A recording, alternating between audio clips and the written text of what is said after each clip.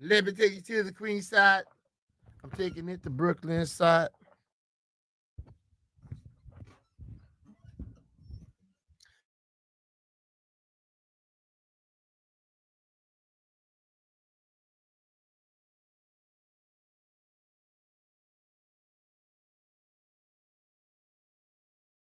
I know you hate when I say that, and I Cold as keep hell. saying it. Nobody has said anything about hell being cold. So if it's cold as hell, you're gonna be burning up like hell.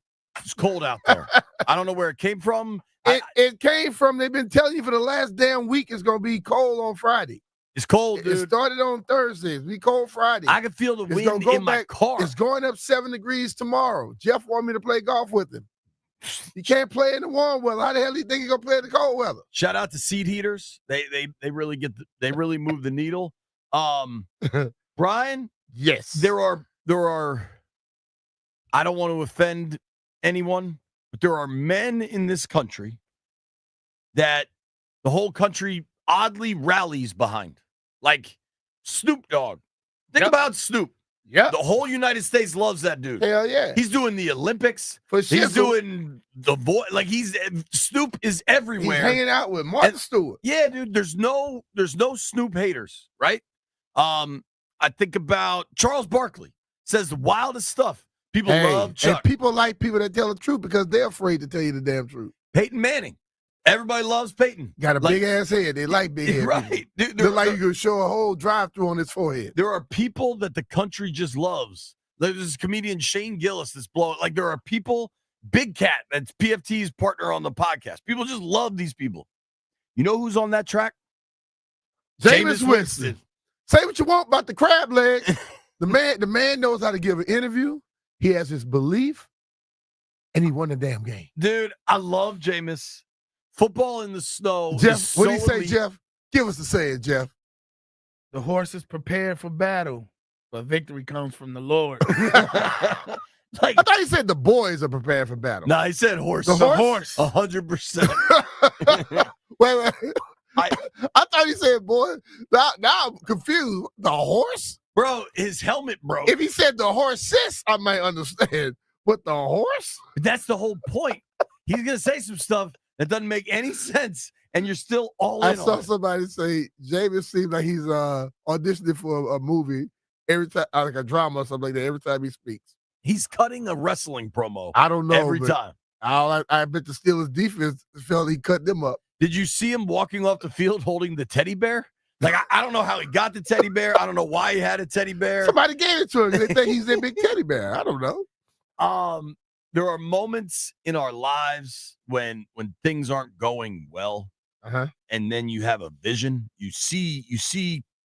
We all see clarity, right? And then there's a brief moment where you see it and you find it, and you go to that light. And that light last night was Cleveland plus 3.5. That was the vision. It was also Nick Chubb getting in his zone. Bro, all of it. It was Chubb had 2 touchdowns. Jameis's numbers were fine. He was 18 and 27 for 220. But how can you knock 18 and 27 for 2-something in the damn snow? How great. Dude, that was my dream, and I never got the chance. Really? You never got a play snow in game? Snow like that. We got to practice one time. We were tossing them at each other. But I wanted to play in a snow game like that. I got somewhere it came down very softly, and then it just disappeared. Yeah. But never like that. I'm sorry for you. That would have been cool. Oh, man. Look, next time it snows, we can go to the park. I'd have been running on some turf and hit the ground by the 4-yard line, slide all the way to the end zone. I'll get Pete Haley out there. You can truck him in the snow. Nah, man, Pete's too small, man. He's like that. Yo, the all-time bad takes. I want to be unequivocal about this. The absolute dorks that are like, oh man, this isn't good football because they're not able to run their offense to perfection. It impacts the execution. Football is the one sport where you play in the conditions. Basketball's inside. Hockey's inside. Baseball, you don't play in the rain. If it's raining, they ain't playing baseball. If it's snowing, they probably won't play it either. Football, hell, if it's not lightning, we doing it. Dude, my boys played golf yesterday, and they quit after 9 because it was too cold. Like every other sport, you don't play in anything. They wussies, man. Because if once you start playing, you don't quit until the damn round's over. Dude, totally. I walked off one course one time. It was raining. When we started playing, it started the drills. I was playing well. We kept playing. Then all of a sudden, when your ball floats on the green, you can't play no more golf. Sure. It started raining that hard. Last night was just so fun, and that's what makes the NFL makes it great. Freaking king. But one, you get a snow game. The actual visuals of watching snow football are so incredible. The fact that the Browns are trying to build a dome, please don't do that. You know why the guys couldn't run the offense like they wanted to perfection? Because of Myles Garrett and damn TJ Watt. That's the reason you can't run your damn offense to perfection. You got two terrors on each side of the ball coming at you. That's why the hell you couldn't do it. When you look at the stats of this thing, it makes no sense. If I told you one team last night was 1 of 10 on third down and turned it over 3 times, would you think they won? I wouldn't think they won, but in that game last night, Jameis fumbles. Next play, they thought it was a fumble on 22, but it wasn't. You can see his butt hit the ground. But ultimately, the moon ball wasn't working. And listen, they got some receivers there for the Steelers, dog. Them dudes getting open. The Browns Myles Garrett was the problem. The Browns had 3 turnovers and were 1 of 10 on third down and win this thing 24-19.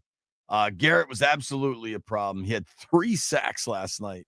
And probably had more hurries on top of that. Totally. The Steelers defense, I want to – so the Browns, frankly, should have gone to Jameis months before Deshaun Watson got hurt. They didn't.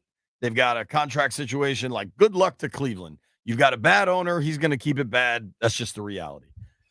We know – I've seen that movie for 20 years. I know what it looks like. Mm-hmm. Pittsburgh, though. I want to start by complimenting Mike Tomlin for a few things. He's an incredible coach, incredible motivator. Mm-hmm. When you talk about the leader of men type coach, I think Tomlin should be the picture in the dictionary that goes alongside of it.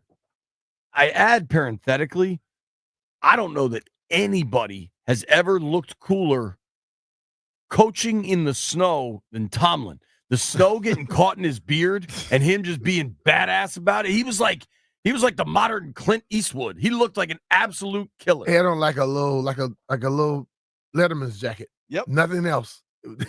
But we gotta have a conversation about Tomlin. People gotta understand he is bad. Once you get out there, you ready to go, dog. His time management, end of halves, not great, and it's not been great for a long time. And that's like in the list of things that matter for head coaches. It's down the list. But it's like it's a consistent thing with that dude. They should have gotten 3 at the end of the first half. And I don't understand it. And he's got, understandably, his own mindset and approach to all of these things. And that dude knows more about football than I'll ever understand. But, like, you're not good at the end of the halves. The end of the game scenario I thought was wonky at best. But well, end of halves. The thing about it, they called a timeout. Well, what they did when they got the ball, when the ball was set, 40 seconds. When the dude got tackled, yeah. When they ran the next play and stopped, it was 18 seconds on the clock. That was 30. That's where the game was lost right there, dude. What are you doing? Like time management stuff is consistently flawed. That whole thing right there is not just the head coach. It's all kind of folks with that. Because I know for sure I've seen people run up to coaches and saying stuff to spark their attention. But if I'm a quarterback, I am looking at the sideline doing something. The thing that kills me, we in the pros, we blame coaches for everything. In high school and college, my coach would tell me, make sure you let me know stuff. But that has changed over time where everything goes through the coach now. Far less goes through the quarterback. The person in the NFL, professional athletes, should have some understanding of what the game is about and not have to wait on one dude.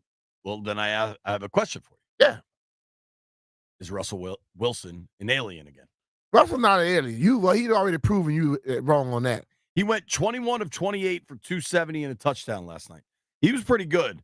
And yet, aliens can't play that well. be? They'll be busting the football with them nails they got with them. That's what they look like. I mean, Jeff's trying to drive their car. In arguably, like, the most important moments of that game, they're pulling them for Fields. Well, what are you doing? They had some trick plays they wanted to do, and they wanted Fields to run. When Fields came in the game, I said he's about to run, and I guess the Browns defense didn't hear anything because he just ran, came around the end. They had their trick stuff, and it worked. They lost. They lost, but it worked. So the ultimate thing, we can't knock Russell for that game. I still wonder if he's an alien, dude. Hey, man. I'm telling you, just deep down. Like they say about me, you just a Russell hater. I'm not. I'm a Josh Allen hater, even when I give him credit. And you just a Russell hater. Justin Fields in a one-score game throughout the contest where your quarterback is having one of his most accurate nights. Justin Fields got 10% of the snaps. Yeah. I don't get that. Listen, man, when you have two quarterbacks. You got a pitcher deal and you pulling them? Yeah, you have to look at knuckleball specialist? See, you look at you're overthinking this thing. We have a quarterback who basically making $40 million, we paying him $1 million. Then we have another quarterback who we are trying to see where he's at to figure out what we're going to do moving forward. We have plays for him, and we're going to use these plays. As we go forward, we're going to keep using them. Because let's be real. You think Russ they won't be able to hold Russ for $1 million next year. So they may have to let Russ go. They're nuts if they go back to Fields. I mean, I'm saying at the end of the year is night and day. It's at the end of the year, but at the end of the year, you got to make a deal. Russ probably gonna get 40, 50 next year. Are they gonna be able to do that with all the other people on their roster? I have a serious question for you then by something you said there. I don't know, and we can even go around the room. I haven't even said good morning to the boys yet. Good morning, boys. I believe the Fields as starting quarterback experiment is over across the league. Hey, you're a first round, I don't think it is. When you're a first round draft pick, you're going to get more opportunities than you deserve. He's now had 2 chances, Bears and Steelers. We saw Baker Mayfield go to how many teams before you go back to being a starter? Do you think Pittsburgh is going back to Fields? No, I don't think they're going back to him. I think that, like I just told you. Not this year. I'm saying like next year. Maybe he gonna be in the mix. I don't think so. All right. Well, I don't know. That's why we're in the United States. We have a right to have different opinions. For sure. So I think with Fields, like, he's an incredibly gifted athlete. Seems like an awesome person. Like the way he's handled all of this throughout. I think Chicago's just a broken situation, and maybe you get Fields to the right quarterback guy and it could work. Or maybe Arthur Smith gets a new job. I don't think Arthur Smith should get another head coaching job. Like, I don't understand why that would happen, but sometimes these things happen. It'll probably happen too. Right. But like, and maybe he wants to build something. I don't know, man. I just think there's enough evidence of the limited passing that I wouldn't go that direction. But you're right. Like, Darnold gets another chance. Mayfield. Fields was what, 11th overall, right? I don't remember. It was something right there, maybe 12th. 11th overall by the Bears, 21. What are the Steelers? Because last week, one of the reasons I loved Cleveland last night is Pittsburgh just played their Super Bowl last weekend, right? Like, beating the Ravens was a really, really big deal. Like, I'm gonna give all the people at home a little tip for week 13. Bet the Steelers, fade the Browns. Like, it all just fades. But what are the Steelers, B? They were the 2 seed in the AFC. They just beat the Ravens. Now that you drop one on the road in Cleveland in the snow. Jay, this is the NFL. This is nothing new. This year, I totally agree. This year is nothing new. We sit on the sideline and talk about how teams suck and this, that, and the other. I don't think they suck. No. This is what I'm saying. Every team can play if they come out and do the right things. Cleveland and Pittsburgh is just like Washington, Dallas, Philly, New York. Sure. You could throw all that other stuff out the window sometimes. Sometimes those games make absolutely no damn sense. When you just threw out the stats. Based off of the stats, the Browns should have lost. But they didn't. How many times that happened in those rival games like that? So, And once you throw weather into it, hell, you don't know what's going to happen. the 1991 Redskins team you were a part of is statistically one of, if not the greatest team in football history.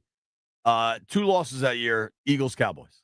And you guys were better than both of them. The Cowboys, yes, the Eagles game, that was a throwaway. I get it. That was late in the year. You'd clinched everything. Starters got benched. We did a preseason game on that. I'm just saying, to your point, like these division games, teams that know each other, it's just different. Yeah. And I think I'm not talking about last night specifically because some days the universe just decides something. And last night, between Jameis and the snow and Nick Chubb and Myles Garrett, the universe decided that was Cleveland's game. I just happened to know it was coming, but that's fine. But what I'm asking you is, what are the Steelers? The Steelers are a team, just like you stated a little bit earlier. They played against their biggest rival and beat them last week. And a lot of times when you put all that into that game, and they're human beings, when you look and say, oh, we got Cleveland coming up, Washington put 30-something on them, you overlook people. And when you overlook folks, they can come and get you. That's not what I'm asking. What are the Steelers in January? Are they a Super Bowl team? Are they a team that plays good defense and probably fades away the first trying weekend? to get in the playoffs. If they get in the playoffs, they got a chance, just like everybody else. If you don't get in the playoffs, you don't have a chance. And I think they are a playoff team, and we'll find out. All I can say is this: when they get to the playoffs, I don't think they will be looking past any teams. I think they looked past the Browns, and they found out that, okay, we're in for a world of trouble tonight. I don't even think they look past them. I think I think Pittsburgh played their Super Bowl on Sunday, and Cleveland played theirs last night. That's when you look past the team. When you play against better teams, you beat them. You assume the team that has a bad record. Players are just like coaches and fans. They look at the records too. Totally. And they say, oh, we got them. People think, and they do just a little less in practice, and when the game comes, it shows up. People think football players exist on this different planet. They're exactly like us. Like I try to tell y'all every day, y'all don't like to listen to me. You know what we were talking about in the locker room yesterday? Netflix shows and Bitcoin. They're just regular ass dudes, man.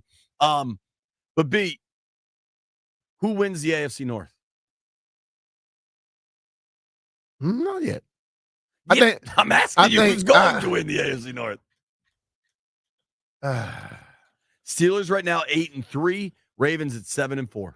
I think the Ravens going. And they got another. I think the Ravens going to win it overall. I think the Ravens beat the Steelers next time they play them, and I believe the Ravens are going to win it. All right, you heard it from Mr. Mitchell. We got to talk about this Hayfield High School stuff. Hey man, that stuff is getting cray. It really is. AD is already gone. Gonna be saying and moving out of the country. No, his wife has an overseas job. He basically taking a leave of absence for 2 years. Jay, I'd love to take a leave of absence for 2 years. Newey Scruggs from Dallas will join us at noon. Maryland Governor Wes Moore will join us at 1:15. We got a Jeff Walker hype song. We're just getting warmed up. It's B. Mitch Finley. B. Mitch here. Big changes are happening in the DMV. And just like our upgraded football team, now is the time to upgrade the comfort in your home with a Rude HVAC system. I did, and the difference is night and day. My family and I felt the change instantly. And if you don't have a Rude system yet, you're missing out. Plus, there are tax-eligible options for you in the DMV. And if you're in Maryland, you might score some utility rebates. So head over to Rude.com, find a local pro partner, and get ready for winter. And always remember, if it ain't Rude, it ain't right.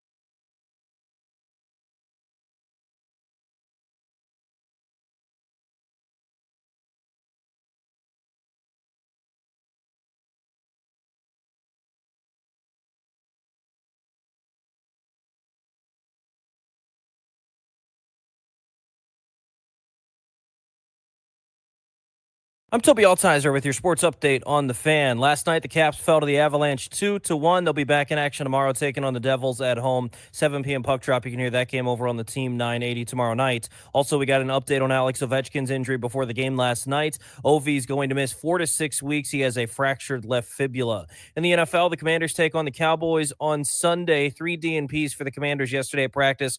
Cornerback Michael Davis, defensive end Cleveland Farrell, and cornerback Marshawn Lattimore. For the Cowboys, something to keep an eye on. Wide receiver CeeDee Lamb was limited on Wednesday, but did not practice yesterday. Last night in a snowy Cleveland, the Cleveland Browns got the win over the Steelers, 24-19. College football tomorrow. Virginia Tech on the road taking on Duke at 8 o'clock. You can hear the game right here on the Fan. Virginia Tech 5-5 on the season.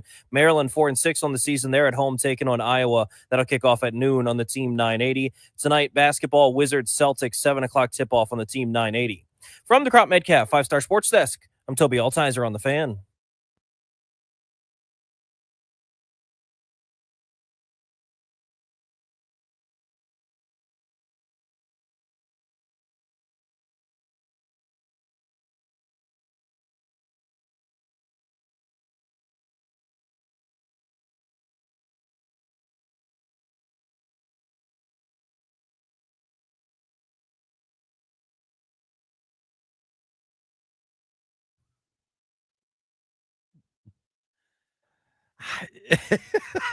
I don't know that people understand, especially during football season. B and I are out in Ashburn a lot, but like when the boys are all back in town, when the 4 of us are all here, the level of absurdity.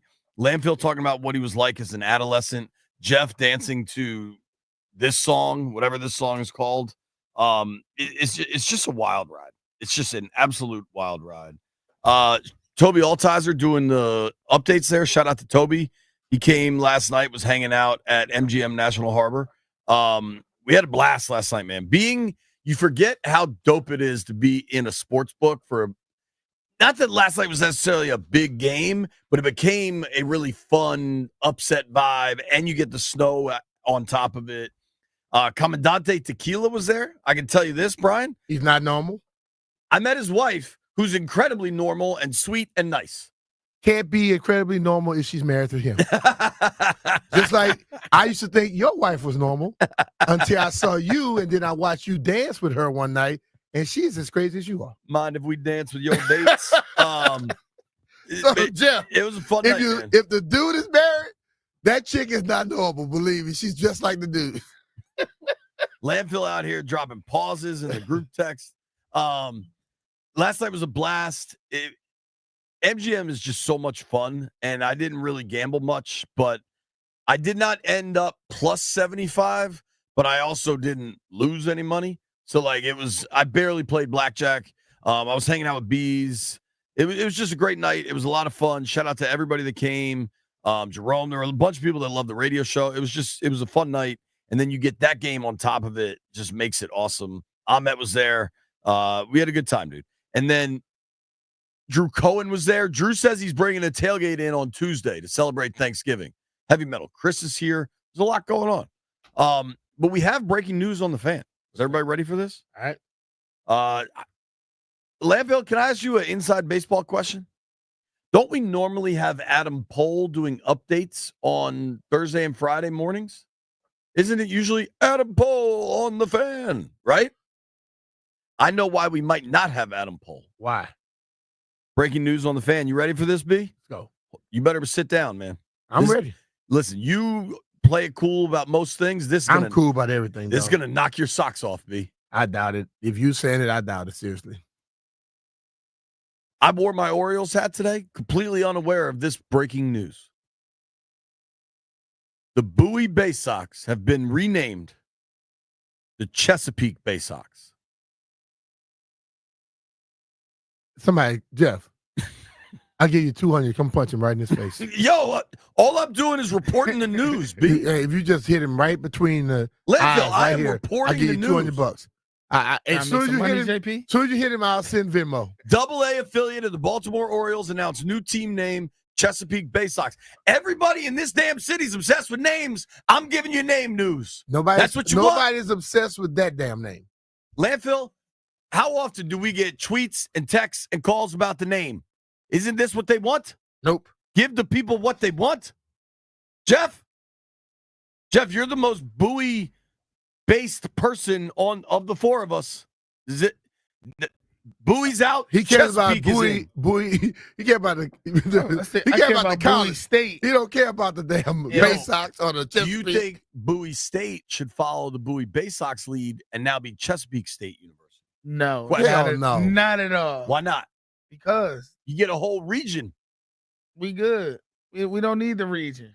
Listen, you guys are haters. I'm going to go on the record. Adam Pohl, if you're listening, I am here for a Chesapeake Bay Sox hat. I am here for some Chesapeake Bay Sox gear. I'm not You gonna don't lie. get any, Jeff. You're a hater. I'm not gonna Landfill? lie. JP, Yes. it does kind of like It kind of slaps. I feel it. Nah, I feel like because like the You Bay feel it in your Sox. plums? Nah, the Bay Sox. They were like I remember going to Bay Sox games when they were playing Reading. And I remember I went and watched Bryce Harper play for the Hagerstown Suns against the Bowie Bay Sox. Hey man, That was before Bryce Harper was right taken now over we by got aliens. people turning off the radio show because y'all talking about this dumbass topic. Let's get back to football, please. There's nowhere near Chesapeake. That's what I'm trying to say. You don't think? I mean, Bowie's 20 minutes to the Bay. How far is Bowie to the Chesapeake Bay? 20 minutes? I really don't. I know. No, it's not. It's more than not 20 closer to the minutes. Bay than it is to Bowie. That's a good point. All right, let's go to the next damn topic. Shout out to the Chesapeake Bay Sox. I'm all in. When I get gear sent, you guys don't get any of it. All right. I mean, I've already played in that stadium and stuff like that. I'm all good with it. I'm good. So you want to talk football, and obviously we had the NFL game last night.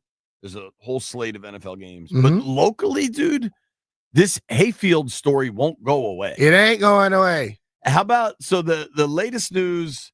If you're unfamiliar with what we're talking about, there's a high school in Fairfax County, but basically Alexandria, that recruited a ton of players. And this coach, Overton, left his old high school in Manassas, right?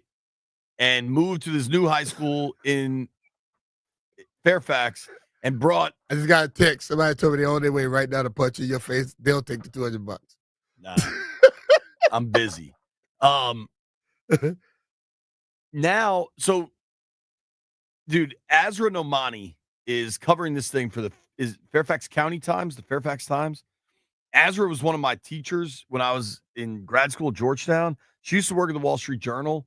I just want to let the folks in Fairfax know she's going to sink all of you. Like, this woman is an absolute bulldog reporter.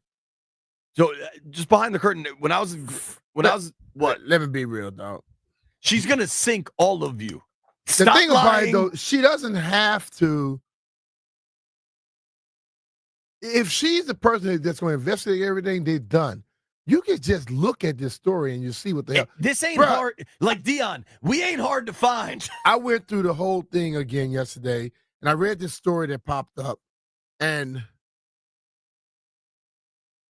you remember when the guy, what was it, at UCLA, supposedly had raped this young lady, and the judge said, you going to mess up this kid's life? He messed up her life. So this judge is like, these are kids with futures. How about the kids the school they left? How about the kids that they took their position? How about all the other kids that are being affected by it? The kids that were there, the tight end that just got bounced. The judge even seems like he is in on the damn cover up. You know, we can sit up here and play these games about, well, what about this? When you want to say, what about those kids? How about all the other kids that were affected too? You don't think anybody else was affected? And I would be willing to go out there right now. We can use my car. We ride around. I promise you all 20 or something. How many of those people that moved did not move into that area where they're supposed to be in that district? I'll put money on that. Oh, 100%. There's no way they all live there. And what I find astonishing in it all, whenever like stories like this kind of exist, you always wonder just the audacity of these people. And in Azra's story, shout out to Wendy. In her story yesterday in the Fairfax Times, that I can't be more clear to these people involved in Hayfield. she's going to bury you. She'll get every fact there is. But, the audacity of these people on social media, they're posting this on Facebook, right? The AD of Hayfield High School is posting on Facebook back in March, who's going to write the movie? We're going to win the states. And then the coach who has, how some people on social media have like a fake name and they'll like hide their name in the middle. It'd be like Funky Jeff Walker Smith, like something like that. Uh-huh. The coach does that. If you're my high school football coach, just have a name. Just be a regular person. But whatever, man. It's a different world, and social media is its own thing. But like the audacity of these people. So shout out to my man, and I don't know enough about this, and I hope they're all nice people and everything goes great, right? So this is on social media. The young athletic director. I'm just going to read this. This is from Azra Nomani, Fairfax County Times. Mm-hmm.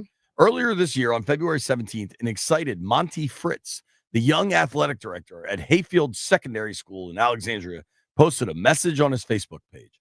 Huge week at the Hawks Nest. New head football coach announced. 10 days later, he shared a photo of the new coach, Daryl Overton, who had led Freedom High School in Prince William County to 2 state championships, punctuating his post with, "Best in the biz." Late last month, Fritz, 38, told friends, "One day I will tell the story of the last year and no one will believe it."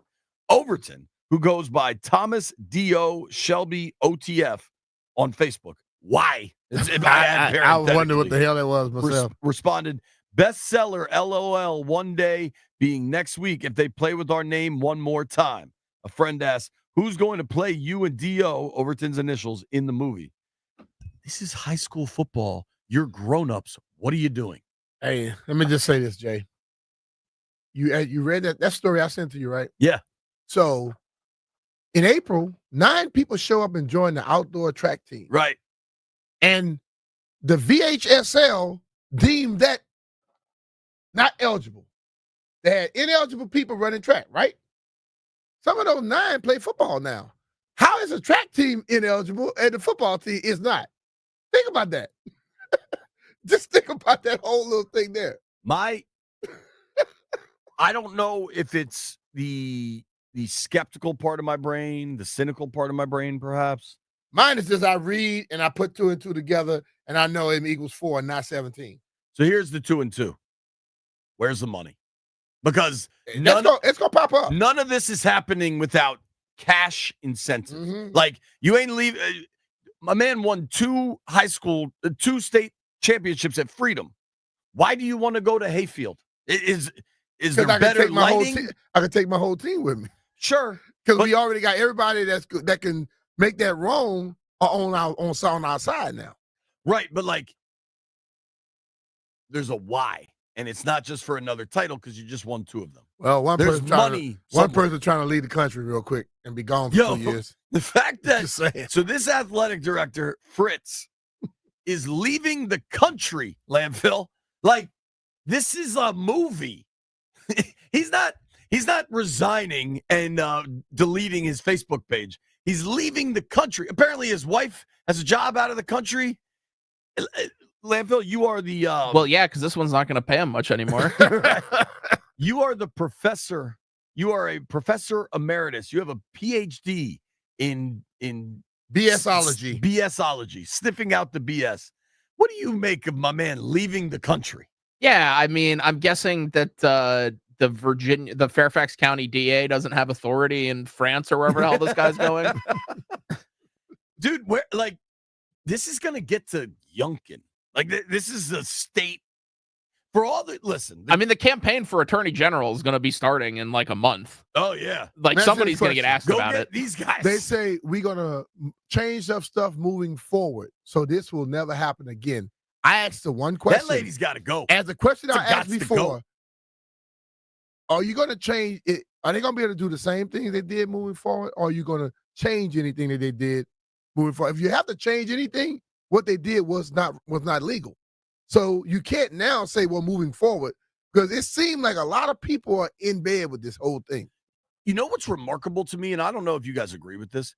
The dude I'm not mad at the kids. They're kids. The adults are who need to be taken to task. Yeah. And of the adults that I'm least mad at, it's the coach. You know what the coach is good at? Winning ball games. Coaching. And some dude, I believe some people, some group decided to pay him more to leave one high school and go to another and bring his kids with him and win ball games. That's what that dude does, right? The AD that's now leaving the country, the AD seems pretty but shady. I'm serious. If you read the part, you get to that story a little deeper. The part about the judge, how he treated one side, It was and remarkable. how he bowed down to the other side. You have to wonder. And I look at that, like I'm telling you, the young lady was raped, and the judge was trying to act as if the guy's life was going to be ruined. Well, he ruined somebody else's damn life. So what the hell? So this one seems the same damn way. I think. How is the principal not involved? Isn't the principal? Like the principal's name was in there too. Keep reading. Keep reading. You didn't read the whole story yet. Dude, keep reading. How deep does the gots to go list Let's go? just say this. I got a buddy. Principal, the AD. I ride bikes with certain people, bro. Sure. And certain people went to that school too. And I got some inside scoop. A lot of people about to go down, bro. That first dude was just the number one. There's gonna be some other people too. Dude, you think you run the world and you don't. It's just remarkable. You're all this is the tip of the iceberg. I think there's a lot more coming. What do we always say? There's money somewhere. The first thing the young people do is run and post everything they did stupid on social media. That works for older people too, as we just figured out. Enjoy France. Nobody go anywhere. We're opening the phones at 11 a.m.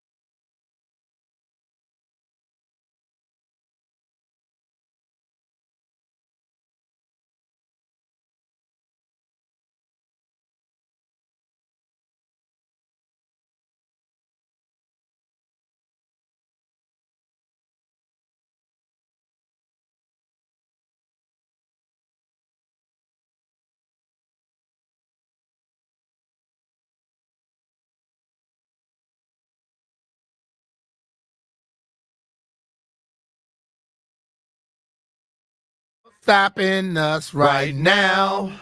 So Shout out to close Wendy. you right She now. got famous and refused to come on our show. She's currently negotiating a new level of retainer, which I get it. I don't blame You got to her. get paid, man. I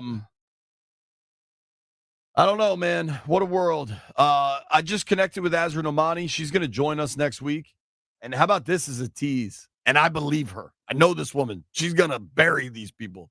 And they should get. I said, can you come on next week? She said, yes, I'll have more scoops for you. Bro, listen. Yo, if you're connected to Hayfield, move to France. That's all if you somebody that's connected with this deal, because there are a lot of people that went to Hayfield who have a lot of pride in their school, but they also know what the hell is going on. Listen, man, this story has been there for a while, and these rumors have been festering. So I'm serious. Look, my phone started going bzz, bzz, bzz, bzz, and I got a lot of stuff. Believe me.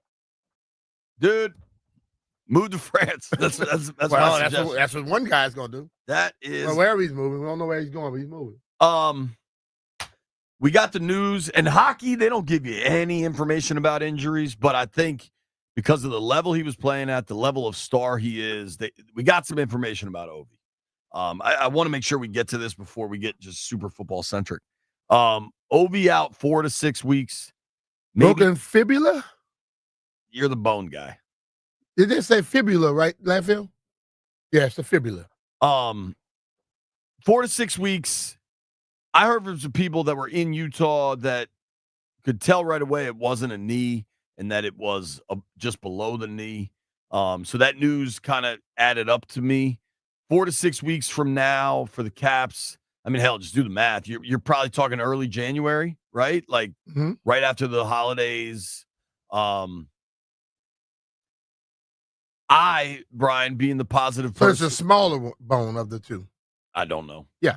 What is it? The The tibia is and the fibula? larger. Yeah. I'm a positive person. I'm going to choose to be positive on this. Hope we get Ovi back early January. I'm not going to worry so much at this point. Yo, he was going to smoke the record by St. Patrick's Day before. Now he's going to miss 4 to 6. We're going to be hopeful for early January. I'm not going to worry about the record. I just want him to be able to get back to the level he was playing at, because it was like watching 27-year-old Ovi. He was electric. He was. And the Caps were so damn good. You hope they can keep it going. They played last night, their first post-Ovi broken leg game at home, lost one to the Avalanche. Now, the Avs are really good, but still, it's just it's a bummer, man. And I don't want to get caught up in the bummerness of it all, because Ovechkin is a dude that deserves to be celebrated, and eventually he's gonna break this record eventually, even if it's next year.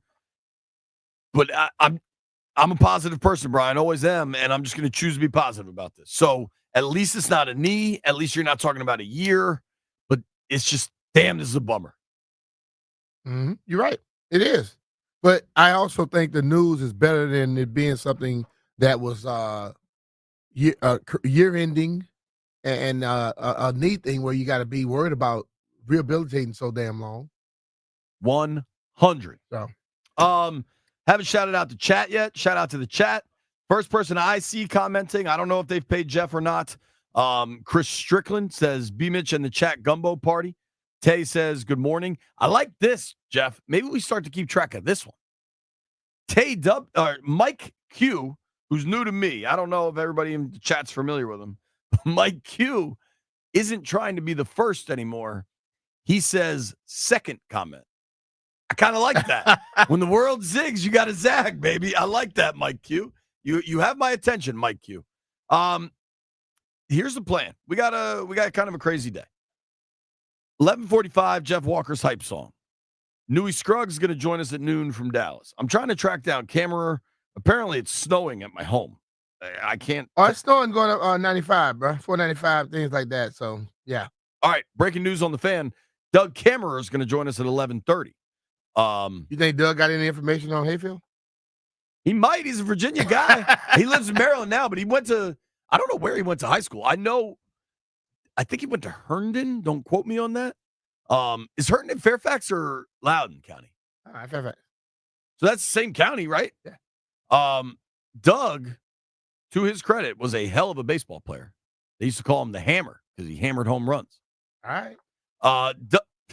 Take it easy, Landfill. Landfill got to stop, man. Landfill, you got to chill. You got a messed up little mind, bro. Kammerer at 11:30. Newey Scruggs at noon. Maryland Governor, Wes Moore. Here's what I can tell you about your state of Virginia, Brian. Driving home from MGM last night. Are you aware what the state of Virginia is doing at 11:30 midnight at night? They're probably doing some road One work. lane on the Beltway. Road work. One lane on the Beltway. Yeah, that's when you do it at night. Maryland do it in the middle of the damn Do day. you know how awful of an idea that is? The Beltway should never have one freaking lane. One lane. Late at night, we could do work. On the you all Capitol do it in the middle of Beltway. the damn day. 495 is the name of the highway, Landfill. It had one lane. They got two more. Glenn you Youngkin, used. call the They program. got two more you could have used. Whoever's doing this. We got Where the, was we the got, one we lane got the section? fast lanes you could have used. Them. Tyson's. Yo, if we didn't take the fast lanes, I wouldn't have been home till 3 in the So morning. you should have took the fast lane. We did. Okay, well, It's Ahmed. You don't think Ahmed's taking we're the fast smart. lanes? We took your money. But B, when we got to you know where the fast lanes end when you get through Tyson's just before the That's where bridge? the one lane started. It was unbelievable. JP, they've been working on this whole deal. That's the GW Parkway and that area right there has been messed up for the last 4 or 5 years. What is the Virginia sectarianist? What is that thing? Seasectarianist? Whatever it is? What the hell are you talking about? On the flag. They just need it to says, fire everybody. That's my take. Fire everyone. Fire everyone involved. with the Landfill and GW JP Parkway. said that people when y'all stop them, give them tickets. Yo, Don't give me none. I think the people that thought they were going to get away with everything in Hayfield are running the GW Parkway construction. Phone lines are open, 800-636-1067.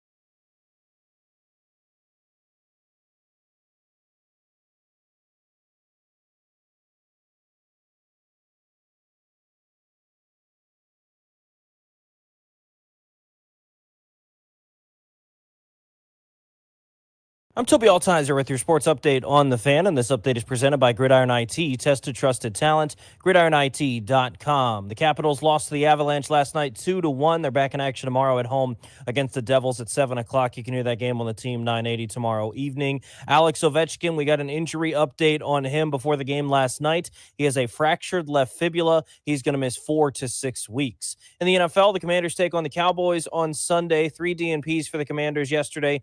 Cornerbacks Michael Davis and Marshawn Lattimore, and defensive end Cleveland Farrell. For the Cowboys, wide receiver CeeDee Lamb was limited on Wednesday, but he did not practice yesterday. Thursday night football last night in a snowy Cleveland. The Browns get the win over the Steelers 24-19. College football tomorrow. Maryland at home to take on Iowa. That'll kick off at noon.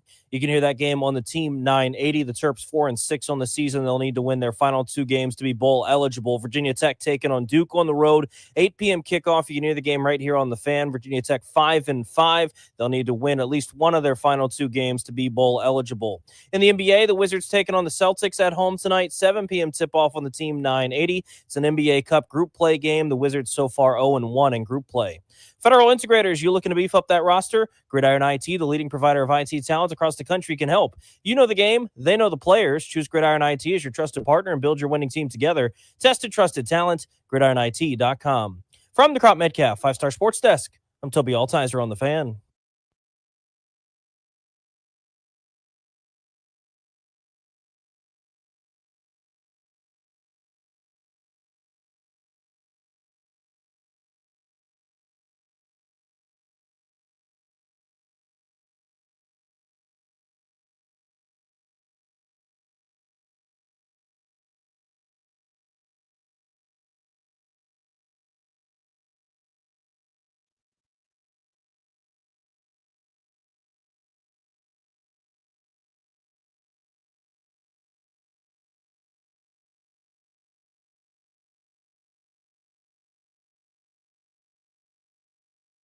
Shots. Everybody.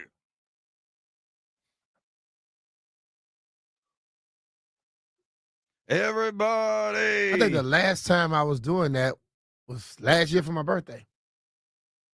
Shots? Yeah, you know, we had like a little combination thing at the little bike place, and everybody that walked in wanted to buy a shot. So I had shots of bourbon, I had shots of tequila, I had shots of other stuff. I had a beer over there. Felt good leaving that place. When was your birthday? Last year, August. I don't want to call BS on you, but I'm going to call BS on you. No. I know the last time you did a shot. All right, I know a more recent. I'm saying when I was doing like this song. Oh. I'm not saying a shot. Yeah. I'm talking about like shots. I know. Shots. I know when we were at the Silverleaf Comfort Station, there was some tequila flowing. Yeah. That was like, we had what, 1, 2? Yeah. But I'm talking about like 10, 15. Shout out to Bill Strang. Also, shout out to Tailgate Ted, making moves. Landville, we're making moves, son. Shout out to Penn Quarter Sports Tavern. Shout out to everybody involved in Operation Wings and Cheesesteaks. Right now, the MGM National Harbor listener lines are open. People want to know why the phones are open because you get to ask an NFL legend anything you want. It's Ask Me. All right, Jeff, get ready to answer these questions. NFL legend. We got him. Brian, I hope you understand. We had to move Ask Me Mitch anything around because we have the governor of the great state of Maryland joining us at one point. Bro, you know me. I'm flexible. I can move. Very flexible. Stick and move. Despite all of Jeff's sex aerobics, I still think Brian's the most flexible out of all of us. Me and Landfill might be in a close short arms for a dude at 6'2". Jeff is he's kind of T-Rex. He look like a Tyrannosaurus. Yeah, he's got a T-Rex built. So y'all got jokes today, huh? G is in Sterling. G, What up, G? ask me Mitch anything. How you doing, bro? Hello? What's happening? How you doing, B. Mr. Finley? We're good. Hey, buddy. How are you? Hey, I remember one time you came out here to the Herndon Golf Course. You was with Raleigh McKenzie. Yeah. And you didn't play all 18 holes. You only played 9. I think you either had to go to work or you was catching a plane. Do you remember that? I think I was going to work that day. Yeah, I remember. So you didn't play the whole 18. So that's 2 times you left. 2 time I left what? The course you saying? Gee, I gotta be honest. I love when people call up with random tales of when they met B-Mitch. When I was leaving But you to have go, a question? when I'm leaving to go to work, I'm leaving to go to work. So that's different. I'm saying I don't let the weather make me leave. You said it once. You said it once. I said said it once. I said weather, I know dude. you did it twice. I believe you though. I'm I know talking, you went to work. but you're not listening to what I said. I said for weather. I never said anything about not leaving the course because I had to go to work. I don't even understand. Okay, D, you got it, man. You the man, dog. I'm All right, you bro. out here, man. I'm just pulling your chain, dog. Thank you, dude. Got you, bro. All right. Have a great day. Avoid the snow. That was a wild ride. Yellow snow for sure. I got to be honest. I really like that guy. He's a fan of the program, and we support that. We are on a cold streak of callers, fellas. Like, you know, when you're He wanted to prove me wrong. When you're a baseball player, are you aware of what they do to break out of a hitting slump for pro baseball players? They bunt. No, they find the fattest chick at the bar and they do what they can. We're like 2 for 26 right now. Yo, it's been rough. All right, let's go to the next one. We're in a calling slump. Now, there are some shows out there that would wonder, maybe the guy screening the calls isn't on his A game. Not us. We would never think that. Go to the next caller. Okay. Yeah, don't try to throw me under the bus. The man had a legit question. He asked B, did he remember him not playing the entire 18 rounds of golf? Yeah, I was going to 18 work. rounds? 18 holes of golf. Yeah, I was going to work. That was his question. Blake is on the line. What's up, Blake? What's up, B-Mitch? What's up, JP? We need you to be the slump buster, buddy. I'm good at that. Look, B-Mitch, as an athlete that was Iron Man in the NFL, Redskins, DC legend, you know, Ovi's going through something he hasn't really gone through in his career, you know, an injury that's going to put him out for extended periods of time. I know you only missed one game in your NFL career. You know, what kind of pride does this take out of Ovi? How mental is this for him? And, you know, at 39, as a great athlete as he is, you know, how do you think this is going to affect him, you know, coming from an athlete's perspective? I don't think it's going to take no pride from him. Yourself. I don't think it's going to take any pride away from him. I just think that, you know, at this moment, he's going to be wondering why now, because he was playing so well, you know. But the thing, if you know anything about Ovi, when people started questioning him 10 years ago, he's come back and been exceptional. So I think he's going to dig deep, work out hard as he can. When he hit the ice, he's going to be ready to go again. You know, because listen, man, bone break is probably way better than a ligament tear. So that thing will probably healed up quickly, and he can be ready to go. Thanks for the call, Blake. No different answer. Yep. And it's like, I mean, listen, if I was playing as well as he was playing, and then now something is hurt, I'm asking the doctor, what can I do to make this heal quicker? And I'm doing everything I have to do to make sure this thing will come back quicker and I can get back on the ice. Because he was playing at an alarming, an outstanding pace. Great. Good call. We had a guy was at the plate. He hit a single. It was a good call. Great answer. We have a Jeff from Bowie on the line. Jeff is not from Bowie. I'm sorry, Chesapeake. B-Mitch. Yo. It's Dallas week. Favorite, what's your most memorable play against Dallas for you? And then the second part of the question is, what's your most memorable play from any of your teammates or any guys that came after you against Dallas? Most memorable play against Dallas was scoring a touchdown on them at the end of the game in RFK Stadium. That was, I forgot the year, 93, 4, something like the 92, 93, somewhere along those lines. The most memorable, wasn't that LeVar that hit Troy Aikman? Yeah. That was fun. He ended his career, basically. I'm not saying that he ended his career, but when he hit him, coming across to hit him, how he came across that full speed, like you see when linebackers close on somebody, that was some closing there. And then I think the other one, Darryl Grant, back in the day. I wish I remembered that. Like, yeah. So we got asked this last night doing the podcast, and what's my favorite Dallas week memory? And honestly, the Dallas weeks of legend, the Darryl Grant one, I think, is the most legendary, right? All of RFK Stadium chanting, "We want Dallas to play an NFC title game to go to the Super Bowl." That's the stuff that matters. Yeah. That is legendary. Flags fly forever. For me, I got a handful. I think of Santana. It's kind of top of the list. Monday Night Miracle. Getting to that too. I think of Colt McCoy. No means no. Shout out to Tony Wiley. I think of both games Robert's rookie year, the Thanksgiving game where they just beat the hell out of him. With the offense. Alfred Moore. That was week 17. Yeah, but that's when it was a win yards rushing. It was a win and in. Yeah. Rob Jackson grabbed that interception off Tony Romo. Like that one, week 17, 2012, FedEx bumped. Like that's the one I think of. Personally, the one that means probably the most to me was when Dallas missed the field goal late, and after the game, Trent Williams said that was for Tandler. That was the week Tandler passed. Yeah. And that one. That was more of a sentimental aspect right there. I mean, totally. for you and I that worked with Rich, that was just it was a different thing. And for a player thinking about the game, player of to Trent's have caliber, that on his mind and say that and that's why I tell people all the time. When players tell you they don't pay attention to stuff outside of the sport, they're lying. Players are alert. They know every damn thing. A player, and they definitely know when you're caliber. talking negative about it, and they know the people that were very, very much in their corner at all times, and they remember those people even more. Believe me. Man. Like, it's very bizarre, but like the media that's there all the time is a part of the thing over the course of the year. Especially if they know you have their best interest at heart. And RT did. They will talk to you. For sure. They will have time for you. If you're not, you probably never get an interview. Shout out to RT. We miss you, brother. Couple questions from the chat I want to run through. And Landfill, maybe you can help with this. BJL 1906 says, B. Mitch, I pulled up next to you at a stoplight in 2004. Do you remember that? No. Okay. Stoplights. That's why I pulled up to me in 2004. Alex Malkey says, B. Mitch, I spotted you at Cub Run Rec Center in Chantilly in 2004. Do you remember that? No. Okay.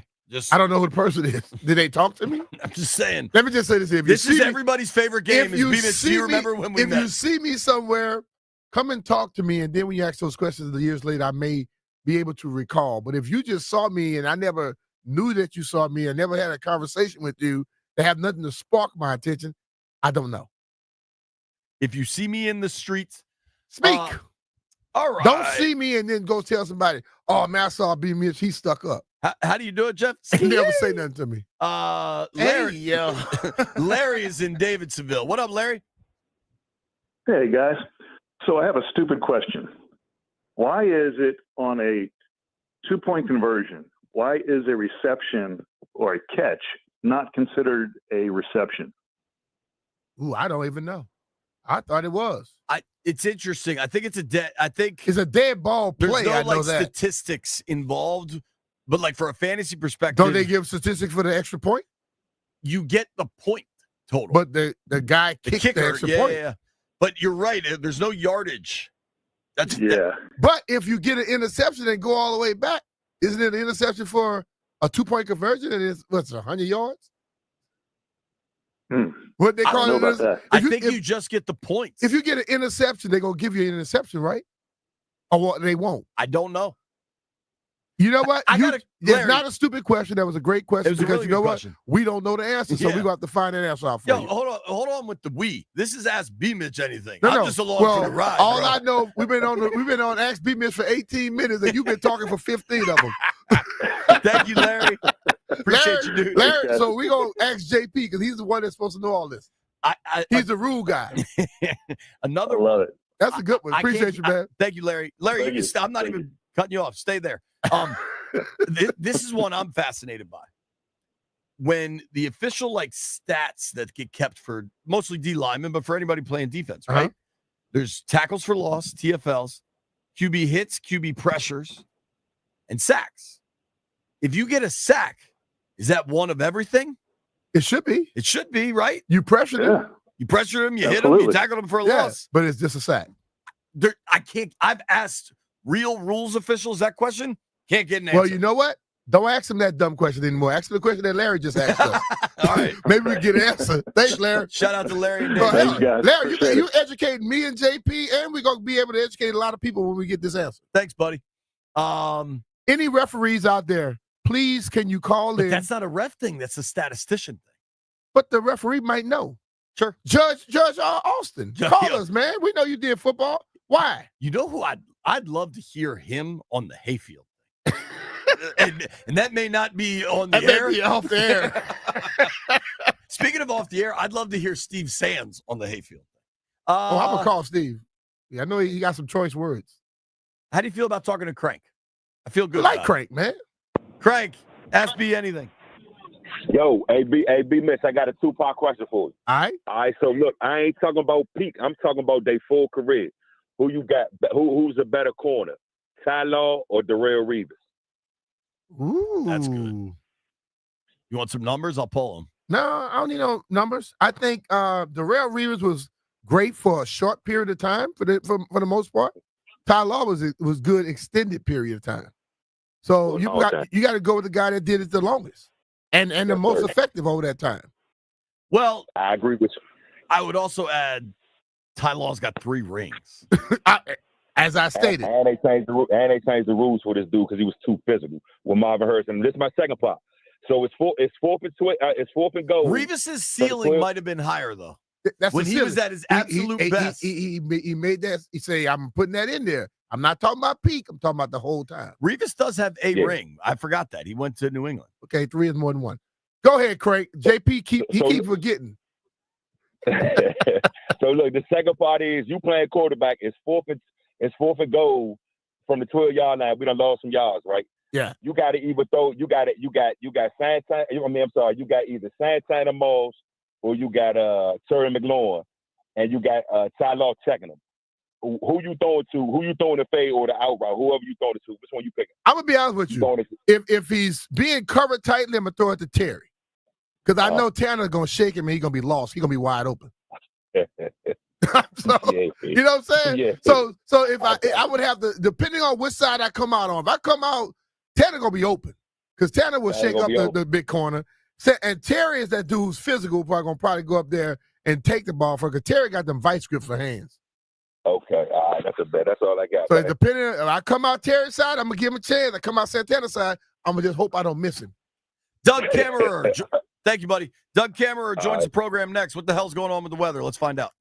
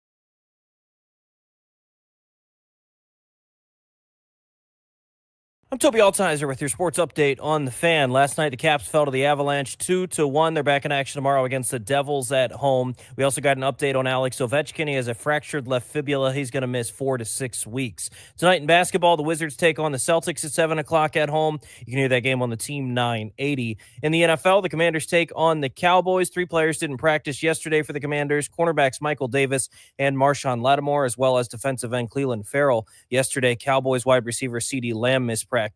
Thursday night football last night, the Browns beat the Steelers 24-19.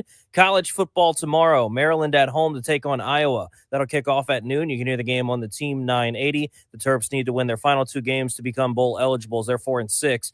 Virginia Tech on the road taking on Duke tomorrow.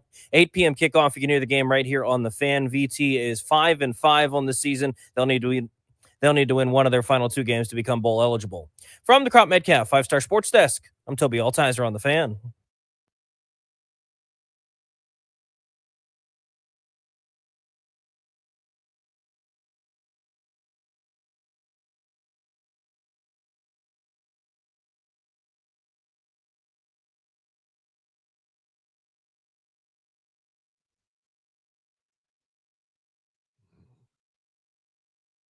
Landfill, what in the hell is this? And my favorite song. Yeah, it's Beavich's favorite song. No way. Okay. No way you don't know what this is. You guys are just so old. This is Doug. The theme song to the show, Doug. Oh, all right. And we got Doug Kammerer on the line. Let's see if Doug knew this. Even I didn't know that. Hey, before we get to today's weather and your new weird walk-up song, Yeah. Can you confirm for me that your high school nickname was the Hammer? It was the Hammerer Kammerer. Absolutely. And let's be clear, it was baseball related. Yes. Okay. Yes, exactly. You know It was what? written in the Herndon Times when I went up against South Lakes. Herndon against South Lakes, hit a walk-off home run, bottom of the ninth to win that game. 3-run home run. We ended up winning 6-5. That's awesome. All right. Obviously, there's weather news for us to discuss. We got to know what the hell's going on today. Beach wants to play golf tomorrow. There's a football game Sunday. Before we get to that, we're talking with NBC4 Chief Meteorologist Doug Kammerer. You're a Virginia high school dude, and I am sure you have seen this Hayfield story about the football team. What do you make of this, dude? No, what's the story? You haven't seen the story? Oh, my gosh. No. I'll text it to you. They had 20-some people transfer from one school all at once to go to a school, and they were found out to be ineligible for football. I mean, for track. Now they're playing football, and this judge is coming in and giving them an injunction. And now the AD is on his way for 2 years. He's claiming his wife got a job out the country. So he's leaving to go with his wife. He's leaving the country. It's wild. I do know that story. Yes, I do know that story. Holy cow. Yeah, it's crazy. Oh, my God. I'll tell you, man, people, coaches, even schools, they do a lot of stuff to make sure that their teams are having a good program because, when you're not having a great program, things aren't going well. You try to figure out what you can do to make it work. All right. I respect your time. I know you must be really, really busy today. If you respect my time, you would have had about 7 less commercials in that commercial break just a minute ago. Hey, we got to get paid here, Doug. I know you got to get paid, bro. I know Don't be messing with our money, dog.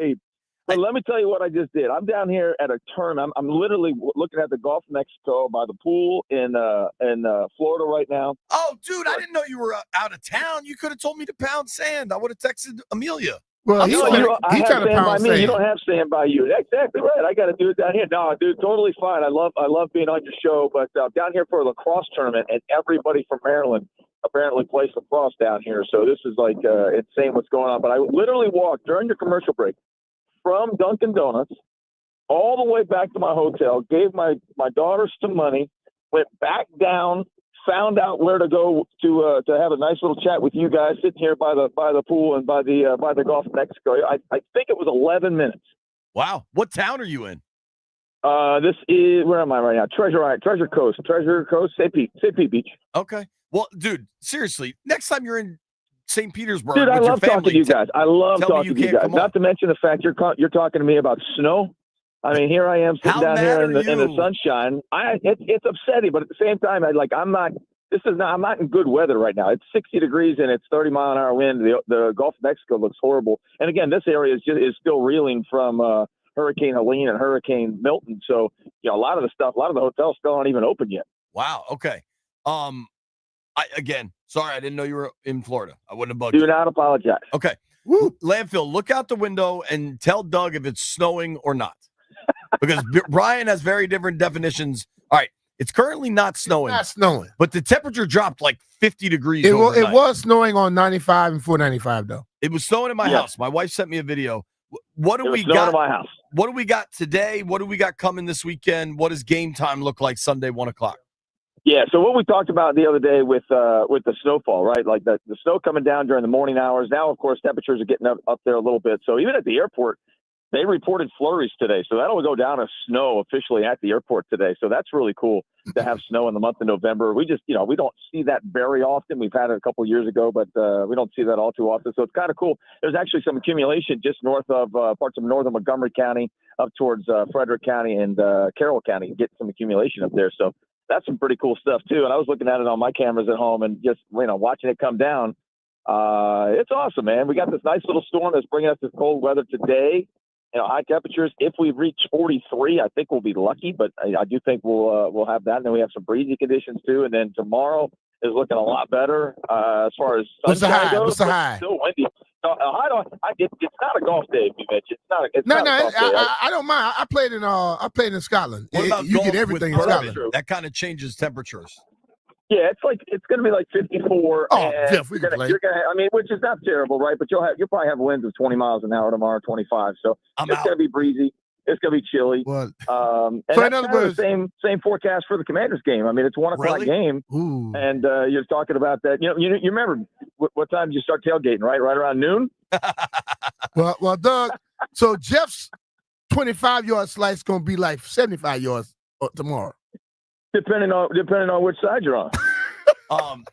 Doug did Doug and Amelia did a segment for All Ears the other night where they gave us the weather report with this really cool graphic stuff for the game, right? And they said, when you arrive at tailgate, you get there about noon.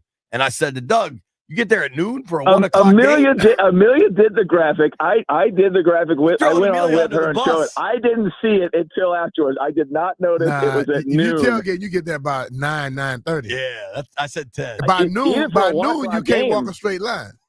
Yeah, exactly right. Hey, we went to a game the other day, and we got down there at like 10:30 for a 1:00 game. We were tailgating, so that was a ton of fun. And you know what's great about it, guys?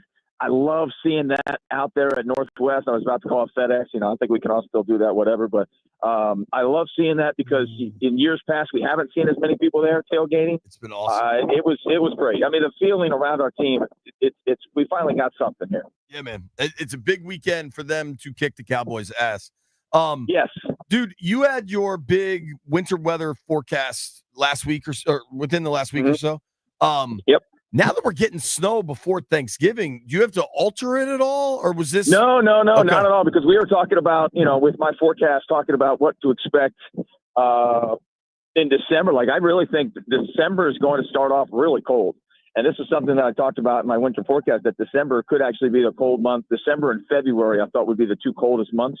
And we have a good chance of seeing some snow, maybe some good snow in the month of December. And I also said that's why if you talk about Christmas, we have a better chance Christmas, New Year's time to see snowfall than we normally do. We don't normally get.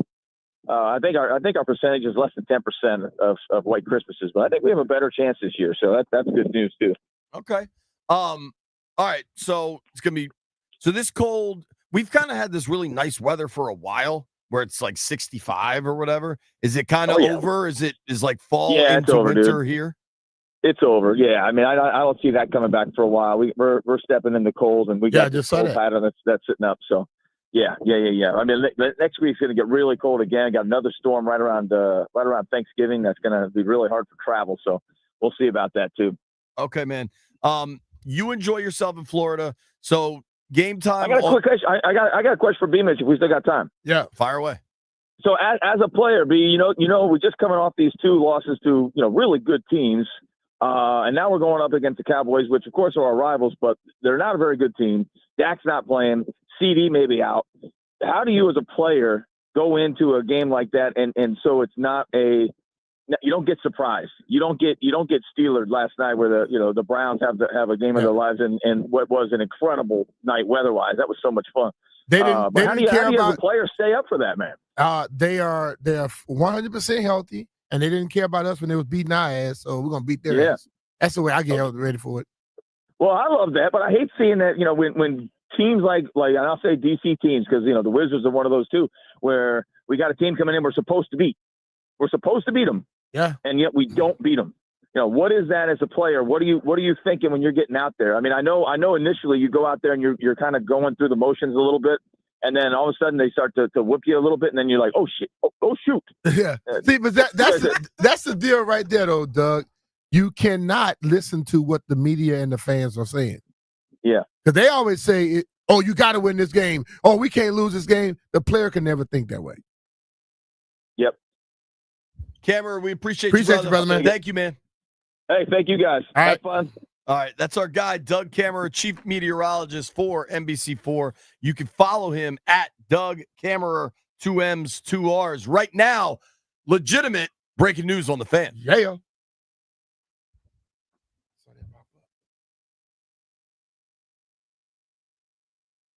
I'm Toby Altizer with breaking news on the Fan. Breaking news is brought to you by BetQL. Smarter bets start with BetQL. Get 3 free days of BetQL access by downloading the BetQL app or visiting BetQL.com. After Daniel Jones was benched, they've now moved on entirely. The Giants are releasing quarterback Daniel Jones. Daniel Jones asked for his release, and now both sides will be moving on. Daniel Jones released by the New York Giants. I'm Toby Altizer with breaking news on the Fan.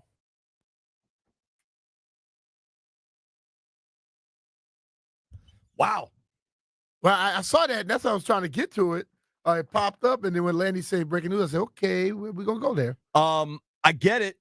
If he gets injured, there's If guaranteed he gets money injured, on they that got to deal. pay him. But when you go ask for a release and you're granted, do you get the rest of your money that you're supposed to get? No. You don't get it? I'm reading from Pelissero now.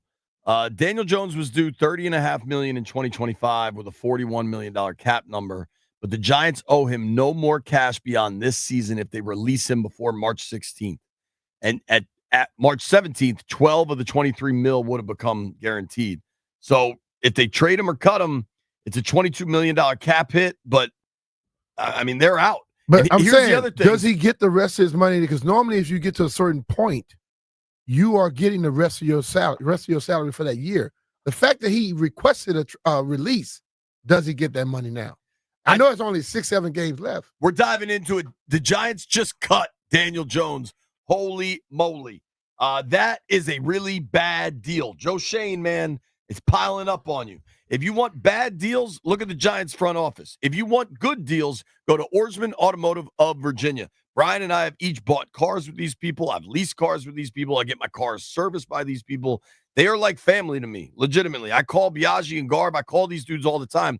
Billy and Chantilly knows all of Brian's kids. Like, we work with Oarsman Automotive of Virginia because we choose to. You can buy a car anywhere, but you can't get the same level of service and people that you get at all 7 of their dealerships located all over Northern Virginia, from Alexandria to Chantilly. They got all the brands, all the makes, all the models you want. And B, they got the Oarsman Lifetime Edge. They got the Lifetime Edge, and they treat your family with respect. Normally, you don't want a lady sometimes to go over to a car dealership because they try to take over them and mess over them. I send my daughters all the time because I know Billy and his crew will take care of them. They give you a Oarsman Lifetime Edge with $1,500 in extras, including complimentary car washes with every scheduled maintenance. They give you loaner cars with every major maintenance, and they give you that lifetime engine guarantee. And if you're trying to sell a car, take it to Oarsman. They don't go with that 100% or a little bit less. They pay you up to 125% of the Kelley Blue Book value, regardless of its make, model, or year. They like to keep their customers happy at Oarsman. You can take it from JP and I, 2 extremely satisfied Oarsman customers, and let's ride together.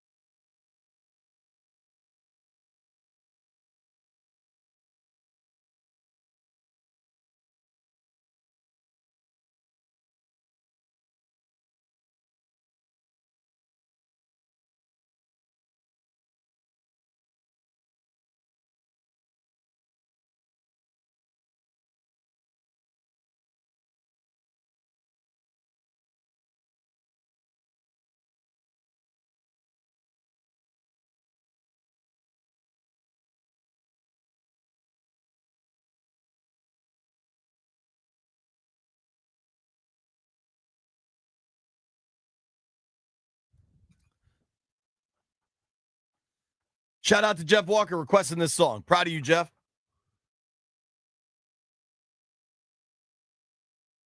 Sing it, Jeff. Lady Gaga in the movie The Star is Born is fantastic. Anybody seen that? I cried on an airplane watching that movie. I have a really weird crying on airplane streak. It's a brain thing. It ain't a brain thing. You just sit there. Just tell the truth. So are you, dog. Jeffrey. I don't cry for movies, dog. What you talking about? Jeffrey. My name is Jeff. It's two things. It's my understanding lunch from Penn Quarter Sports Tavern is going to get here about 12:30. Shout out to Mike Brand. We appreciate you. Way to go, Mike. Also, it's my understanding you made a song, Jeff. Yes, it's Dallas week. Let's make some go-go, baby. Let's get into it. One of the most historical rivalries in the National Football League. Washington versus Dallas. Although this rivalry may not mean much to many people in the DMV, it means a lot. This game brings so many families together, yet it tears so many families apart. Although these teams have a rich history of playing each other, they only met in the NFC Conference Championship twice. And Washington won both times. Since an adolescent, I knew I loved repping that burgundy and gold when I got that starter jacket. Watching Santana, the cowboy killer. Man, I remember that Monday night thriller. Or let me take it back to the 6th of November when Sean scooped it quick after Troy blocked the attempt. Now it's time to go and lace him up again. But this time we gon' beat him with some old friends. Left hand up, it's a party at the Fed. Ain't nobody known to get down like this. Left hand up, down like this. Ain't nobody known to get down like this. Left hand up, it's a party at the Fed.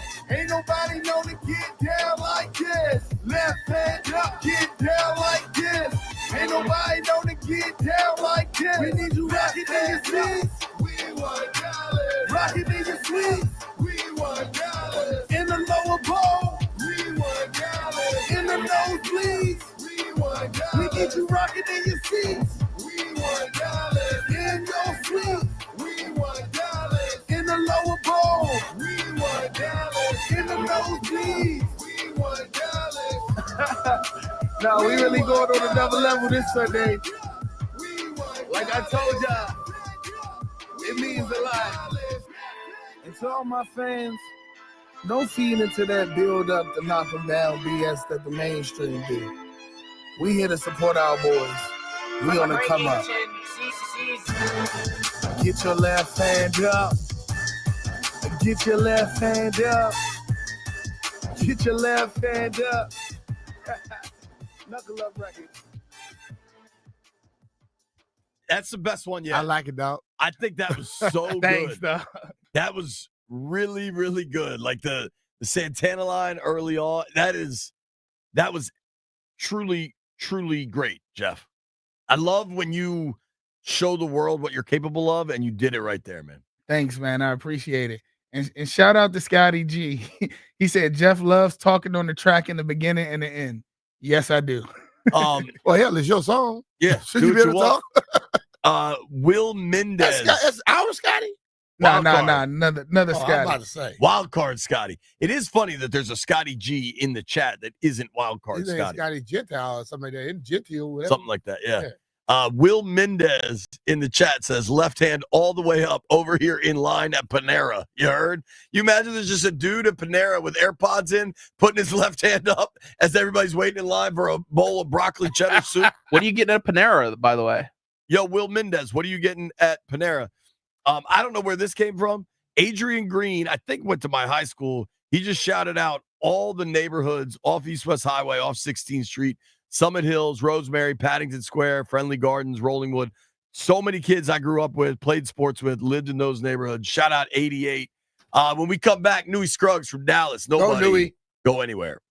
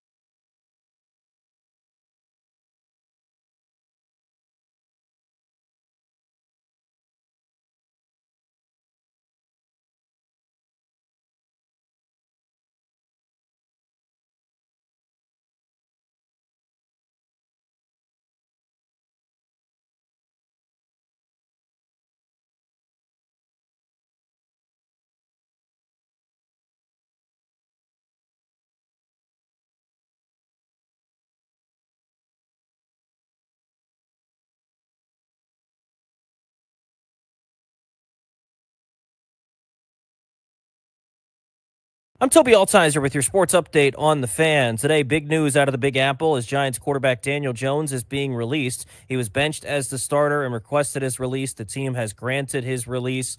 Jones is going to now go through waivers, which he probably won't be claimed because of the contract. At that point, he'd become a free agent. Also in the NFL, the first ever time a Thursday night football game has been flexed. Broncos and Chargers is now being flexed into Thursday night football for Week 16, replacing Browns and Bengals.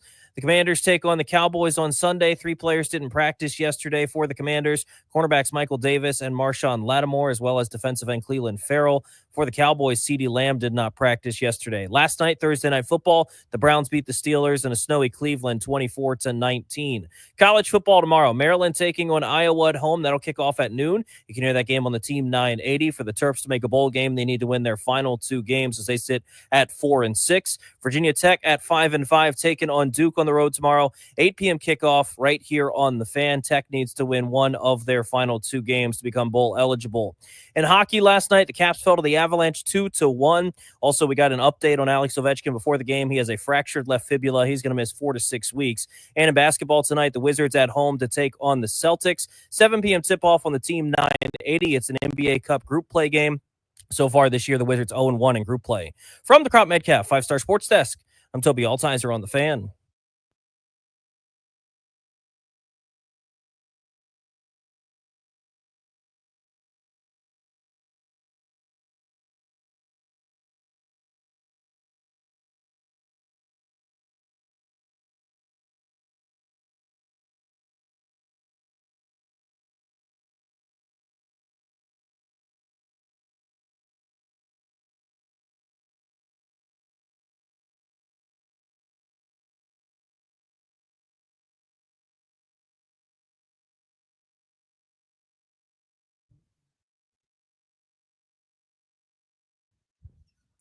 B. Mitch and Finley, high noon in the District of Columbia. That means it's 11 a.m. in the Metroplex. We're going to the Metroplex. If you're unfamiliar with what that means, that is the DFW, Dallas-Fort Worth area. Newey Scruggs is an absolute G, one of the leading voices on the Dallas Cowboys. NBC down in Dallas joins us now. Newey, what's up, bud? How are you? Oh, hey, life is good. Good to talk to you. It's good to talk to you. Now, you and I text pretty frequently. I know how you feel, but maybe we have to choose our words differently here because we're on public airwaves. What do you make of this Dallas Cowboys season, sir? Hoop show, baby. Where does most of the blame fall with this, Louis? Jerry. All right. That was very quick. How? I mean, hey, I've said on the air that GM ain't been GMing. All right, so I look at this, and I don't know if you saw this. The Commanders do week-by-week captains, and they just announced their captains for Sunday's game, and it just so happens to be 3 dudes that were on the Cowboys last year. I think Dan Quinn leaves, Joe Witt leaves, Fowler, Armstrong, Biotish, Igbenogany, like there was a serious exodus from Dallas to Washington last year, and I think above all else, they lost their sense of physicality. Does that seem like a fair assessment? I would go at depth. I mean, first off, Tyler Biotish was a good player here. He got $10 million a year. And looking at where they were going with their salary cap, I would not have paid Tyler Biotish that money considering where they were at as a team and the way they valued him. So he had more value to Washington than he had in Dallas. His replacement has not been as good as him, but his replacement that they went with was the guy who never played center in college. So there's an adjustment there. As far as Fowler and Armstrong go, these are 2 really good depth pieces, but they were not starters here. And the Cowboys did not replace them. And a lot of people are seeing how good they were. Like Armstrong was a really good player at Kansas. I always think he was an underrated guy. I thought he was more valuable than Harry absolutely loved and ended up losing a couple of years ago. But you know, DQ knew how to take the pieces that he had here and added them to Washington. But the Cowboys didn't backfill them at all very well. Losing Joe Witt Jr. hurt. And I said right now, man, you cue up that tape from Remember the Titans when Well, homeboy said, look, they better not gain another yard. Remember forever the night they played this time. Say, Joe Witt Jr. gonna tell that. Make sure the Cowboys remember forever the day they played this Commanders defense, because he's not happy that he did not get the job. I think Mike McCarthy wanted to give him the job. I don't think Jerry Jones wanted him to have the job that he wanted Mike Zimmer. So believe me, Joe Witt Jr. about to go pull a Dan Campbell and unload the kitchen sink on the Cowboys. A lot of times, assistant coaches have a bigger hole on a team than the head coaches, and when you lose those, you lose some of that leadership quality. Did that happen with guys like Joe and even Dan? Here's it. All right, understand this. Mike Zimmer can coach. I love. You didn't give the carpenter the tools he needed. This defense was built more about the scheme of what DQ had, which is why Joe Witt Jr. would have made more sense to keep. They go with Zimmer, who's running a different type of defense. You've already got some guys here who don't like what was going on here. They'll openly tell you how much they miss DQ. So this is where it goes back into Jerry. Jerry wanted something that I don't think the head coach really wanted, and I think he made a move that didn't fit exactly what he should have done to keep the continuity of the team that he had. Well, and Nui, this is my guess, but I think getting to know Joe a little bit since he's arrived here, and he didn't hide the fact that he thought he was overdue to be a D coordinator. And I think it would have resonated with the players in that Cowboys locker room if they gave Witt that job. He earned the job. Yeah, okay? I agree. He earned the job. And but this is where I said my problem. The GM had been GM, and the GM didn't realize that he needed to kind of keep the continuity. They did not fill the depth back in pieces. Then you had the injuries to the guys that you thought were going to come in here. It was not a good move, which is why, then everybody else is left on a 1-year deal. They're not going to be back. If anything, Joe Witt came out better because he's now with DQ, where you have more job security than you would have been here. He's been to DC here, not saying that he would have necessarily saved it, but these guys here who are coaching are going to be out of jobs here at the end of the year. They're not going to be back. Yeah, I agree. Wow. Talking with our friend Nui Scruggs here. You can follow Nui at NEWI Scruggs, SCRUGGS. Let's try to talk a little, because I do want to ask you about Daniel Jones. I think that's kind of interesting. But let's talk specifically about this game.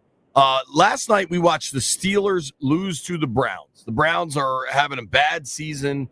There was snow. It was just one of those wild NFL games that nobody sees coming except me. And then it happens. What is the path to the Cowboys showing up Sunday and spoiling a party for the Commanders? There is no path. Well, why are we doing this? I mean, really, why are we doing this? Just because they're going to get Deron Bland back and Marshawn Lattimore? They can't run the football, okay? They can't stop the run. There's not going to – if anything, it's like, hey, how do you keep this thing close? I mean, you had Houston here on Monday night, and Houston didn't play a clean game, and they steamrolled the Cowboys. This is not a good team. Look at Atlanta last week. They go to Denver, and they get demolished. Atlanta clobbered the Cowboys. This Cowboy team not good right now, okay? They're just not. And God bless Micah Parsons, but you go on a podcast about we're a good team. Where? How? No, you're not. The ship be sinking, man. And I'm all about being transparent. And look, they talk about the 7 stages of grief. The final stage is acceptance. Okay? Some of the Cowboys aren't there yet. Jerry clearly isn't there all the way. But this thing is bad. Okay? So if you can't run it, you can't stop the run, how are you winning games? Your offensive line is compromised. Zach Martin may not play, and if he does play, he's clearly not the guy he used to be, the future Hall of Famer. Terrence Steele at right tackle, dudes are making the Pro Bowl playing him right now, swimming, spinning, doing whatever. I mean, he's a turnstile. Your center's a rookie. Your left guard, Tyler Smith, left the game last week. He was banged up. Your left tackle, Tyler Guyton, who on one play allowed a sack and then fumbled the ball when he had it, was returned for pick 6. He's not been good this year. How you going to win a game? You're not. And then you got Cooper Rush back there. God bless Cooper Rush. He's a backup quarterback. People are like, oh, man, Cooper Rush is better than Dak. I'm like, guys, he's a quarterback.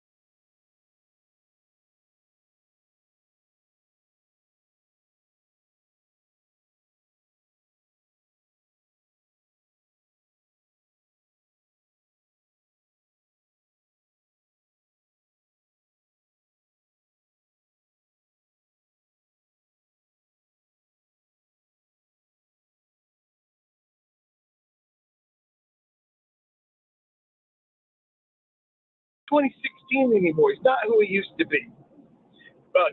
Cook came in after the season, after training camp. This whole thing was bad from the get-go, just like the receiving corps, CD and the Maybes. It was bad from the get-go. Right. The D-line, bad from the get-go. But they kept on, we like our guys, we like this, we like that.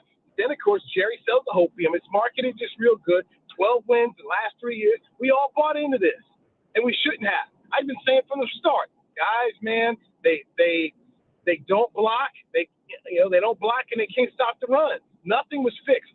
Green Bay took their soul in January, man. They took it, and it ain't been got back since. So this is going to have to be a whole new coaching change and see what they do and how do they figure out their bad salary cap situation going forward. This thing could be down in 25. Right now, it's not looking good with what's the strategy? There you go.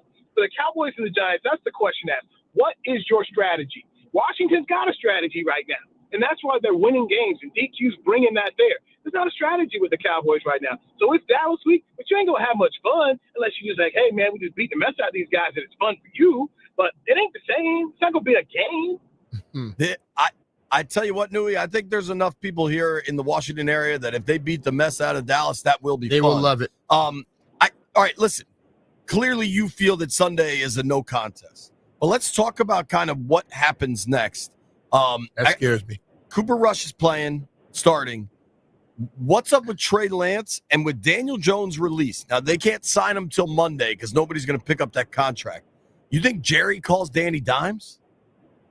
I think Danny Dimes wants to come here behind that line. I don't know what his options are at this point, but yeah, that's a fair point. Well, for who? For what? I mean, the first thing I do if I'm Daniel Jones, let me go try to find somebody who's going to make the playoffs. That's what I would be doing. Coming to the Cowboys, no, they can't run it. They can't block it. I don't want it. Why? Why get beat up more? He also doesn't know the offense. That's another thing there. You just can't bring a guy in. Hey, man, right. Do you know this offense? Here's the deal with Trey Lance. The Cowboys need to figure out what he is because the Cowboys played Monday night, and you got to turn around and play early Sunday. Cooper Rush is going to start. Then you got an early game on Thursday. So Cooper Rush will start. Think of it as a baseball game. Cooper will go out there and be a starter. They get shellacked again.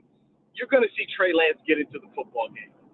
And I think that's the way they're going to do it. Come December, then, once they truly go to the acceptance stage of grief, then I think that's where we see Trey Lance get out here and play and see what he could do. But at the same time, man, Trey Lance goes out there, man, he's an interception machine. So, bro, it's rough time. It's like Dusty Rose said, it's hard times, baby. It's hard times. Hard times. We're talking with our friend Nui Scruggs, NBC down in Dallas. Give him a follow at Nui Scruggs. Obviously, things are going sideways for the Cowboys. They're 3-7. Jerry's talking about the location of the moon. Like, things are falling out of the sky at Jerry World. Nothing's going right. Moving forward, though, Nui, what coach do they go after? And does his We've name heard rhyme the with Deion Leon? stuff. We've heard about Belichick. Will Jerry go with either of those two guys? All right. First off, the level of embarrassment may determine the level of coach. Oh. Okay? This thing keeps getting worse because, you already saw empty seats Monday night. I know people I talked to at the stadium who said, man, I can't move my Thanksgiving Day tickets. People don't want them. And then December, and I've seen this before when the Cowboys get bad, people want to sell them off. Because you'd rather go ahead, because you bought the money, you'd rather go ahead and try to sell them to get yourself some Christmas cash. People aren't exactly trying to buy it. It's not like the Bengals in Tampa Bay are going to get these fan bases are going to want to come in here and buy some snatch these tickets up. Philadelphia may, Washington may, but it's going to be tough with some of these other games. So how bad does it get? Fans are already blaming Jerry. He knows that. That's why I got into it a little bit with my boys over 105.3 The Fan on the radio show. And he's like, you're supposed to be supporting me. Like, no, not really, Jerry. It's not our job. So as far as the coach goes, throw out Deion, all right? And I hate this because Michael Irvin knows better because he's friends with Deion. Deion has said consistently, I don't want to coach the pros. I like being in college. I like working with young men. So he's not coming here, okay? Not happening. As far as the Belichick thing goes, Belichick made a lot of money. Mike McCarthy makes $5 million. College coaches make that money. Uh-huh. And the good college coaches double that money. So Jerry paying is one thing. And if you bring in Bill Belichick, one, are you going to pay him? 2, are you ready to see Matt Patricia and Josh McDaniels come in here? Because he's going to bring his crew together. Oh, yeah. So that's and he's going to want control. Bill is not going to want to go do his press conference afterwards and know that Jerry's right out here talking while he's talking, and there's more people listening to Jerry than Bill. Yeah. Bill's going to have a problem on Tuesday mornings and Friday afternoons when Jerry gets on the radio to go ahead and get his state of whatever, and giving away secrets, telling who's going to start, who's going to not start, that kind of stuff. So the chances of Bill Belichick is going to be interesting. Now, Bill has liked Jerry for a long, long time. They get along. Okay. But as far as that, I don't know.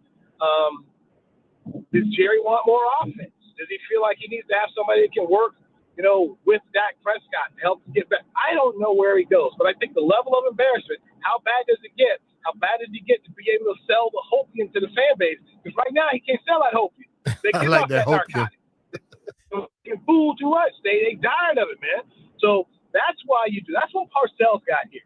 Because after 3 seasons with Dave Campo, he had to sell the Hopium again. And right. Parcells brought it to him. And oh, by the way, Jerry was trying to build a stadium, and Bill Parcells had gone through a divorce, and Bill Parcells needed the money, and Jerry needed Parcells. I don't know if he needs that kind of match again, but the fans are mad at Jerry now. Last one from me, Nui, and I don't think this is happening, but I'm at least curious because my boy Mitch Tischler always brings it up. I got a text. I got a text this guy for you. You think Jerry would call Kingsbury? Bro, I like Cliff, man. I do. I like Cliff. Cliff is a likable dude. The more you get to know him, he's an easy guy to like. Yes, I had this conversation yesterday. I'm like, here's the problem. People want to forget what happened at Texas Tech as the head coach and what happened with him at Arizona. Some guys are good coordinators. That's what they do. Being a leader of the team and leading all facets is a whole different thing. Yes. I look at Dan Quinn. Dan Quinn is that guy. He can affect everybody on the roster. Cliff is a guy, man, just leave him over there, run your offense, and that's what you do. As far as running the whole team, I don't see them doing that. And, oh, by the way, your quarterback here is pretty developed. You just need to get your quarterback help. I think of Dak Prescott, think about Jared Goff. Give Dak the kind of help they give at Jared Goff up there, and you'll see the quarterback playing well. Last year the guy was second in the MVP voting, so you want to bring in Cliff really to kind of work with a younger quarterback and get your offense going. But no, I don't see that happening there right now. That's my opinion. Mm-hmm. But once again, what's the level of embarrassment? If this team just wins 2 games down the stretch and the fans aren't showing up, then Jerry may have to make a move and go get somebody more established to come in here and say, hey, look, we need this. I mean, think about it. You hire Cliff Kingsbury tomorrow, that fans ain't running to go buy tickets. Right. Yeah. They're not trying to say, okay, Jerry, I'm ready to pay $100 to park here again for 10 games, plus everything else I got to go pay for. Nui, so, it's going to be there. I got a parking hack for you. You know where I park every year at Jerry World? It's only $60. Condom World. It's right there next to Walmart, and it's $60. Okay, I don't. I got the pass, so I'm good. You're I'm good. But I'm just $60. $60. Everything else is a hundo. What? I'm just trying to save my employers $40. Parking? Yeah. But once again, hear about what you just said, man. We're talking about $60 being cheap. You go other places, man. Yeah. You don't even pay that much. That's the racket that's going on down here. That's the hopium that people are not just ready to sign up for. By the way, you and I work for the same place, so go ahead and you can expense that, bro. Don't pay the $100. Nui, I love you. Thank you for making time for us, dude. Thanks, man. Have a great weekend and a happy Thanksgiving, guys. All right, you too, we'll brother. see you in January, Take care, man. That's our boy Nui Scruggs from Dallas. Dude, between Sean yesterday and Nui today, they brought it, dog. It is not good in Dallas. Hell no. It is not good. And the thing that Jerry has to understand, those people that do their job real well, they're not afraid of his crap. Nah, man. Yeah. Speaking of people that do their jobs really well, I got to tell you about my friends at Better Appliances. I told you it was maybe like a month ago, 6 weeks ago, my dishwasher was acting up. I had to call him. It was earlier this week. I haven't even told you this, B. My dryer was not working. My dryer just stopped working. I kept turning it on, and these towels would not get dry, period. We set these, load of towels through the dryer 5 times, and they just weren't getting dry. I hit up Better Appliances. My guy Mark came out. He fixed it. Jeff, you know what the problem is?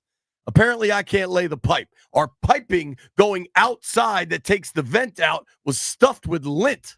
You got to get the lint out of the piping, Jeff. And my man Mark did it.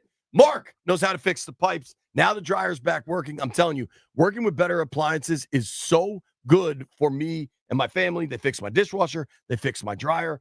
And you need them at your house before the holidays. You're going to have people out there, and you're going to have your in-laws, and they're going to yell at you if the mashed potatoes don't get hot. You got to make sure your appliances are fully up and running. Check them out at Better Appliances. Now is the time to act if you need new appliances.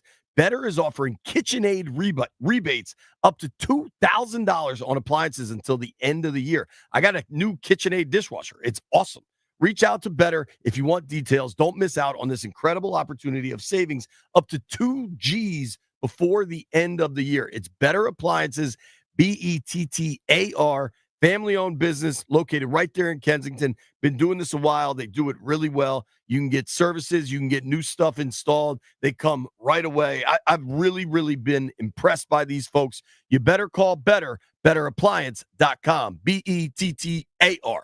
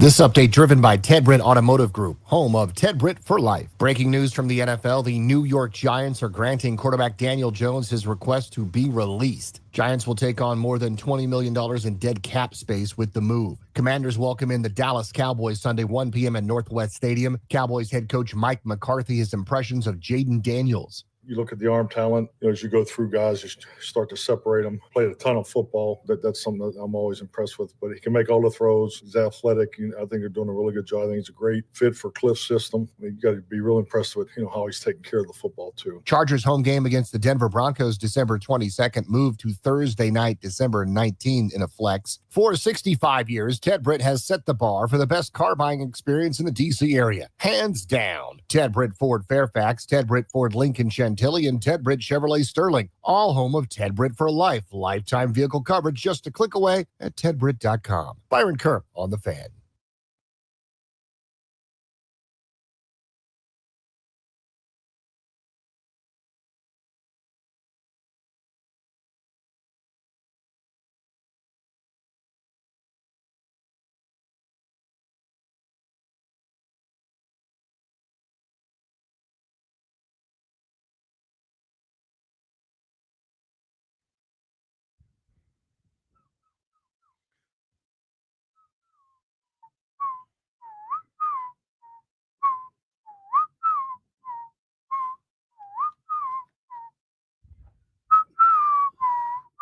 Shout out to Matt Essig. Looks kind of hipster homeless today. Good for him. It's a cool look. Shout out to Newey Scruggs. If you missed any part of that interview, get on the Odyssey app, find it. Yo, the people from Dallas are going hard, B. Oh, man. Newey today, Sean Sharif yesterday. Woo! What they used to say about me when I would call people. I was talking about that Daniel era. Yeah, it seems like it's a real mess. Well, think about it. Like, what happens in this situation is you can either be a person who runs something and you're respectful to people and you get their benefit of the doubt, or you can be an ass and you're going to get what they give you. And I think he's getting what what the people just want to give him because he has not been cool with them. Try to intimidate people and that type of stuff. That don't go over well. Nah, sure doesn't. Okay, we've got some information. Dan Quinn spoke to the media. Let's start with the captains for this weekend. Tyler Biotish, Dante Fowler, and Noah Igbenogany. Brian, what do those three all have in common? They all play professional football, and they played in a city called Dallas. They all played in Dallas just last season. Yes. Actually, isn't it Arlington? Arlington, they're the Dallas Cowboys. They're not the Arlington Cowboys. You sound like Chris Kerwin right now. I don't think it's an accident at all that those three are the captains this week. And whether they weren't or not, the teammates was going to vote them in. Dude, if the coaches didn't do it, the teammates are voting them in because one thing about teammates, they know where you're from, and they want to win one for you. I think this game's going to mean a lot to Joe Witt. I'm just calling my shot on that. We've got more news. Dan Quinn has informed the media Marshawn Lattimore will not play Sunday. I think we kind of knew that by now. If you're not practicing and you haven't, it's one thing if you've been playing and then you don't practice a couple days because you can get back up to playing. He hadn't been playing. I don't think that move was about this year per se. That move was about long-term stuff. The end of the season and the next two. I kind of think it's both. I think it's I want to credit whoever asked. I don't know who asked, but whoever asked it was a good job. Somebody asked DQ specifically if they're just keeping Lattimore out until the bye, right? You get Cowboys, Titans bye week. I'm reading now from Standig. Ben Standig said Dan Quinn is hopeful about Marshawn Lattimore's availability next week against the Titans. There will surely be some debate over whether to rest the hamstring till after the bye. Keep in mind, they also play his old team, the Saints, week 15 after the bye. I remain patient on this Lattimore thing. I'm with you on that. If you get him and he's right, let's say it is just the last 4 games of the season. Ideally, they're playing 5 or 6 more, right? Like, this is not a season that ends in week 18. See, what I mean by not this year, they didn't make that move to have him instantly on the field. That move is for we happen to make the playoffs and he's healthy. And then going into next year, you got something there. Right. If you get a star corner for what ultimately boils down to a 3rd-round pick, it works. Yeah. Now, the next 2 years, he's under contract, $18 million cap number. There's no guarantees on there. I imagine they can work that out if he gets on the field and starts playing. He starts playing and play like he's capable of playing. Right. That's the deal you work out. I agree. I think that thing can work out. Is there a point in time where you start to think, all right, this was a bad move? No. This whole season? Huh? Like, if he doesn't play all year. But the whole thing about it, like I'm telling you, Jay, you got him how many years after this year? 2? 2 more. But that is what this I is don't about, know more or less. what it'll like. We never know what stuff is going to be by. But you tell me a healthy Marshawn Lattimore the next 2 years. What I'm saying is, I don't know that he's into the next 2 years unless the contract changes. But like, they can figure that out. I'm sure if you get him for a third. If they went and signed him, they are willing to work something out, I believe. I agree with you. They made the move. Everybody's talking, agents, whatever it is. You know what I mean? Like, things are happening here. And I am not worried about the Lattimore trade yet. If you choose to be, that's your own volition, and you're allowed to. I'm not built like that. I'm worried about stuff that I can't control anyway. Elsewhere, Austin Seibert hasn't kicked for 2 weeks, for 2 games. Dan Quinn says Seibert is trending the right way. We'll know Saturday night because they'll have to elevate Gonzo. With a kicker, it matters. There's a lot of players where, okay, maybe you give them some runway, you put them out there at 85, 90%. A kicker for me, B? Every time he goes out there, it's points. I need 100% or nothing.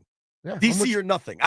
I'm going with Gonzo unless Seibert is 99%. I'm with that. Now, Seibert said in the locker room, I talked to him for a brief moment. He was chatting up a bunch of reporters. Really nice guy. He said he thinks he's playing Sunday.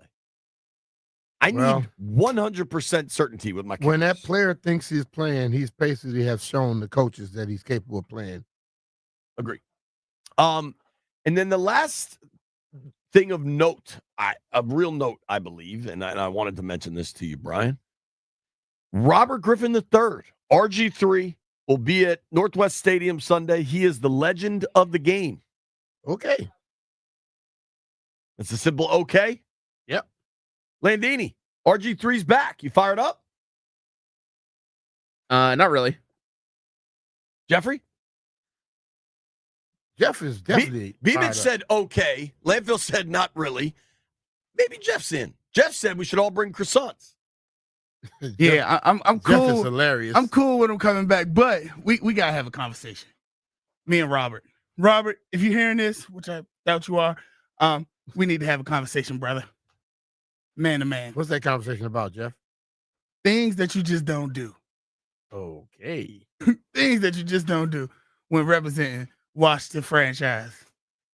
And putting a croissant to your face like that is one of them. Okay? Robert, listen, I perhaps some would say I like to push the envelope a little. Yeah, you do. Robert loves to generate engagement in all ways possible. And I'm with that. like, I think I know most of the people that have been legends of the game so far this year, and I respect the hell out of them. But I'll say this, and I'll say this confidently. Nobody waved that flag like you did, B. Right now. I was swinging it. Boss. I was swinging it, dog. I think you are the lead flag waver of the season so far. I think Robert's going to try to swing that thing, dude. Are you worried about your chief flag waving I'm title? worried about nothing when it comes to anybody, no. Maryland Governor Wes Moore will join the program at 1:15.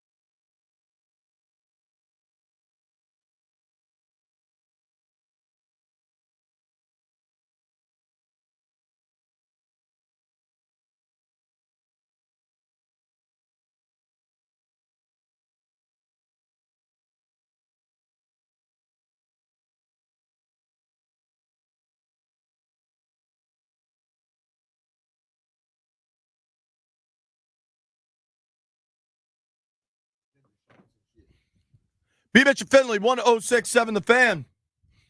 We had to talk to his agent, his producer, his handler. There was a lot going on.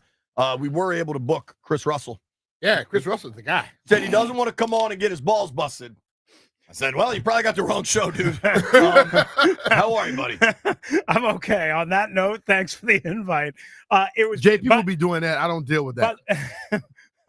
By the way, I said I didn't want any of your food because I'm always accused of wanting your food and only coming to say hello because you had food. Now, I didn't know you had food. Because you always show up when food shows up. Yeah, I mean, like I just got here as the food was showing up. What do you want from me? I was Shout looking out to for Mike Matt. Brand and Pegquarter Sports Tavern. Yes. That cheesesteak was exactly what I needed. But I'm not going to lie, so Ruth, damn good. If it's 100 times that food show up, you show up 100 times. No, okay.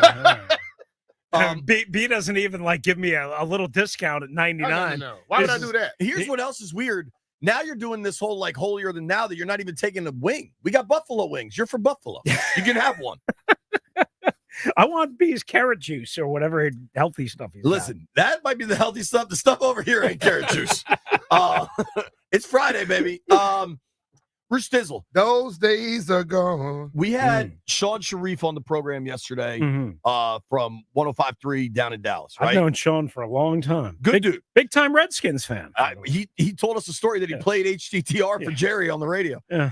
We just had Newey Scruggs, Yes, a friend of I ours, heard. on. Sure. The folks down in They're Dallas throwing haymakers. are going hard. Newey's funny. Yeah, I didn't realize he was that funny. Oh, Newey's great. He's funny. I've had a few dinners with Newey. He's very funny. Those guys think this joint is over. Yeah. I think Washington should roll in this. I don't feel as confidently as they do. B hates these types of conversations. Sure in the hell do. How do you see this game going Sunday? I mean, I hate thinking that this team is just going to automatically wake up, flip the switch on after 2 games against two really tough opponents, and just because the Cowboys appear dreadful, to think that they're going to rock and roll and put up a 35-40 burger. I hate to think that, but they're probably going to do that. And that's great, obviously, for the fans that are there and for the fans that hate the Dallas Cowboys.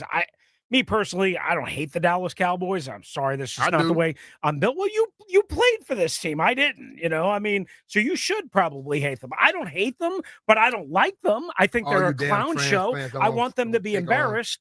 I mean, I like one dude on their coaching staff that I happen to know, and that's it. I feel bad that he's getting fired, but, the bottom line is who's that they're guy? a terrible team. They're a terrible team. Who's the guy that you like? B, I'll share that with you. I'll share that with you off the air. I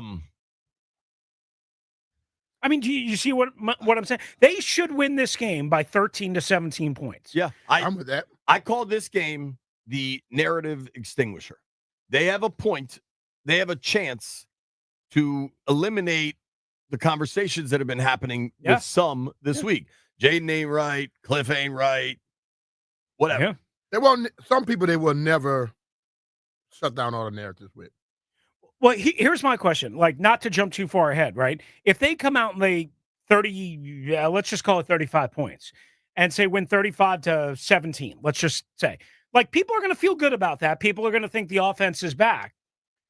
But then that doesn't mean they're going to be able to carry that momentum over against an actually good defense, not the one that they're going to play this Sunday, the next Sunday against Tennessee, before the bye. So to me, I look at this, as more than a one-game sample size moving forward. Like, I have to take everything that happened Sunday, even if it's good, really good, with some level of context or with some level of a grain of salt here, boys.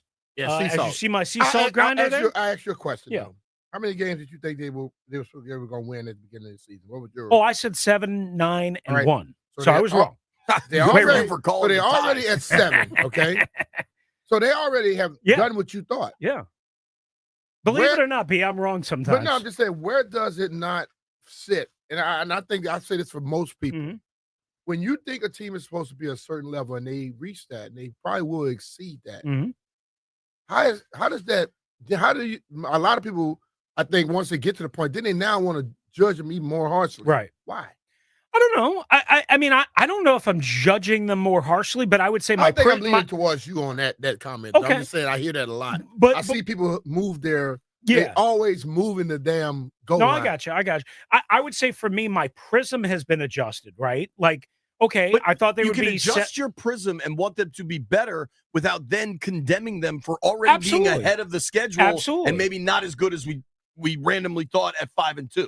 I think the only thing that would be a real hard pill, disappointment, whatever you want to call it, for the fan base and media to take is if the 2-game losing streak turns into a 7-game losing streak, and they or 7-game, 7-game losing streak, and they lose out, right? I think that would What be the the hell only. are you talking about? They're not going to lose out. Well, dude. I know, but I'm just saying overall that I think that is my pushing point the is hypothetical needle too far. Yeah, I know, but my point is everything is above water. Even if it doesn't go as great as it did the first 9 games of the year, everything is above water at this point. I talked to a friend of mine, a friend of the show's, Pete Bracia, last night. You got at a lot MGM. of 20s hanging out over there. I was at the casino, dog. I'm eyeing that stash. I mean, hell, you're looking at the 20s. Who's not only follow fool, he looks at money. But you got a nose, dog. Whoa. Man, I gotta get some of that TV money. That's casino money, man. I was talking to Pete Bracia last night at MGM, and he said and Pete listens to our show. He listens to the station. He's like, man, people got a level set. This team wasn't supposed to be good, and they're good. Yeah. And I think on some level, we have like a responsibility to remind folks of that. And I'd say that every day. You did it to Santana. You're doing it to me. You're turning my brain into B-Mitch. They're so far ahead, right? And I think if you're telling me you're not happy if they win 30-17 because they got to score 40, put up 30, I didn't get say back that. on track. I'm good with it. I didn't. First of all, I didn't say it. If I said that, I didn't certainly mean it like that. That I'm not happy if they only score 30. What I'm saying is I don't know how to interpret that the offense is back if, say, they lay a 30-35 spot on Dallas, a stinky defense, right? Nice way I can say it. Joe Mixon ran right through them the other night. We know they struggle to stop the run. We know they haven't had Deron Bland all year. Probably getting him back for a couple of snaps in this game. We understand that they are not a great defense. But what I am saying is, for me, this is just me, the way my brain operates, is whatever happens on Sunday, hopefully it'll be impressive. Hopefully people will feel good. Hopefully people will feel like the offense is back on track, and hopefully it'll be a win. And then we move on to Tennessee, and I'm already thinking in my mind, okay, show me that again. Then I'll know. Then I'll know the offense is truly back on track, and we're ready to rock and roll into January. If you then come out and lay an egg against Tennessee, I'm still back in the, I'm not sure. Can you light up like a Christmas tree a good opponent? And that's just me. That's just the way my brain operates. I'm not saying I'm for everybody. Clearly, I'm not for everybody. Did they not lay 27 points on Steelers defense that I consider very good? Yeah, I mean, I take 7 away from the turnover on the fake punt, but whatever. But still, it's a turnover, and they had 2 touchdowns dropped. Yeah. So right. I think when people look at the Steelers game, you can't knock the offense of the Steelers game. That's fair. Real quick, Roost, we talk about the hypothetical train getting too far, and I know you have a show coming up at 2:00. Right. And we have to break. Landfill's going to yell at me. Yeah, I got an hour to eat. Just real quick. All your food. Speaking of the hypothetical train going too far, I saw a tweet from the official Team 980 account that said Chris Russell wonders if Kyle Shanahan could be back as offensive coordinator. Yeah, okay. So, here's the deal. Current defending NFC champ. I showed you the lunatic that was yelling and screaming about Kyle getting fired. He's not the only one, but he's the one leading the charge, okay? So if Kyle were to get fired in San Francisco, and there's been plenty of rumors, what I said was if Kyle decided not to want to be a head coach or not wanting one of the opportunities, because there are some crappy opportunities out there. If Kyle wanted to take a year off or maybe take a step back and spend a little more time with his family, maybe he can be, I don't know, an offensive consultant or whatever. Somebody. And I said, if Cliff Kingsbury were to leave, all right, then I love you. God bless you. Just go saying. get some chicken wings. I'm just Wendy's here. We got to take a break. Governor Moore at 1:15. Let's go.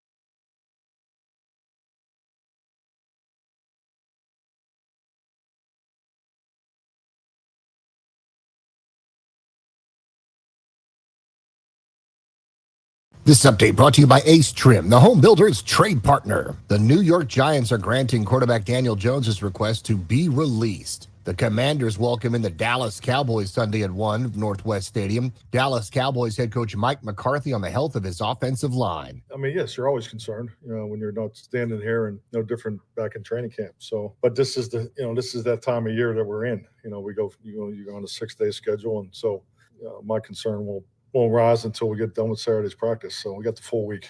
So we'll take the full week to figure this out. Offensive coordinator Cliff Kingsbury, a full week to prepare helps out. Be on the practice field to continue to get reps together and build. I think this is the first week, but we've been able to do that consistently as a unit, put in a full week. And so hopefully that pays off, but still had a chance in the fourth quarter. Our guys battled even when we weren't playing our best, which I appreciated, but just nailing the details, calling better plays. I mean, overall, collectively as an offense, we can be better. The Chargers home game against the Broncos has been flexed to Thursday, December 19th. The Wizards welcome in the 12-3 Boston Celtics. Wizards looking for their first win since October 30th. Pregame 6:45 on Team 980. For over 25 years, Ace Trim has been a trusted trade partner for new home builders in Virginia, Maryland, and West Virginia. Specializing in full-service interior trim carpentry, we handle everything from supply to installation, turnkey and hassle-free. Contact us at acetrim.com today. Ace Trim, the home builder's trade partner. Byron Kern on The Fan.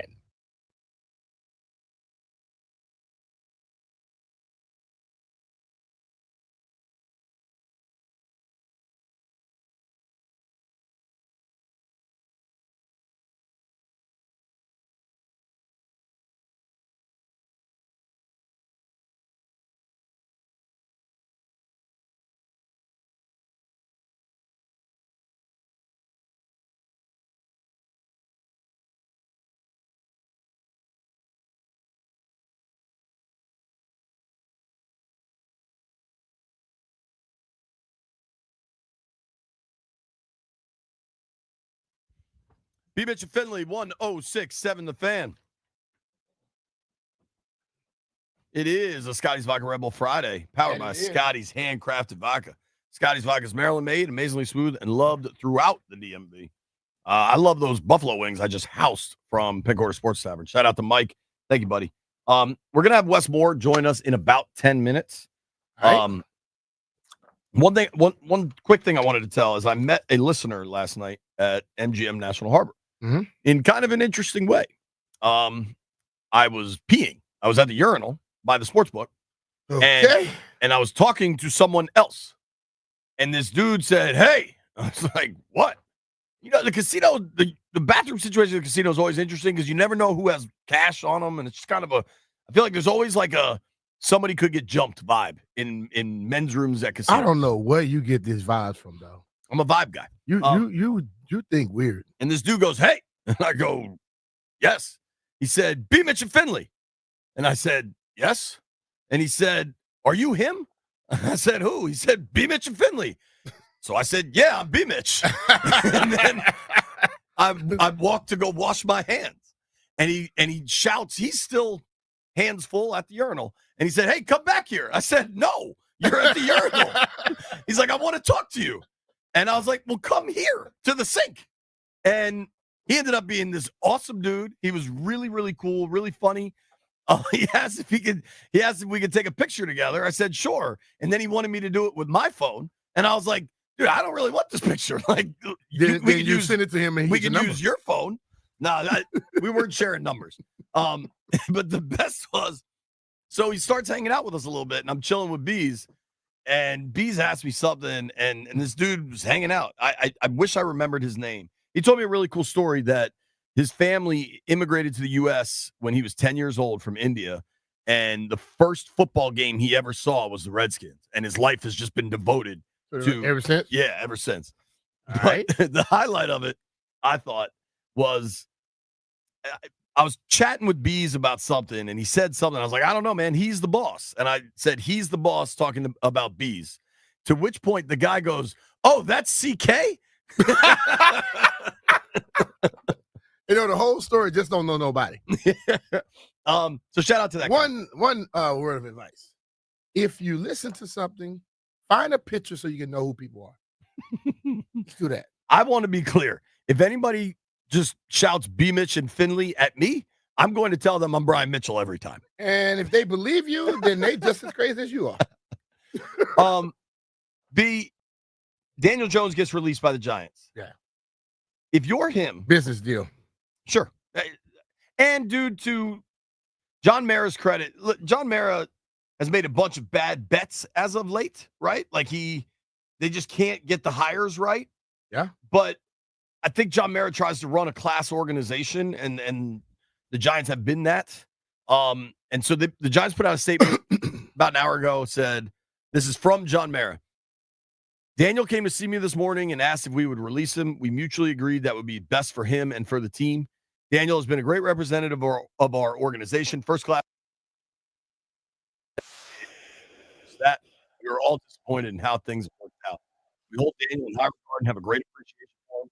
We wish him nothing but the best in the future.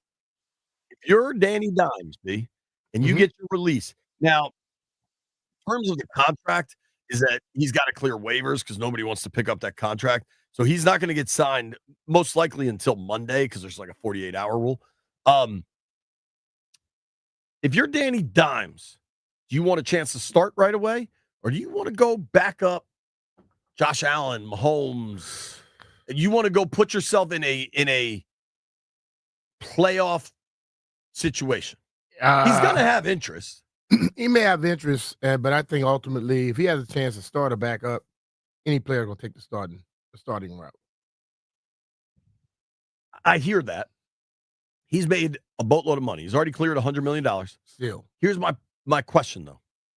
Very few things work better for former first-round picks than sitting and letting people just remember the potential of the player. If he goes, like, what are some teams he could go to and play? The Raiders? Yeah, but still, see, you think that. That player who's in it never thinks, I got to go sit. They think they're good enough to start. They think they were a first rounder. They think Darnold did. They think Darnold had no choice. Baker did. Baker had no choice either. They were cutting. They got cut and went to teams, so they had to sit. But this dude right now is in a position, if there are teams open that's going to give him an opportunity to start, he's jumping on that. So eventually the Jets, Rodgers is going to quit, although they have Tyrod, I think, right? Yep. I mean, let's look at the bad teams. I think the Saints could make sense if something happens to Carr. The Raiders make sense because you got Minshew and the O'Connell, I think, and neither of those guys are any good. The Jags have Mac Jones, so I don't think they'd be interested. The Titans, I think what he would need is like an injury to open up a real opportunity. Did you notice that Brock Purdy's getting MRIs all of a sudden? I heard you say that earlier. And listen, man, Brock Purdy's been beat up this year. And when you get hit a lot, you start to feel things. And it's best for him. But I still look, man, Daniel Jones, he's gonna be out there. If someone offer him a chance to start, I don't think if you're a true competitor, you're not gonna take the backup role. You're gonna take that starting role. Brock Purdy is questionable right now, I think. If I could go back up there and they say, well, Brock's questionable, we're gonna probably move you up, I'll go there. Brock Purdy usually talks to the media on Thursday, wasn't available yesterday. Somebody's going to talk today. Now, they're 3 hours behind us, so just something to keep an eye on. I don't know what happens with Danny Dimes. It's going to be interesting to watch. I'm also really glad Washington doesn't have to deal with that kind of stuff. Nobody go anywhere. Maryland Governor Wes Moore joins us next.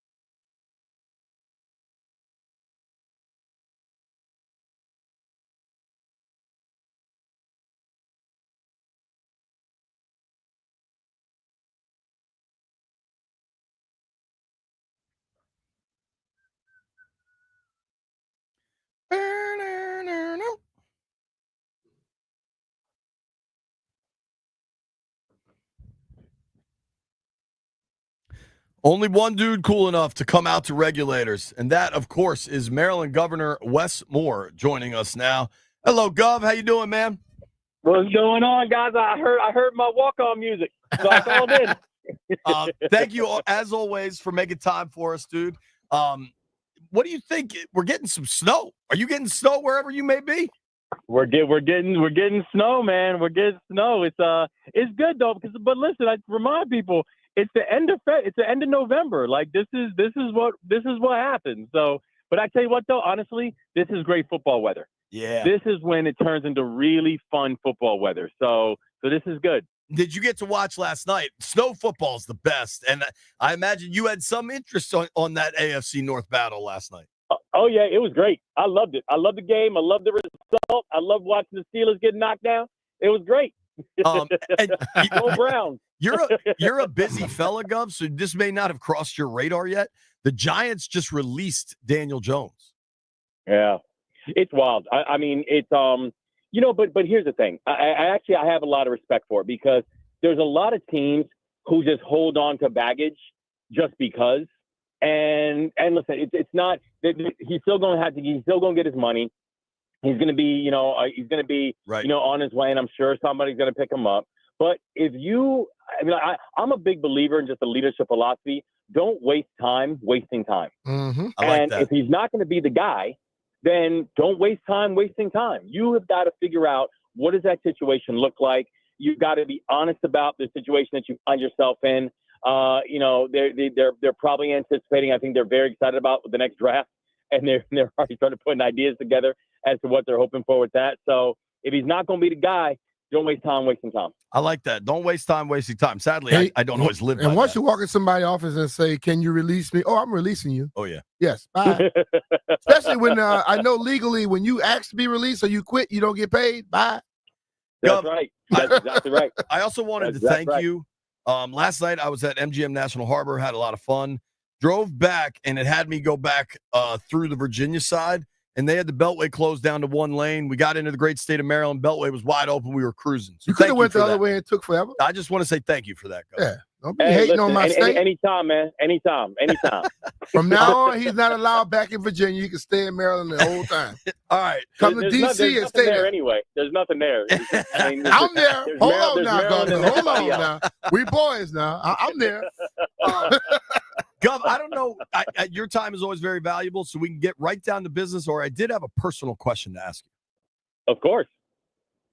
How do you like your wings? Buffalo, barbecue? Some people like lemon pepper. Are you a wings man, and how do you like them? I thought you were going to ask me about beer and grocery stores. No, that's an issue close to my heart. So I like my wings with Old Bay. Okay. Because I think Old Bay is just the perfect combination. It's going to give you a little bit of spice, a little bit of kick. And so I don't like them. I don't like them too saucy, where you pick them up and then next thing you know, your whole hands are just covered. I don't like wings that you gotta give me a whole pack of wet naps in order to eat it. You know what I'm saying? Like Yeah. just keep it kind of clean. And I like mine with Old Bay. Okay. I like love mine Old Bay dry, wings. and I have my sauce on the side. I like I like all that too. wings. Yeah. I And I like flats. yeah, definitely flats Yeah. over drums, Yeah. 100%. Oh, now that's what. Now hold on. Now that's the debate. You're a drums guy. I like flats. Drums are here's the thing. I think drums are just easier.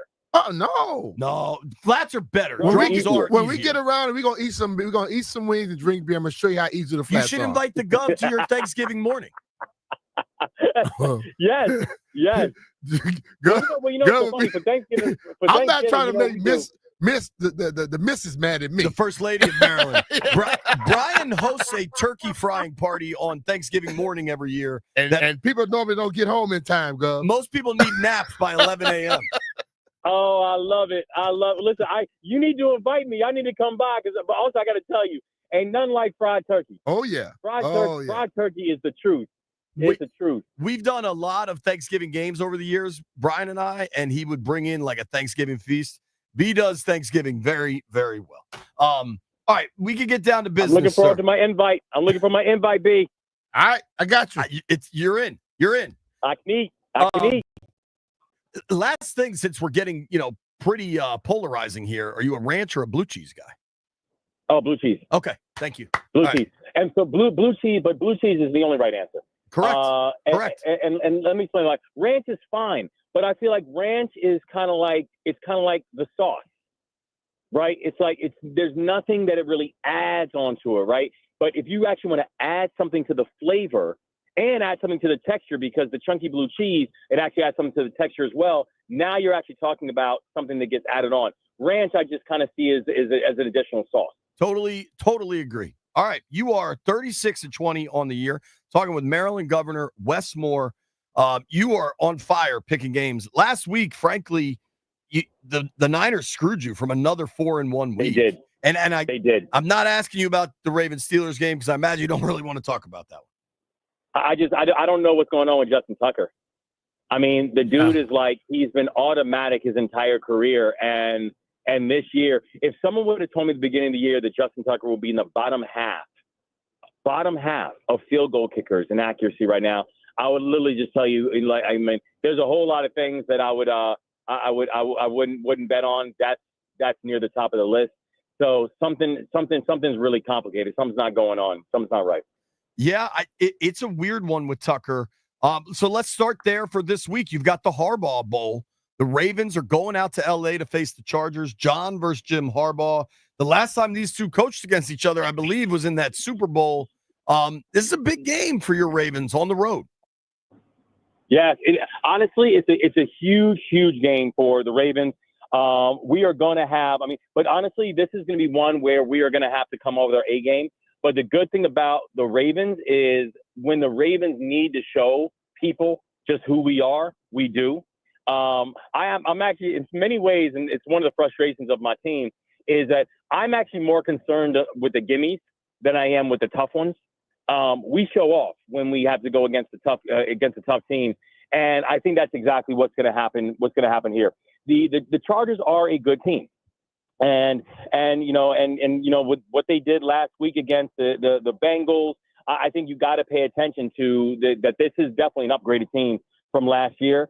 I do, though, think that when you're looking at the offensive weapons that the Ravens continue to have, that Derrick Henry has now got a dozen touchdowns on the season. He's literally leading the NFL in, I think, every single running statistic.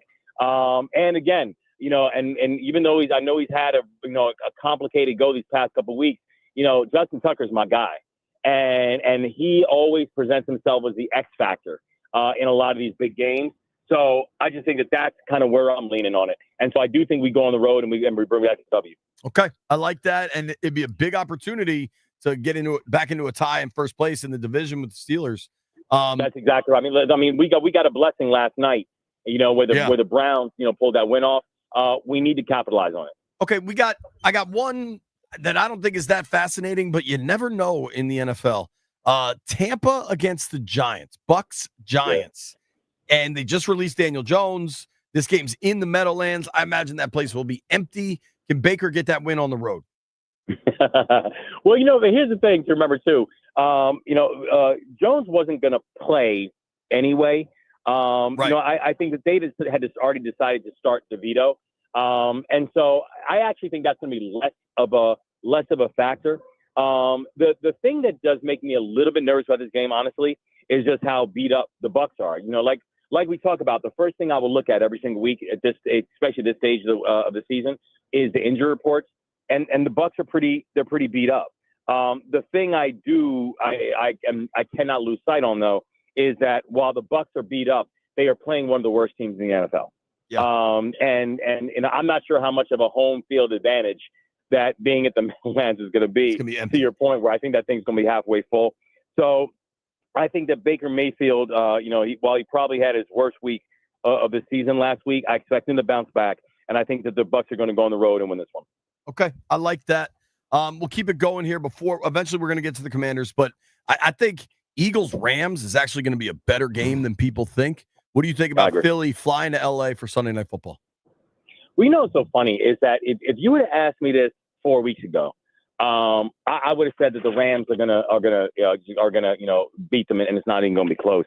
The Eagles are just looking really good right now, which I know is also very complicated for the Commanders.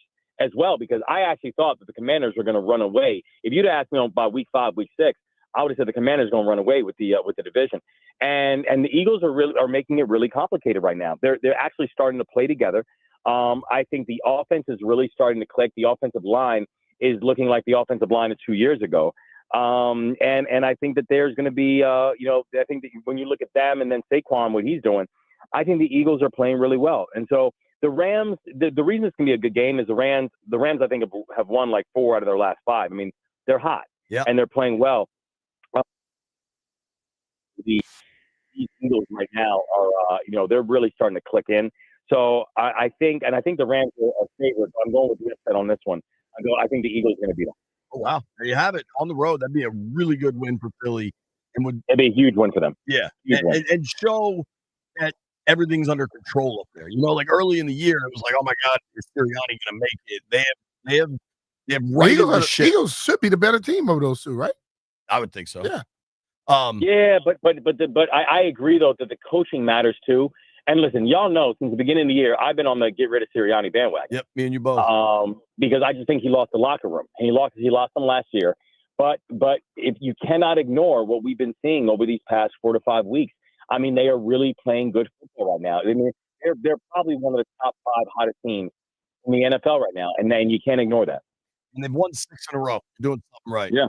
Okay, let's keep it in California. Actually, I think this is in Lambeau. San Francisco 49ers going to Green Bay to take on the Packers.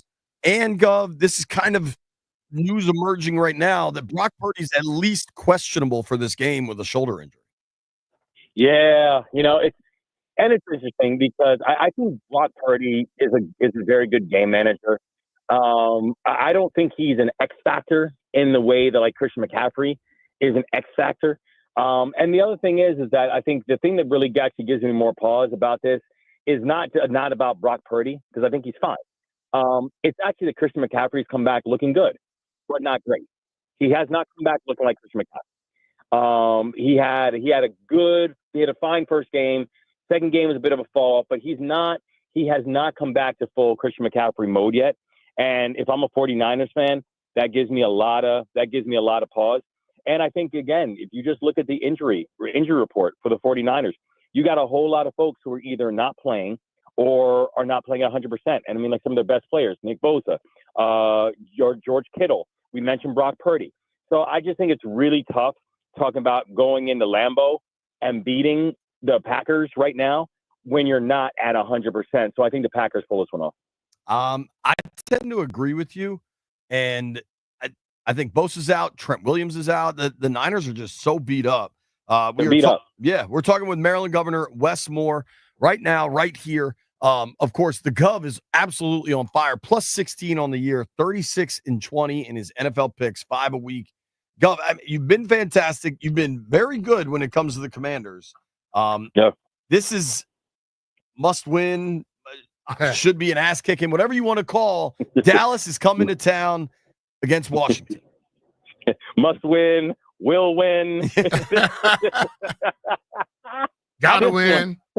Gotta win. But I mean, like, listen, again, I as long as Cooper Rush is the quarterback of the Dallas Cowboys, they're not going to win. I cannot stress this enough. I mean, you have watched the Cowboys just really implode, and it's not even that they're playing bad. They're playing sloppy football. Mm-hmm. They're playing undisciplined football. Like, there's just something going on right now with them. And I think when you look at, I mean, the one thing I'm a little nervous about is the fact that Lattimore's still going to be out, right? And so that's a hole that I think that's a hole the team is missing, a cornerback. I just don't think that Cooper Rush is going to be able to exploit it. And I think if you're talking about Jaden being back at 100%, you're talking about, Robinson being back at 100%.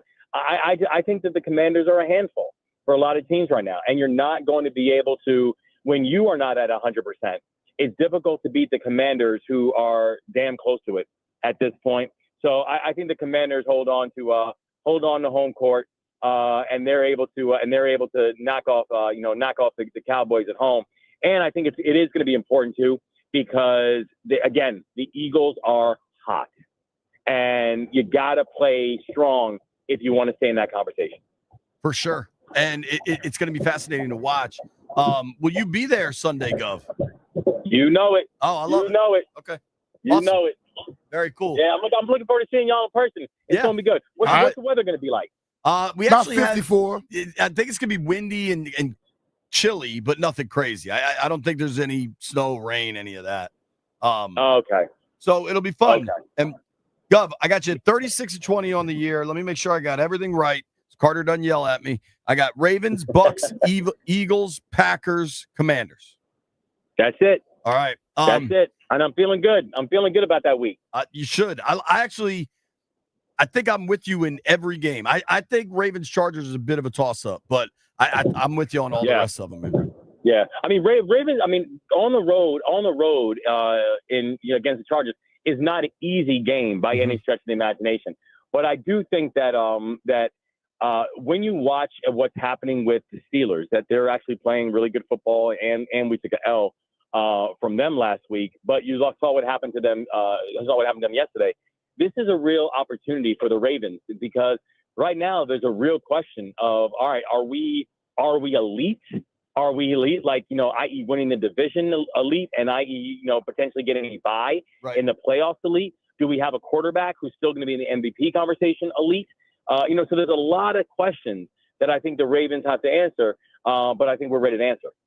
Governor, we appreciate your time, sir. Thank you as always. Of course, y'all. I'm going to see you on Sunday. All right. See you Sunday. That is I got Maryland Governor Wes Moore, 36-20 on the season, making his NFL picks. He's going Ravens, Bucks, Eagles, Packers, Commanders. I'm with him on the Bucks. I think I'm with him on the Eagles. I definitely like the Packers and Lambeau. Where are you at on those games, B? Ravens, Chargers. Ravens. Even out there? Yeah. I think the Ravens defense is good enough to affect that offense. And I don't know if their defense is good enough to stop the Ravens offense. We'll see. Now, I do like the Ravens coming off the Steelers loss. I think generally the opposite tends to happen. I don't know. Maybe I'm a Jim Harbaugh mark. What do you got? Bucks, Giants. Do you think there's any sort of bounce back with Jones being benched? Do you think Tommy DeVito, any magic? Well, he had some magic before. We'll see if he can find that again. I just think when you begin to have players leave, quarterbacks, and how people are treated, and I don't think a lot of people have a lot of faith in the coach or the damn GM, I think you're going to start to see a lot of turmoil going on there. It's funny that I agree with you first, but it's also funny how we, as a group, and I'm not including you, Brian, because you always point out to not do this, but people are so dismissive of DeVito and Cooper Rush, and DeVito and Cooper Rush have beaten Washington. Now, it was a previous iteration of Washington, previous administration, but like the NFL's a wild beast. I like Baker in this spot. I like Tampa in that spot. Eagles going to LA to face the Rams. It's kind of interesting that the Chargers are Monday night, the Rams are Sunday night. So it's 2 games at SoFi Stadium with 2 teams that are maybe 90 minutes away from each other in Baltimore and Philadelphia. They both have to fly out to LA. Just one of those coincidences. Eagles, Rams, what do you got? Eagles. It will surprise no one that I like the home underdog there. Jeff, you got a line on that one? Feels like a good week for the system, fellas. We're off to a hot start.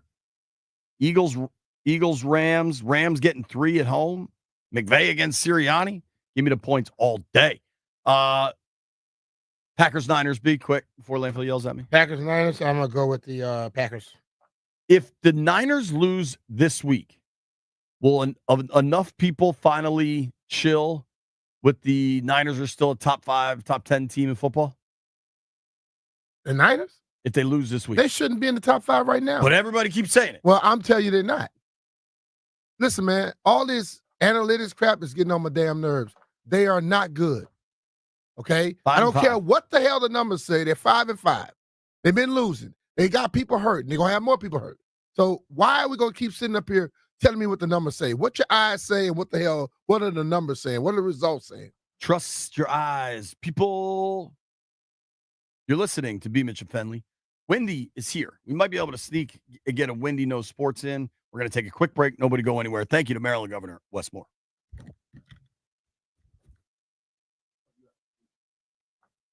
Hey, it's Brian Mitchell here. The NBA is back, and FanDuel, America's #1 sportsbook, wants you to catch all the action. And right now, FanDuel is giving everyone 3 months of NBA League Pass. All you have to do to catch every tip-off and buzzer beater is place any $5 bet on the NBA to get 3 months of NBA League Pass courtesy of FanDuel. Just visit FanDuel.com/Brian to make every moment more. That's FanDuel.com/Brian, BRIAN. Make every moment more with FanDuel, official sportsbook partner of the NBA. FanDuel Sportsbook is the official partner of 106.7 The Fan. You have to be 21 years old and present in Virginia. After 3-month free trial, the full price of League Pass will be automatically charged monthly. Cancel anytime. No refunds. Terms, restrictions, and embargoes apply. Limit 1 pass per customer. See terms at sportsbook.fanduel.com. Gambling problem? Call 1-800-GAMBLER.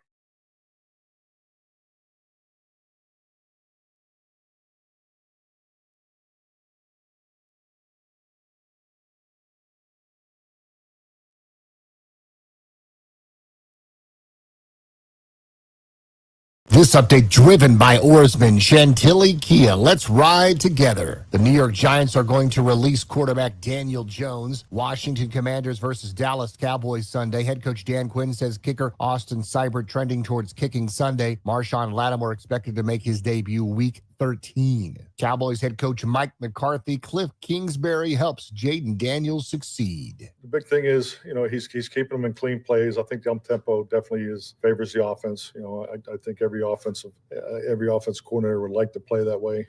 So I think that part of it's been very helpful. But he's dynamic. Chargers home game versus Broncos has been flexed to December 19th. Oarsman Chantilly Kia keeps their customers happy by offering great deals on the area's best selection of new Kias, each backed by the Oarsman Lifetime Edge, featuring up to $1,500 in extras. As they say at Oarsman Chantilly Kia, let's ride together. Byron Kerr on The Fan.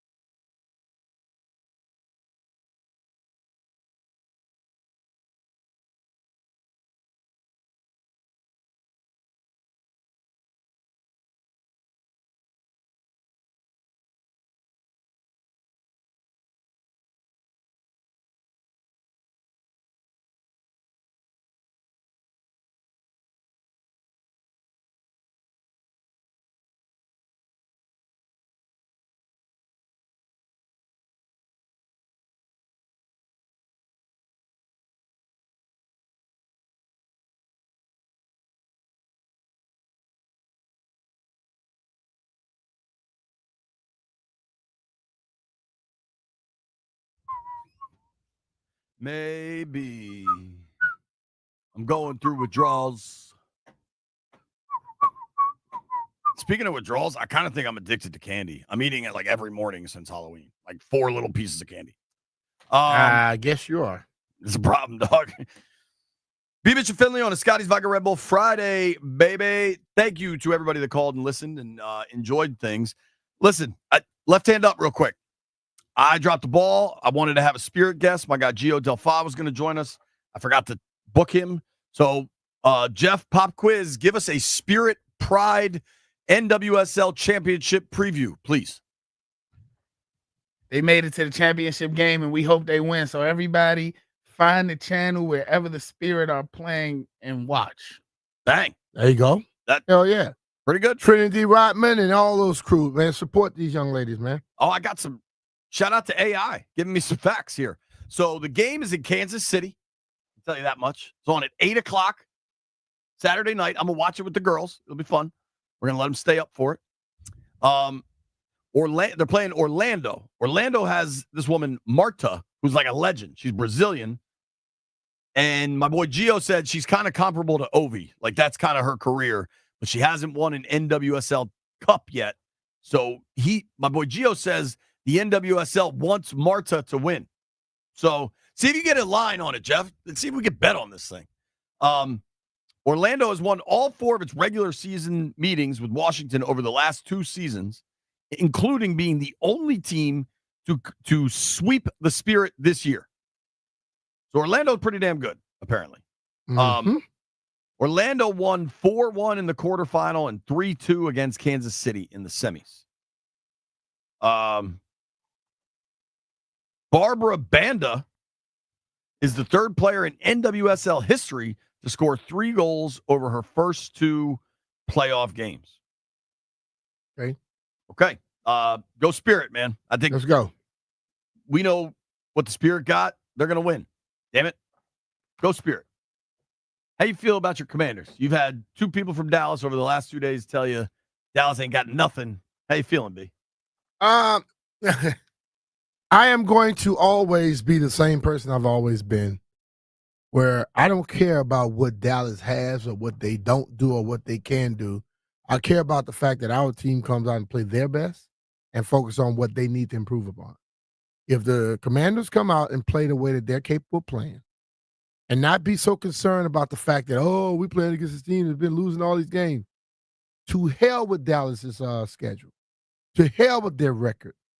Let's improve the things we need to improve upon. Let's get back to how we were pre-Steelers and during the Steelers, and let's catch balls. Let's be on time. Let's not have those untimely penalties. Let's not have little stupid things that are going on. Turnovers, fumbles. Let's not have that. Let's get back to what we were, and we win the game. We can't worry about what Dallas is or isn't. No one cares. They may care. We don't. We have to care about us. If we get back to what we are capable of, how we played this year, we kick their ass. If we start favoring what they are and not really focusing on what we can improve, we're going to have a damn problem.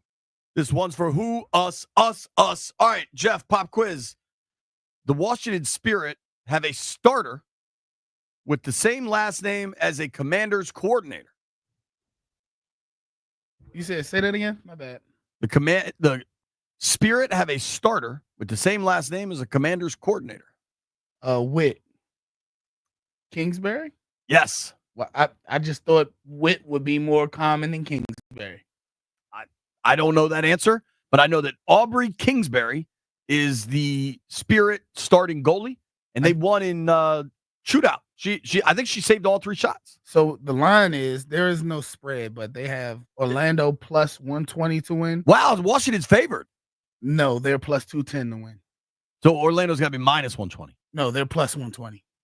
That's just weird. Yeah, that's just how soccer works. No. A lot of sports like that, they don't. Both teams in this situation where it's not about one is minus 115, one is plus 115 in soccer and things of that nature, and hockey, field hockey, and all that thing. It's about the chance of winning is slim. Yeah, but in this game, somebody's got to win. It's a championship game. They can't tie. It's a plus 120 and plus 210. Wow, that's not tied. So, I mean, clearly the Spirit are major underdogs. Go Spirit, go Commanders. Here's our idea. You want to settle up the week, Jeff? Who won the week? Jeff just keeps digging into the food. No, Take bro. it easy, I'm Jeff. trying to clean up so we can be out of here after this. Shout out to Mike and Penn Quarter Sports. So this is the standing for the week. In last place at 1-3, Jeff Walker. I love how you said that proudly. And it's in third place, Brian Mitchell. He's at 2-3. You lost last night, bro. How could I be 2-3? You was 2-1. I can only be 2-2, dude. You can't be 2-3. What the hell are you talking about? Hey, I'm just going by what it say here. You going by your wrong. Yeah. I'm 2-2. Well, either way, you didn't win. God dang it. I'm 2-2. All right, well, if that's the case, it's a three-way tie. It's a three-way tie. Because all y'all 2-2 then. But I had you down at 2-2 yesterday. I don't know how. You couldn't have me at 2-2 yesterday. But I picked the big one. Yeah, you picked the Sister big pick. Yeah, baby. you was down 1-2, and then you got your win. So you 2-2. I am taking the Spirit, we're and I'm all taking the 2-2. Rams, and I'm taking the Colts. I'm gonna have a big gambling weekend, Landfill. I can feel it. I'm due, baby. Jeffrey, let the people know it is Dallas week. Oh, yes. Everybody have a great week. It's officially Dallas week. Shout out to my boy Crankyton, Drew on the keys for making this banger of a beat. This is week 12. We won Dallas. One of the most historical rivalries in the National Football League. Washington versus Dallas. Although this rivalry may not mean much to the many people in the DMV, it means a lot. This game brings so many families together, yet it tears so many families apart. Although these teams have a rich history of playing each other, they only met in an NFC Conference Championship twice. And Washington won both times. Since an adolescent, I knew I loved repping that burgundy and gold when I got that starter jacket. Watching Santana, the cowboy killer. Man, I remember that Monday night thriller. Or let me take it back to the 6th of November when Sean scooped it quick after Troy blocked the attempt. Now it's time to go and lace him up again. But this time we gon' beat him with some old friends. Left hand up, it's a party at the Fed. Ain't nobody known to get down like this. Left hand up, down like this. Ain't nobody known to get down like this. Left hand up, it's a party at the Fed. Ain't nobody known to get down like this. Left hand up, get down like this. Ain't nobody known to get down like this. We need you rocking in your seats. We want Dallas. Rocking in your seats. We want Dallas. In the lower bowl. We want Dallas. In the nosebleeds. We want Dallas. We need you rocking in your seats. We want Dallas. In your suite. We want Dallas. In the lower bowl. We want Dallas. In the nosebleeds. We want Dallas. No, we really going on another level this Sunday. Like I told y'all, it means a lot. And to all my fans, don't feed into that build up to knock them down BS that the mainstream do. We here to support our boys. We on the come up. Get your left hand up. Get your left hand up. Get your left hand up. Knuckle Up Records.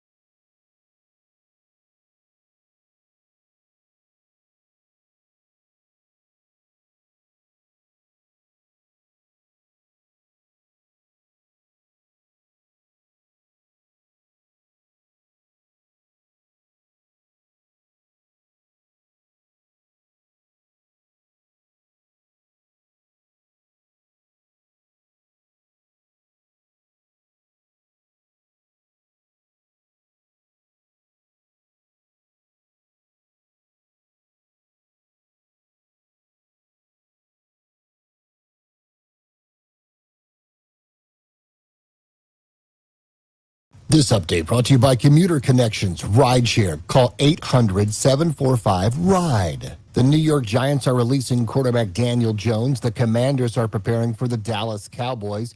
Head coach Dan Quinn says kicker Austin Seibert likely to be good for the game against Dallas, but Marshawn Lattimore will need at least one more week. Dallas Cowboys head coach Mike McCarthy on his impressions of quarterback Jaden Daniels. You look at the arm talent, as you go through guys, you start to separate them. Played a ton of football. That's something that I'm always impressed with. But he can make all the throws. He's athletic. I think they're doing a really good job. I think he's a great fit for Cliff's system. You got to be real impressed with how he's taking care of the football too. I think for a young quarterback, that really stands out also. Offensive coordinator Cliff Kingsbury on Daniels after the couple of losses. You narrow the focus, and it's like, hey, let's nail the footwork, let's nail the reads, progressions, the base stuff, and start there. And he's a guy who, when he is working at it, he works really hard. He's very focused, and so this week has been good to see him back out there going full speed and getting the reps that I think will help us play at a higher level. LA Chargers home game has been flexed December 22nd to December 19th against Denver.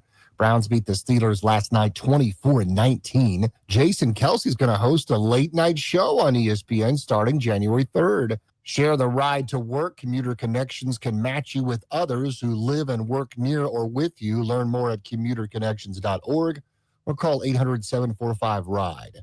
Byron Kerp on The Fan.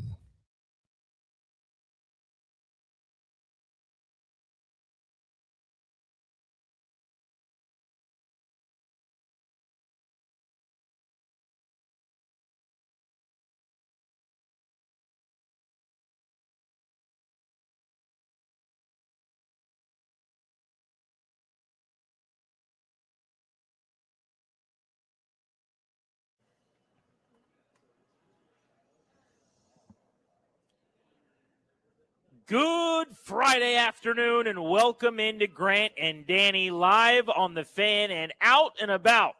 Our field trip series continues today at the Casual Pint in Falls Church. Come on out and kick it with us. We will be here all afternoon long from 2 to 6:30. We are fired up. Every field trip's been great. Yes. We've had great crowds. It's been a lot of fun. I got to tell you, though, the Casual Pint might have a leg up on everybody else, and here's why.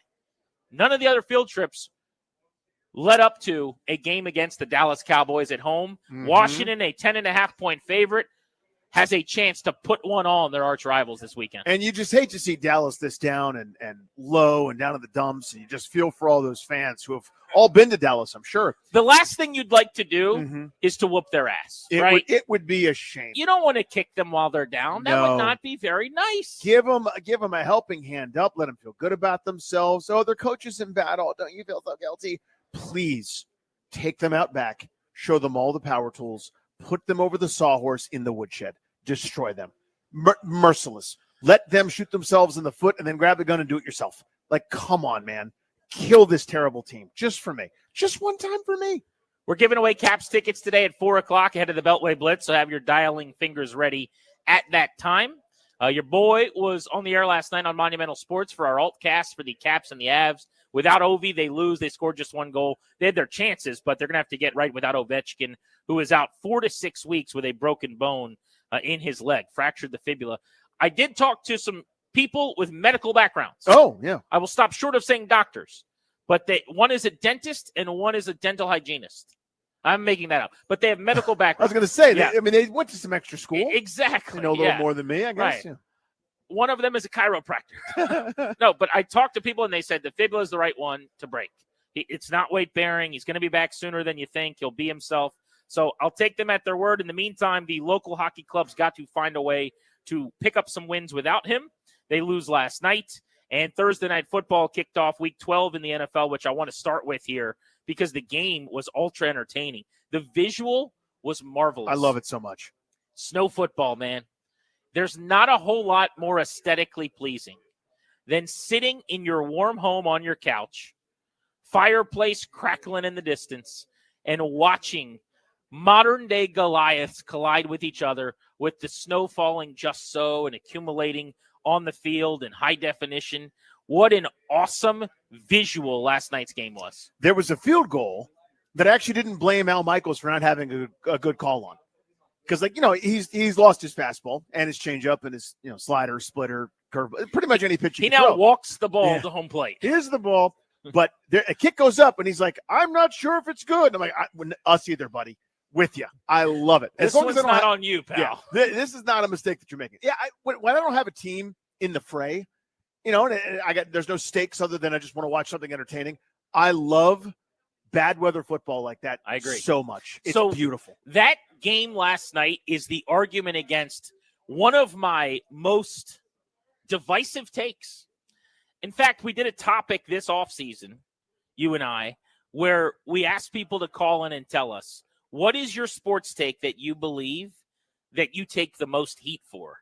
And my answer, if you remember, was that every single NFL stadium should have the option of a roof. And I understand that weather in football is the best and that snow games look amazing. My argument is just that in some markets, you can't get people to pay hundreds of dollars to go sit in the snow. The maniacal football fans that I love so much in Buffalo that also jump through tables and light themselves on fire at tailgates, they will sit there. Well, how about the 2-8 Cleveland fans last night? The Browns will do that. Steelers fans will do that. Yeah. Ask Josh Harris. I guess he hasn't really experienced it yet, but ask the previous regime. How did it work out when there were snow games in Landover, Maryland? There are certainly fans that want to go brave the elements and sit there and do that. But as a grown-up, most people don't want to opt into hundreds of dollars and commuting in traffic to and from in the snow and sitting in inclement weather. And so more and more owners who are fighting against being at home, watching in high definition, having your own food and drinks that don't cost nearly as much as what you're spending at the stadium, being able to monitor your fantasy team and, have 3 screens going and watch Red Zone at the same time. They're fighting against that. And so my argument is more and more stadiums will have a roof on them, including, by the way, in Cleveland, where Browns fans are livid because they're building a new stadium that is supposed to have a roof on it. So last night can't happen. So I know that as you watch that game, you go, here's where you're wrong, Grant. And I can't argue with you. It would be a sad day if we never saw another game like that. I just know that if I'm the business person making the money and counting the dollar bills who owns the team, I can't lose thousands and thousands of people every time the weather's not just so. Which I smell what you're cooking there, smelling what you're stepping in. My response to that is I don't care about the billionaires losing a little bit of a gate one day. Most of the people aren't watching live in person. They're watching at home. The America watched last night. So the few thousand people that might not have wanted to go to the Cleveland game, again, those maniacs, you tell them, hey, we're playing in a sewer. They'll sell the place out because that fan base is incredible. But for the rest of us, the visual, I will never sacrifice the visual. In fact, I go the opposite way. Enough of this dome, enough of 3 cities hosting the Super Bowl. Enough. LA, Miami, and Dallas sometimes does it, New Orleans. Enough of that. Cold weather Super Bowls, cold weather playoffs, outdoors, beautiful. I've always loved cold weather playoffs, like seeing the breath of Brett Favre in Lambeau Field in Green Bay as he's playing against the New York Giants and Kerry Collins or whatever. Yeah, just dudes, they're blistering because they have no sleeves on. And you can literally see the cold welts on I'm them. all for it. I disagree about the Super Bowl because last night a 2-8 team beat an 8-2 team because the weather basically evened the playing field. Yep. I don't think we should be doing that in the Super Bowl, although you theoretically would have 2 great teams. But I mean, you're someone who always says essentially they should not be making it easier for the inferior team in the playoffs. And totally, I get that. I would carry that all.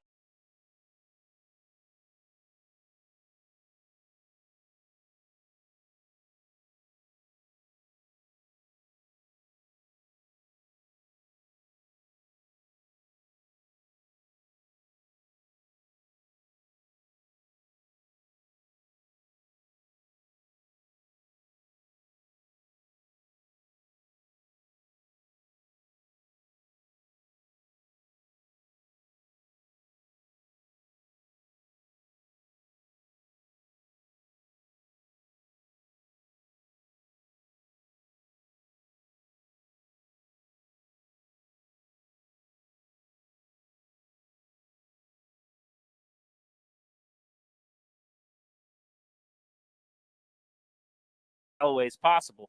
But the general gist of the argument is like, you're soft. You're a snowflake. Ironic that you're talking about snowflakes. There was a lot of that, right? Oh, that's actually really clever. I made that part up just now. But that's they didn't smart. Say that. They Thank should. you. But it was a lot. Whatever At that Grant is. H. Paulson, Yeah. tweet him that it's ironic that a snowflake is talking about. Yeah, snowflakes. it was a That's lot of good. it was a lot of that. Like, you must be a millennial, not wanting to sit in the snow. Cool, I guess. Tough guy. The point is, I think there are a lot of grown-ups that would just rather not do that. Yeah, I don't want to do that. I could think like my parents I could get them to go to a Commanders Cowboys game in October when it's 65 degrees. Am I going to get my mom and dad at this point, in the young 70s to go out to the stadium if I tell them might be 3 inches of snow? Probably not. Yeah. That's the whole point. You have to dig your car out in the parking lot afterwards. You want to do that? Fart noise. It No looked shot. awesome, though. It was so fun. And there was such a good quote from Jameis Winston, who's so funny.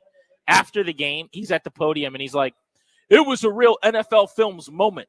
He's like, we were out there, the snow is falling, the lights are on, and I just thought, this is an NFL Films moment. He gets it. It's so great. Yeah. But this is the beauty of it is maybe on a neutral site tomorrow, if they played it was normal, you would think Pittsburgh wins that game. But the Thursday night wild card, the varying results are always so strange and odd. That happens all the time. Then you add in the weather. So all of a sudden, a team that was running away with the AFC North isn't anymore. They're now just a game up on Baltimore, who they just beat this past week. So that's how fast and quickly things can change in this week-to-week league. And even day-to-day now when you have 2 games in a week. I had enjoyed that, though. That was awesome. That was a blast. And it will be a sad day if and when those weather games don't exist. One other note on yesterday. You know what technology advancement has been awesome over the last few years is the ability to impose the yard markers and the numbers on top of the snow. So if you there, look, so it says first and goal. We're watching a highlight here on TV, but you can see those are not actual dug out yard markers to the extent they didn't do the leaf blower on that one spot. This is television technology that shows you every 5 yards, and on top of just like the yellow line, it shows you where the 5-yard markers are, where the hash marks are, and they drop that right over the snow. I think that advancement is a 10 out of 10. Yet another time where human beings have said, not today, nature. We got you. We'll condition the air to our preferred temperature, thanks. We'll be able to see where the yard markers are despite this sky moisture that's coming down. I love it. Before we get into the Commanders and the Cowboys, some huge NFL news to tend to right out of the chute here. Daniel Jones released by the Giants today. So this escalated quickly. Cue the Ron Burgundy gif. That it went from Brick killed the guy.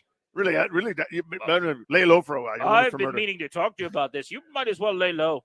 You're probably wanted for murder. We got there fast. He went from struggling and probably won't be back with the team next year to 4th string. Now he's going to play, safety. Apparently, I just saw from Steve Weish and company that he volunteered to do that because they're short bodies at practice. So it's not the scandal. Maybe some people want to make it, but still, and a nice statement. He's turned himself into a sympathetic figure, and he got himself released, I suppose, because it's in everybody's interest. The Giants don't want to have anything to do with him because if he gets injured doing anything football related, they're on the hook for a whole bunch of money. And he would like to be treated with dignity, courtesy, and be able to sign where he wants. And there you have it. And deserves to be. Yeah. Right? I mean, he's been a really good soldier. The crime he's committed is that he's not very good. Yeah, he's not good at football. And he's not as bad, by the way, as everyone in the public would make it out to be. Like Tommy DeVito or Drew Lock is not about to all of a sudden take those same players in that same team and rip off 6 straight wins and hum on offense, right? They won a couple games with Tommy DeVito last year, if you remember. You look at the numbers, they were a bad offensive team while they were winning those games. So is he good enough to have warranted the contract they gave him? Doesn't look like it. Has he rewarded them for that deal? Absolutely not. But as someone who has just kind of done everything the right way since the day he got there and taken slaps to the face like a love tap, I got no problem with them saying, you know what, let's do right by Daniel Jones. And I think more teams should do that with more players. The fact is, Danny, as you said, if he plays a down, it costs them dearly financially in the future if he gets hurt. Every single play is a risk for a guy that's torn his ACL, that's had concussion problems, behind that offensive line where he's harassed and incessantly under pressure anyway. Why risk it? What's the upside? So he could play below average quarterback? Yeah, but it's in addition to that, as I understand it, if he's working out at their facility and strains something or I mean, like all of it. Like there is, you basically you go from you're our guy to if we have you do anything and you get hurt, we're on the hook. So And they that's not a moved him position to you want to fourth be on in. the depth chart. Yeah, for that reason. So, I mean, to me, I think two things are true. And everybody always wants to make a definitive, it's only one thing. I think they've done a terrible disservice to him, talking about the Giants and Daniel Jones, by never surrounding him with good talent. I'm sure they tried, and they swung and missed. This is the first time they actually have a legitimate, good playmaking outlet at receiver pretty much since he's been there, right, in Malik Nabers. And he's been in and out mostly. Yeah, and he's hard. That's not anybody's fault. That the process is good there finally, right? We got someone that's good. Their line has struggled. Offensive coordinators have been a hot mess. Nothing about that situation is any good. I don't know who would thrive there. Only like a couple, a small handful maybe at most of superstars would be able to rise above the nonsense. I think that's true. I also think he's not very good. I think both those things are true. How bad? I don't know. Maybe you're somebody that can really tell you and break everything down in a really refined way. I know that when he doesn't play us, he doesn't produce very much. Against Washington, he's been great. And then he had a great game against like a 1-15 Lions team a handful of years ago. Other than that, it's very below average. Again, huge factors are how bad the team around him is, but also he's not very good. Yeah, for the Commanders fans that are out here today watching us, we're at the Casual Pint in Falls Church. They hear Daniel Jones gets cut, and if they only knew about Daniel Jones, what they've seen Pick him up in now. head-to-head matchups, they're going, wait a second. Why is Patrick Mahomes 2.0 Seriously. being released? This is one of the greatest players in the league. 14 touchdowns, 3 picks, 70% completion percentage. He's so good. Dominates Washington. Against Washington. Dominates. But there's a lot of other games there on that ledger. But I think everybody here, while he'll be the sympathetic figure based on going from a week ago them saying he gives us the best chance to win, he's the best player on the depth chart, which he is, to them correctly making the decision, all right, we're now all but eliminated from the playoffs. Mm-hmm. We're trying to get the top pick in the draft to get the next quarterback because he's not the guy. The right decision again, by the way. We can't play him, so we're not only making him the backup, but if you make him the number 2 quarterback and then Tommy DeVito gets hurt, he's right back on the field. Yeah.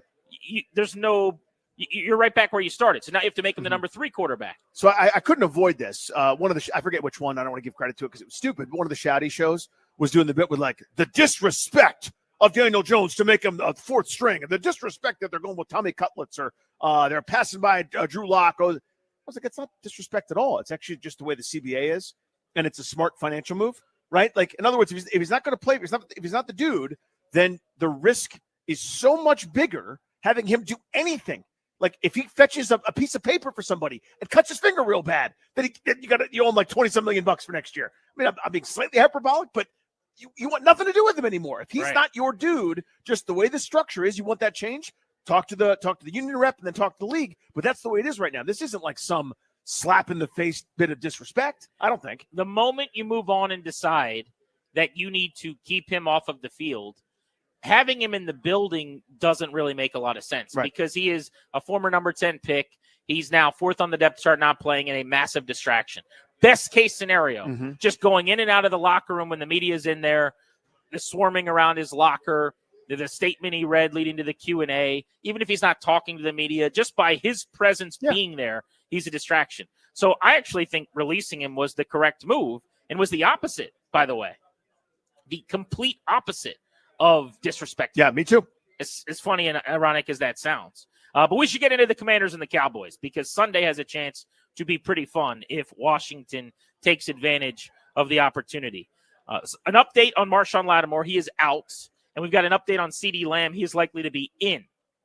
Arrow trending up as well on corner Deron Bland, who once led the league in interceptions under Dan Quinn a couple of years ago. He's expected to play his first game of the season after having an issue in the preseason. I think a stress fracture. So he'll be back on the field. The line is massive, double-digit points. Does not happen for the Commanders. Does not happen at home. Doesn't happen against a division team. What is your level of confidence that this ends up being the get-right game that it looks like it could be on paper, as opposed to actually being a typical tight NFC East matchup? That's what we want to get into on the phones next on the MGM National Harbor listener lines. How do you see this game? Get-right matchup where they blow out the Cowboys, or a squeaker one way or the other where both teams look similar as the game plays out? 800-636-1067. We'll dive into that next on Grant and Danny from Falls Church at the Casual Pint. We'll be here until 6:30 on the Fan.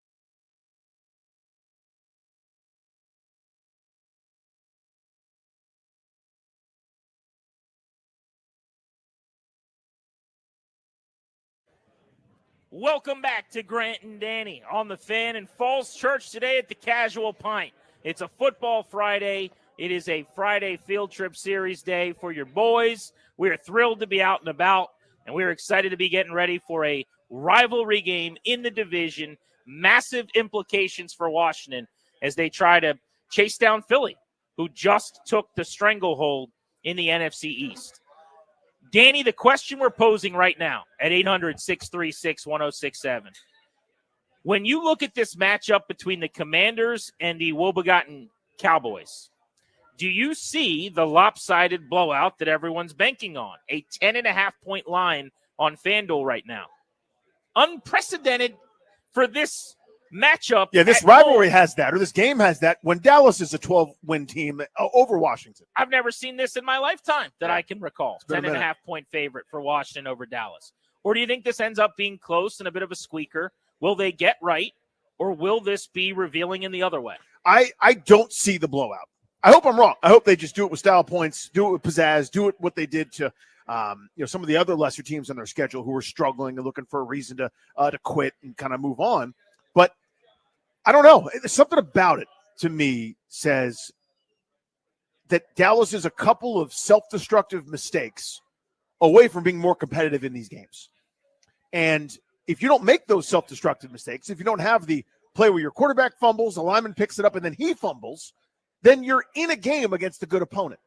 And something about these divisional games where Washington has played the Giants 2 different times, and they are leaps and bounds better than the Giants. Any objective person would easily be able to see that, and yet they've been these nip and tuck, one-score games, etc. So that, the old stupid adages and cliches about it's two divisional teams matching up, you throw out the records. When these two teams get together, you throw out the records. That's annoying, but there's something to it. So to me, this is a little bit sloppier. We're not going to get the thing that we want. We're not going to get the full meal. We'll get it happy. I think they win the game, but I think it's closer than we all want. So you just said you think it's a couple plays basically, and these games go different. They've played twice now without Dak Prescott. They've lost 34-6 and 34-10. I don't think either of those two games were that, where it's a play. The Philly one wasn't. I mean, they were throttled. You thought the Texans one was that? Yeah. See, I think if they play with the group they lined up with and lost by 24 to Houston 10 times, I think they lose that game 9 times. I mean, to me, they got whooped pretty good. It's the NFL, so there's going to be opportunities as a professional operation and outfit to stay in the game. But here's how I see this thing. First of all, I think the Commanders are going to be able to run the ball at will. The only way that wouldn't be the case is if Dallas completely stacks the box and then is one-on-one everywhere else, which if they want to do that, they could try. They got Deron Bland back. Mm-hmm. Their secondary is healthier than it's been at any point the last probably several weeks. Jordan Lewis is back as well, and maybe that will be their prescription here. But look at their rushing totals. They give up 151 yards a game. That's 31st in the league. They're the 30th ranked defense out of 32. You just saw the easy 100-yard performance for Joe Mixon. That was a half's worth of work for him. Exactly. And it was like a yawning second half where they really didn't feed him. I think this is a big Brian Robinson game. I think this is an Austin Eckler opportunity. I think when they're tired, you give it to Jeremy McNichols.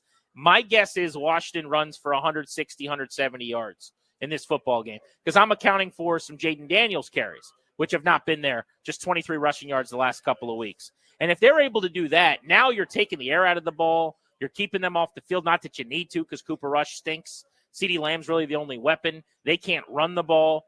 It really makes them be very precise on third down or they're going 3 and out and they just never see the football, which is how I see this thing playing out. I do think they're going to cover the number or be close. If they don't, then maybe they're not as good as I think they are right now. But I think Washington's pretty solid. I think the Cowboys are terrible. And I think this is going to be a 12 or a 14-point game. I hope you're right. Because to me, and we're going to talk about this later on as the show progresses, I do need some style points this week. And I probably shouldn't. I don't mean to be greedy. Need for what? That's a great question. They can do whatever they want. I mean, these are the professional football players. I have nothing to do with them. Obviously, I'm just a stupid, pudgy fan. But for my own confidence level, for my own security, for my own validation, right? I need this slump, minor setback, swoon, whatever you want to call it, not to be the beginning of the rug pull, not to be the And then this went wrong, and then that went wrong, and then it turns out his rib was worse than we thought. Like I can't do we have the promised joy, and then it's ripped away from me again. Mentally, it's just as a fan, I can't do that. You have a bad team. I know that there's more baggage with it, with the division rivalry, and their stupid fans are everywhere who've never been to the city, and you're all reprehensible, and I hate you.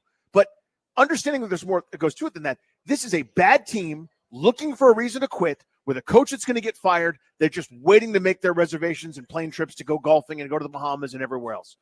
Kick their ass. If you do that, it says that you've graduated from that middle tier that we thought they were out of. Like, I want to make sure that we're not getting pulled back into that general bucket that 80% of the NFL occupies. I think that is what's at stake in a lot of ways, even if it's just from a narrative standpoint or a perception standpoint going forward, that a decisive win means there's a reason we were calling them really good playoffs, top couple of teams in the conference a month ago.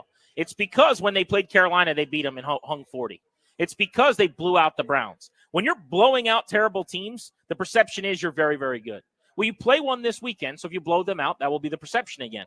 If you squeak out a win and now you've lost 2 straight, and then you won a game that you should have won handily by closer, you're absolutely opening the door to the conversation of a regression and maybe not being what people were assuming you were going to be. So I totally agree. That's what's at stake in this game. A good performance, a strong, well-coached team, protecting the football, and just working an inferior opponent. The conversation is, all right, let's get ready for postseason football in the nation's capital. Where are they going to go? They might not win the division. They might have to travel. Are they going to be in Atlanta? Are they going to be in San Francisco? Where's the matchup going to be? But if you lose this game, or if it's tight, I totally agree with you. It's a completely different conversation that we will be having. I just don't see that loss or that game that comes down to a field goal. I think they match up really well with the Cowboys. The teams that would worry me, spread them out and throw it with personnel in the passing game. The Cowboys don't have Dak. They've got a backup who is not a starter in this league, throwing to CeeDee Lamb and nobody else that worries you. They have scored 1 touchdown in the last 2 games, and it was on a 64-yard play where the Texans had a meltdown defensively. That's the only touchdown the Cowboys have scored. They have not been able to manage 1 touchdown drive over the last 2 weeks. If this offense is what we think it is, they should have to manage 4 of them, 3 plus some field goals to beat Washington. The math doesn't math for me. It would be a gigantic letdown. And everyone says, oh, you guys are taking this game for granted. First of all, I'm not on the team. I don't coach and I don't play. They can't take the Cowboys for granted. They have to do their job. Yeah. I'm just a dude sitting here looking at a bad football team going, that's a bad football team. You should beat that team. You know what would happen if the Chiefs played the Cowboy this weekend? They would beat them handily. Or the Lions. Yeah, they 25, already played 2016. them. Offensive linemen were throwing touchdowns to other offensive linemen as they scored 50 points and embarrassed them in Dallas at their home stadium. That's what good teams do when they play this awful team. And then the last thing, if you played them, Danny, and you both had played on Sunday at 1, different situation than even this. Washington's the most rested it has been since week 1. They have had 10 days, a week and a half to prepare. The Cowboys played on Monday night, and now they're traveling. Look at the metrics on teams that play on a short week and travel. Even when they play teams that are better than, the percentages of winning go down, let alone when you play a rested team that's better than you. There is no excuse not to handle their business on Sunday. Everything you said, I agree with. I don't know how to. It's the kind of thing again that wouldn't hold up in court, right? It's a vibe, it's a feeling, it's whatever, right? There's an assumption that this is your get right time. You just played 2 really good teams, 2 of the 3 best teams in your schedule. You just finished going through it. You lost to them. All right, fine. Now we can regroup because we've got an opponent that's reeling, that's weak. I agree with everything you said. I think there are top of my head 26, 27 teams this weekend that would beat Dallas if Dallas was traveling to their place. You're 100% right. This division thing, I can't get past the Giant samples because I would have said the same thing about them. Well, one of those was in week 2. Doesn't that mean anything to you? I think that was a different Commanders team. Quite literally, Jaden Daniels, until the second half of the Giants game, didn't become Jaden Daniels. I just think that's a different – I will give you the more recent Giants game, but it wasn't as close or as problematic. Yeah, I mean, to me, that was the start of the renaissance in that one, and you still are a Malik Neighbors drop and a field goal kicker away from losing that one. nip and tuck with the Giants. I mean, they were better than the Giants then. They were better, the second time they played. It was still a one-score game that was in doubt. That's all this is to me. It's this nagging feeling like there's been some find out, there's been some discovery, there's been some adjustments made, and there may not be something in the bank here for Washington to counter it. All right, let's check on the phone, see how people are feeling. 800-636-1067 is the number on Grant and Danny. We'll start on line 1 with Sean in Fredericksburg as we get ready for this Sunday game. Do you think this will be the get-right everybody's expecting, or are you worried about this matchup? Well, I agree with Danny. Like, it ain't going to be – I don't think it's going to be a blowout. It's still the Cowboys. Cowboys had our numbers over the years, and they still got players like Michael Parsons, and we just can't get above ourselves, man. We got to play game by game. And also, if it's a blowout, is that false hope for the remainder of the season? Oh, interesting. Because it's the Cowboys, or it's division game. What is that telling everybody? What is that telling the NFL? What is that telling us as fans? What's that telling the Commanders team? Appreciate you, buddy. What does he mean by that? So, in other words, like it's almost like not fair because it means there's no upside for the game. If you do what you're supposed to do, it's like, okay, yeah, well, they stunk. And if you don't do what you're supposed to do, okay, then yeah, you're not as good as we thought. Well, it's hard to blow teams out. Right. Only the really good teams blow out the bad teams. If they destroy Dallas this weekend, for me, I'll go, phew, okay, the thing I thought before was right. They're good.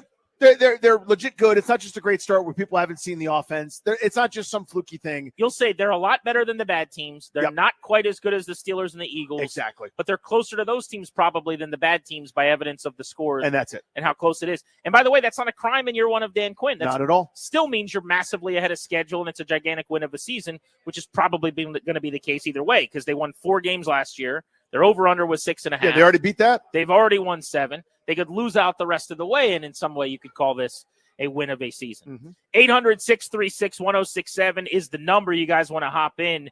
Do you see this as a lopsided matchup and one of those rare games? We can still remember them. The Chris Cooley 3-touchdown game, the 35-7 beating of the Cowboys. Most fun I ever had at that stadium. There's been like one every, 8, 9, 10 years over the last 3 decades of this rivalry where you just get fat on Dallas. Is this going to be one of those days? G&D on the Fan.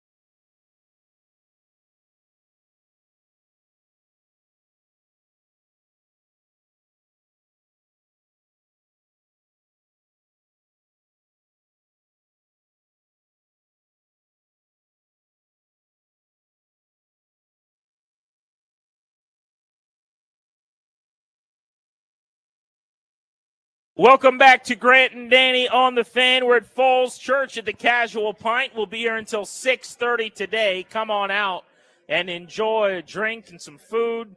Watch the show. Kick it with us. We're making the rounds, chatting with listeners. Should be a really, really fun day. We're getting ready for the Commanders and the Cowboys. We want to know from you, what are your expectations for this game that everybody seems to think will be lopsided? Just look at the sports books. They've got Washington as 10.5-point favorites. Very simple for me before we get to the phones. I don't think the Cowboys are going to be able to stop the Commanders' run game. I think Brian Robinson goes for a bill. I think Washington runs for over 150. I think they take the yard of the ball, and they just kind of beat them into submission. It's good on not very good. I think the Commanders win this game by closer to 2 touchdowns than a field goal, and I do think the cover's in play. I hope so. I think it's going to be sloppier than that. I think we're going to look up in the third quarter and be like, why aren't we blowing this bad team out? If you eliminate some of the disaster plays that Dallas has done, I mean, it's on their resume. You know what I mean? It's not like they can hide from them.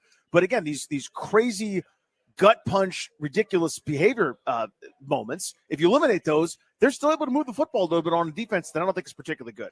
Jay is in D.C. Jay, what do you got on Sunday? Hey, what's up, Grant and Danny? Thanks for taking my call. Thanks for making it. Hey, man.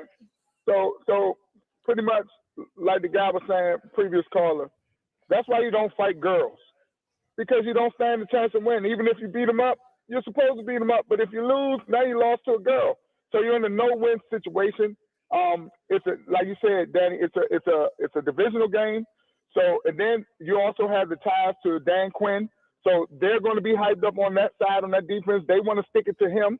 We want to stick it to them. It's an emotional game. How often is it a risk Commanders Cowboys game, home game, where it's actually a home game for us? That stadium, even with the records, it's still going to almost be like half and half. So it's not truly a home game. Then also, thanks to Sir Isaac Newton, an object in motion wants to stay in motion. Our offense has been stuck in mud lately. It's hard for me to believe that they're going to all of a sudden up and start hitting on cylinders like we were when we were beating teams that we were supposed to by 30 and putting up big numbers, as opposed to now getting out of this rut and then we all of a sudden we hitting like gravy. So I think it's going to be a close game. It's a great call. I appreciate you making buddy. it. The only thing you're forgetting is the second law of motion with Isaac Newton, which is when you play really good defenses, it's harder to move the ball. I think the apple hit him, and then he discovered that one. Yeah, the 30th ranked defense out of 32, it's suddenly easier to move the ball. Yeah. So I don't know how much I would worry about like those two games relating to this one. It's not like Washington's forgotten how to move the football. They went up against Pittsburgh. They went up against Philadelphia. I think by and large, though, makes really good points. If this is a home game for Dallas, good. They're terrible at home. They're worse at home than they are on the road. So make it a home game. Let's go play it in Jerry's World. That would not bother me. Let's go to Bill in Lorton. Bill, you're on Grant and Danny. Hey, Grant, how you doing, Funny Danny? Hey, buddy. I don't even want this thing close, Grant and Danny. I want him to do just like Danny said, take him to the woodshed, bend him over, and spank that butt. And like you said, Grant, not even close. Tar and feather them and send them home. Tar and feather them. He wants I think a lot of people want that. Well, that's what we all want. Yeah. No, we're not asking, do you want the beat down? Because that'd be a pretty easy segment, right? Do you expect? Would you like them to beat Dallas handily? Yeah, I know. But it's again, I posted a poll at Funny Danny on Twitter, and I know like it's the normal football machismo, reactionary, tough guy stuff. Is like, nope, stop, points don't matter, just win. It's the NFL. I get that. I'm talking a bigger picture here, right? The nuance I know is going to be lost on some, and that's fine. My point is, if they are scuffling and eke out a win against Dallas, I'd rather have them win the game than not. So that's my first choice, obviously. Clearly. But in terms of going forward, doesn't that change your eye line for what the previous sample showed us? Doesn't that force a reevaluation of some things? Doesn't it force you to confront the fact, not you in particular, GP, but one listening, doesn't it force you to confront the fact that maybe there has been something found out? Maybe it's not as good as we thought. Maybe, they're not quite as far along. They're much further along than we expected. They've already doubled their win total if they win this game from last year. But it's not, we were dreaming of NFC championship games 2 weeks ago. we need to slow our roll a little bit. I don't necessarily want to have to play that game. I guess that's all I'm saying. Yes, and you would be, I think, within your rights of quote unquote playing that game if they play a bad game against the Cowboys. That's true. If they dominate, let's dream again. Absolutely. I'm glad that Jay and DC 2 callers ago brought up the Dan Quinn element because we've not talked about it much this week. The advantage is to Washington's side, not Dallas's, with the familiarity of the two staffs. Here's why. Dan Quinn's defense in Dallas was built around those players, and he ran a version of what he's running here to the skills that he had on staff. But when you change organizations and you have a different DBs coach and a different D-line coach, and you have different players at every position, you're not running the exact same thing. Mike McCarthy is running the exact same thing that he ran last year. Is there new installs? Are there some new looks? Are there some some different things that are not quite 100% the same? Sure. But by and large, the Cowboys offense is way more similar to what it was last year than the Dallas, than Washington's team is with a new coach and more new players than any other team. So having Dan Quinn and Joe Witt and Dorrance Armstrong and Tyler Biotish on both sides of the ball is a great benefit to Washington in their scouting and preparation that really doesn't go the other way to the same extent. Let's go to Rick, who's in Vienna on Grant and Danny. What's up, Rick? Rick, are you there? You will get nothing. Nothing for you, Rick. And you will like it. Grand total of 0. Barbara in Manassas. You're on Grant and Danny. How are you? Hi, fine. How are you? Good, thank you. Thanks for the call. Hey, picking up the call. We don't need just a woodshed. We need a good old beat down. We need a moral boost up, get back on our high, and let's charge. Quit with the coulda, woulda. We can. We just have to believe it. That's it. She's going full pep talk. Very right succinct. I like it. If I was able to do something about it, I would. I'd go out there for you, Barbara. I'd work hard. She's like pumping us. I'm like, I can't do anything. I'm just taking notes. Now, Danny, you're 45 and not athletic anymore, and you hurt your knee stepping down from a stool in Philadelphia. But you go out there on Sunday and you kick ass. But you did, in fairness, that was a tall stool. Like the stool you stepped down from, anyone could have gotten hurt. Well, now that we're talking about it, there were power cords on the ground. There were. So, you had to step over one of them. Yeah, I hopped over the power cords, and it's ligament strains in my knee. That's what happened. Let's go around the NFL with Ted Wynn next. He studies the film for The Athletic. How bad is Dallas? What does he make of this matchup? And we'll look at some of the other best games of the weekend slate. Week 12 is underway. We're Grant and Danny. We're in Falls Church at the Casual Pint. Come on out. Hang with us today. You're listening to The Fan.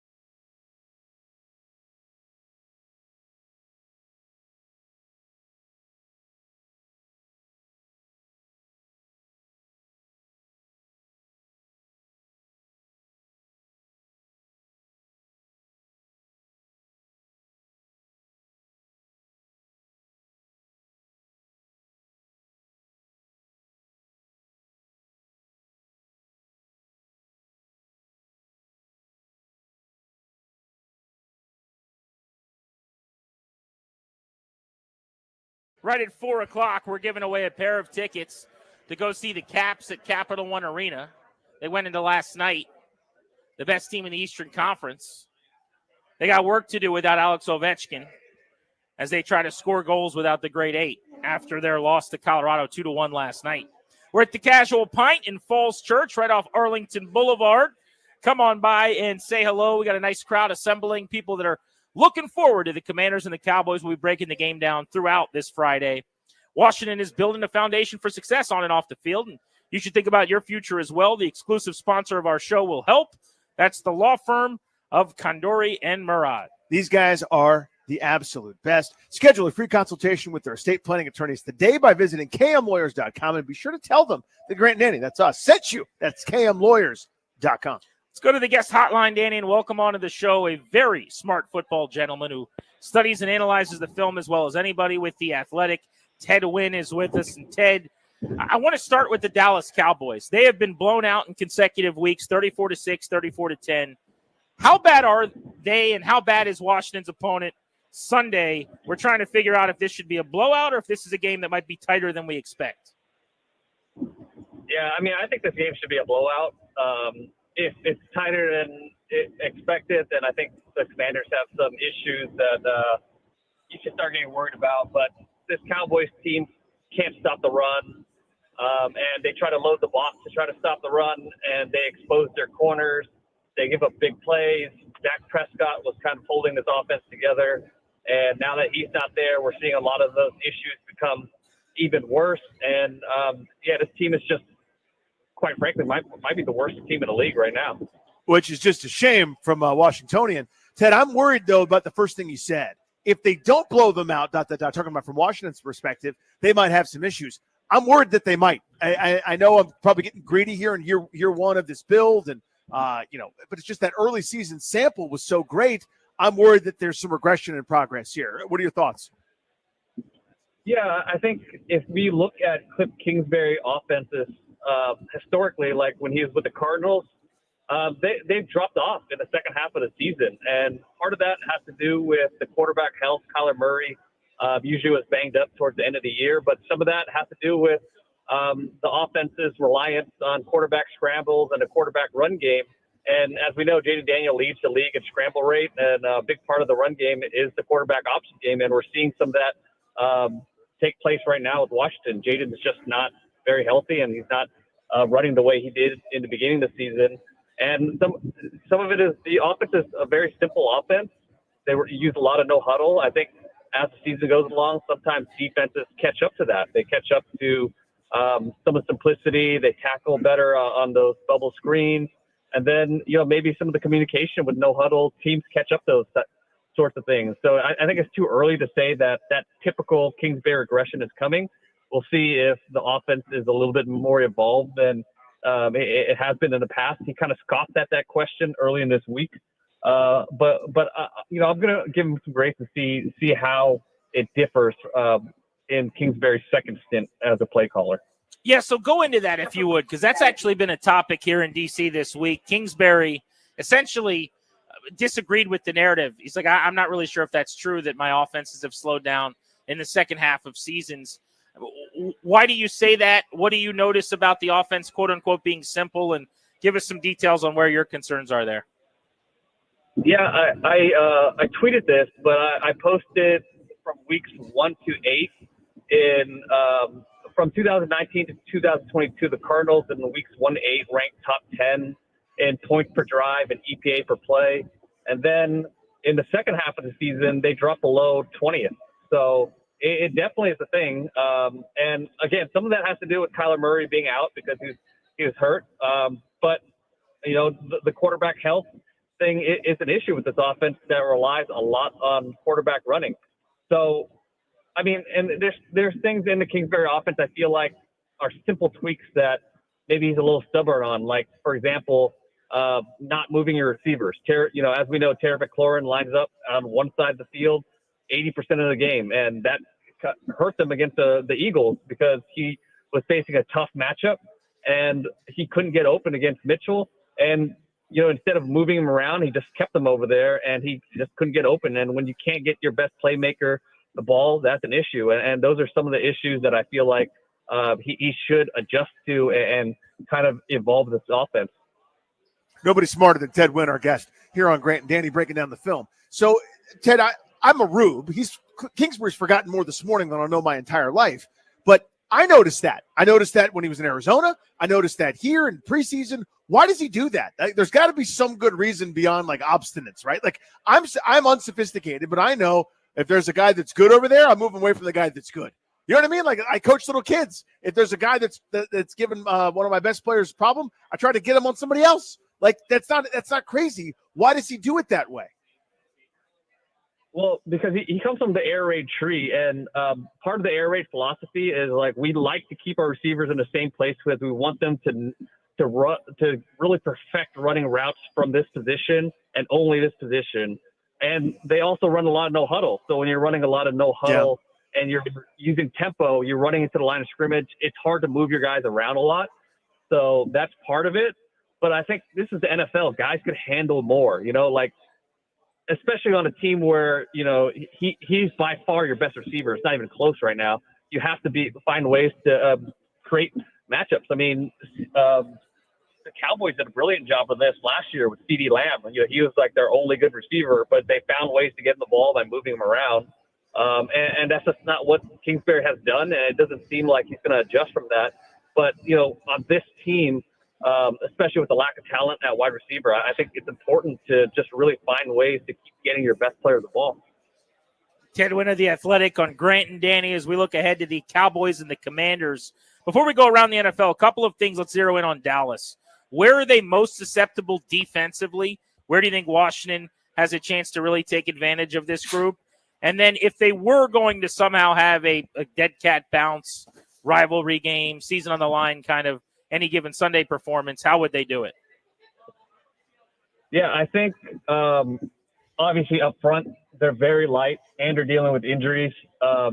Teams have been able to run on them all season. And Mike Zimmer has really had to adjust his defense. Like he doesn't want to be a single high team. He doesn't want to put that eighth man in a box, but he's kind of been forced to. So he can't get into some of the pressure schemes and coverage designs he wants to. So obviously this Commanders team has been one of the best running teams all season. So they should be able to run the ball on them. And when they're loading the box and you're getting one-on-one coverage, hopefully Terry McLaurin could take advantage of that on the outside, and you could hit some of those deep balls that we saw early in the season. And sorry, the second part of the question was how can the Cowboys make this a muddy game? Yeah, if on Monday we have you back on and we're like, whoops, we were all wrong. Like what happened? Yeah, I think it would have to do with just crazy blitzes and really gambling on defense and creating negative plays. And maybe playing some tight man coverage. I mean, it's a high variance defense because you have corners like Stephon Diggs who gambles on pick sixes. So maybe he gets a lucky one, he gets a pick six. And those types of plays are the ones that could really change the game. Ted, my last Washington specific one is, what have you seen from Jaden Daniels, both beginning of the season and then maybe these last few weeks, sort of post rib situation? We still don't know what the exact injury was, by the way. Just sort of motioned to his side and said cartilage, and everyone just had to stop asking questions about it. But what have you seen kind of pre that and then post that? Yeah, he just doesn't seem like the same runner he was early in the season. He still leads the league in scramble rate, but he just didn't do it very much against the Philadelphia Eagles. And when you take that part away from the Commanders' offense, I think it really hurts it. And obviously Jaden played out of his mind early in the season, but we still have to remember he's a rookie quarterback, and as encouraged as we are about him, training wheels help, and having that ability to run is like training wheels in your offense. And now he's kind of forced to play the game on all Madden mode, and he's struggling a little bit. And the Eagles defense is pretty tough to be fair. So maybe we see him bounce back against the Cowboys defense, which should be a little bit more simplistic because of their limitations.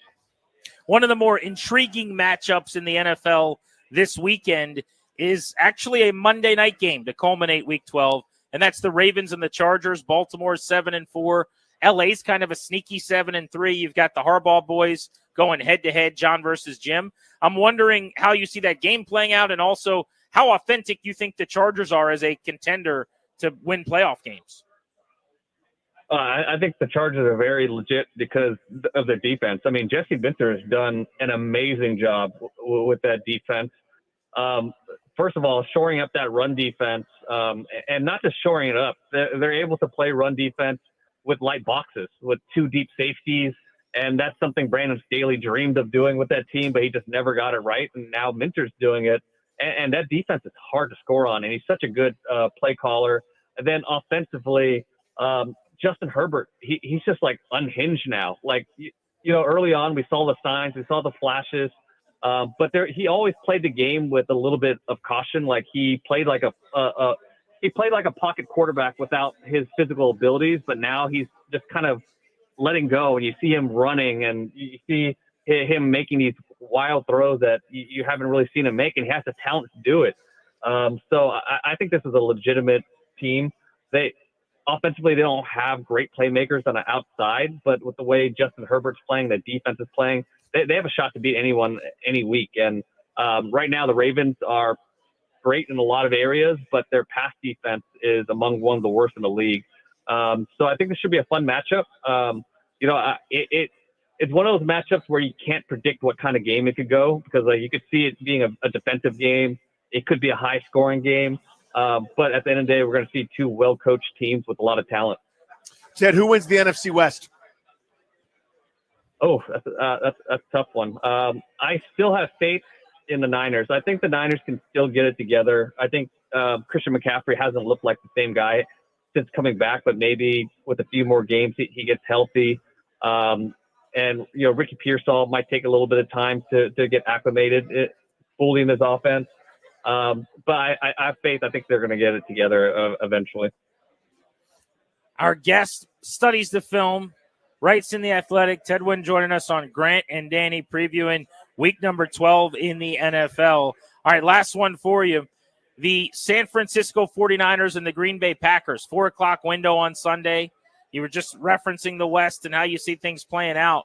I'm curious about the home team, Green Bay, 7-3 in a loaded NFC North. Jordan Love turns the ball over a lot. How much of that is him? How much of that is maybe the entire offensive situation? Where are you at on the Packers? Yeah, the Packers have definitely not lived up to expectations or preseason expectations, because a lot of people are expecting this offense to be a top 3 type of offense, and they're still explosive. You still see those amazing plays, but they just haven't been very consistent. Jordan Love hasn't been accurate, and like you mentioned, he's been throwing those interceptions. And part of it is he's dealing with injuries. He's not as mobile as he should be. And those receivers are maddening to watch because they're so talented, but they drop the ball. They run routes in the wrong places. So it's a very inconsistent offense right now. But saying that, they're still I forgot what the record is, but I still only have like 2 losses on the season, or 3 losses on the season. 7-3, yeah. Yeah, 7-3. I mean, it's pretty amazing that they're 7-3 with all those inconsistencies. So I think they are a vulnerable team. But I think their defense has improved a lot, and not that they're an elite unit defensively, but they're good enough, and they're high variance, and they've been kind of lucky to win some of these very close games, including that Bears games that had to block a field goal at the end to win. So I think the Niners are a better team. But the Niners are also dealing with some injuries. Brock Purdy, questionable. Nick Bosa's questionable. Trent Williams is questionable. But I think if all those guys play, I would take the Niners in that game. Ted, you were the best, man. Really appreciate the time. My plan is to continue to read your stuff, then casually drop the nuggets you share in conversation to sound smart. Thank you, buddy. Have a good one. Appreciate you. Follow Ted on social media. I want to go back to the Kingsbury point that he made, though, because we've talked a lot about this. We've had different callers say, are we sure there's a real regression, right? I mean, maybe it was just that he was a head coach and it was the Cardinals in totality. Weeks 1 through 8, this is 2019 through 2022. Weeks 1 through 8, points per drive, Arizona was 6th. Points per drive, weeks 8 through 17, they were 20th. Weeks 1 through 8, EPA per play. That's the metric everybody was using when we were talking about Daniels as the number 1 player in the league and Washington as the number 1 offense in the league, right? Each snap, how many points essentially is that rep worth? 0.04 10th in the NFL, weeks 1 through 8 in Arizona from 2019 to 2022. He went from 10th to 24th in EPA per play. Now, Kyler got injured for part of that time, and that's going to set you back. But it still doesn't answer the bell on every single season, a seeming reoccurrence, and the people like him that watch the film so closely who like to say that this offense is somewhat simple. I think his run game is way more complicated now. I do too. They run a lot of different looks, the same run out of the varied formations and personnel groupings, 5-6 snaps in a row, sometimes on their opening drives in their first 15 script. That's not always the case for the whole game, but he certainly, when he has the week to prepare, draws some of that stuff up. And I give him credit there. But I think in the passing game, there is possibly less of that creativity sometimes. Yeah, I think, you've seen the evidence of it here. Good defenses have answers. Now, I know they're good defenses. They have more answers than most will, but they force Washington into some uncomfortable spots. If you get, a good result on first down, either a short pass is incomplete or you stuff a run, you get some 3rd and longs. And early on in the season, that was a joke for Washington. It's not now. Guys aren't running as free as they were. Let's predict Jaden Daniels' line next. And we should also open up the phones on this on the MGM National Harbor listener lines for you guys at 800-636-1067. What kind of day are you predicting from the kid quarterback? Do you think this will be a prolific performance? Predict Jaden Daniels' line with us. We'll do that next on Grant and Danny on The Fan. We are at Falls Churches, the Casual Pint. Nice crowd today. DC sports fans hanging out. We're getting ready for football in the DMV on Sunday. A chance for Washington to get their first win in 3 games. This is The Fan.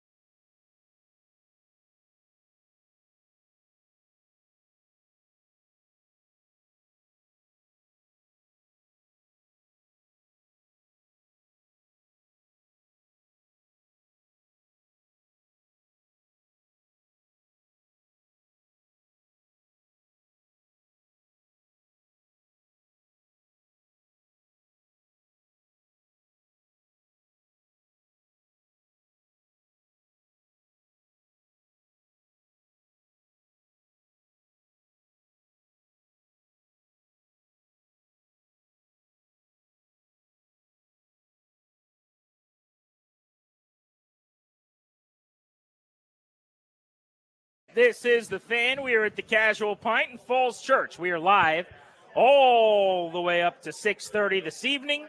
Thanks for making the show part of your day. You don't know what I'm doing tonight, Danny. Oh, okay. Here we go. You're going to a high school football game. I wish I was, but I'm not.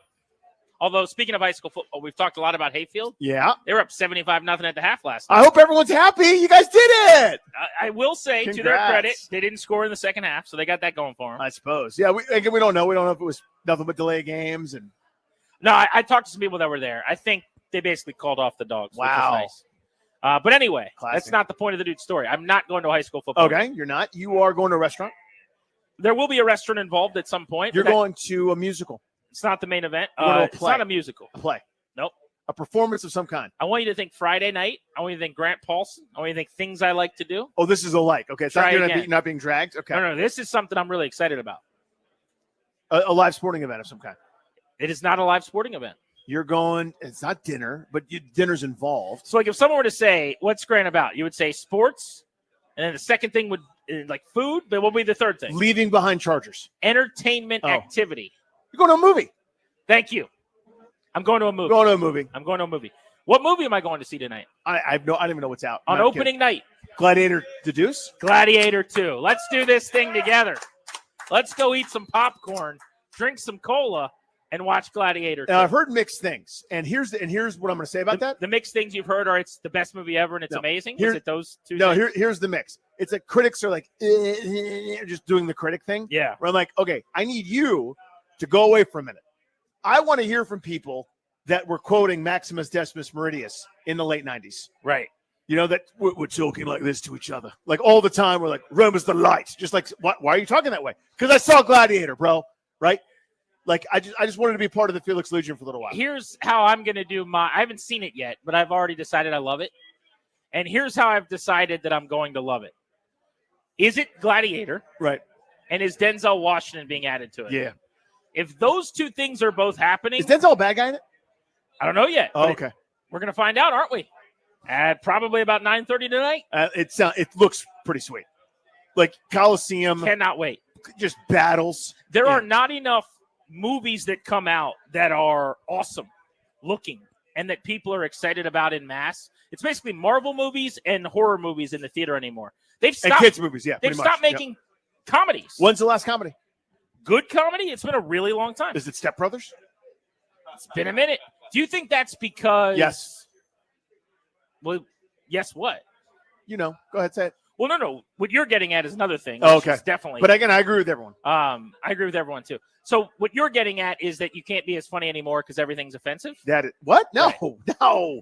Yeah. But the other part of it is, for whatever reason, they've just decided that there's not as much money to be made because people.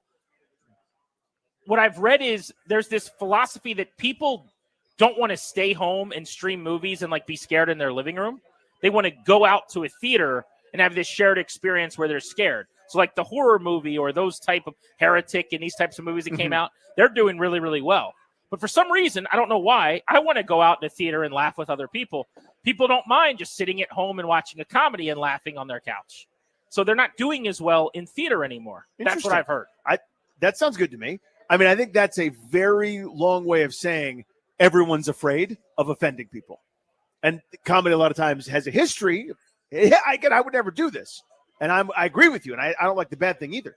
But I think comedy has a history of pushing the envelope and risking offending to get you out of your sensibilities, make you think of things a different way.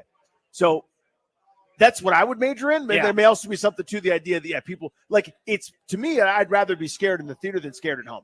Like scared in the theater, it's like, I'm here, everyone's around, it's fine. At home by myself, it's me and my thoughts, man. It's me and was that closet door open when I started the movie? Was it shadow outside? Was that always there? Yeah. Has my light always not worked in that part of the house? Right after you watch the documentary, the true crime, Right. You're like home alone. You're like looking around like, I'll just make sure I locked everything up. You're just a little more cognizant and aware that there's crazy people everywhere. Just about the most scared I've ever been was I watched a movie called The Exorcism of Emily Rose, right? I was at home.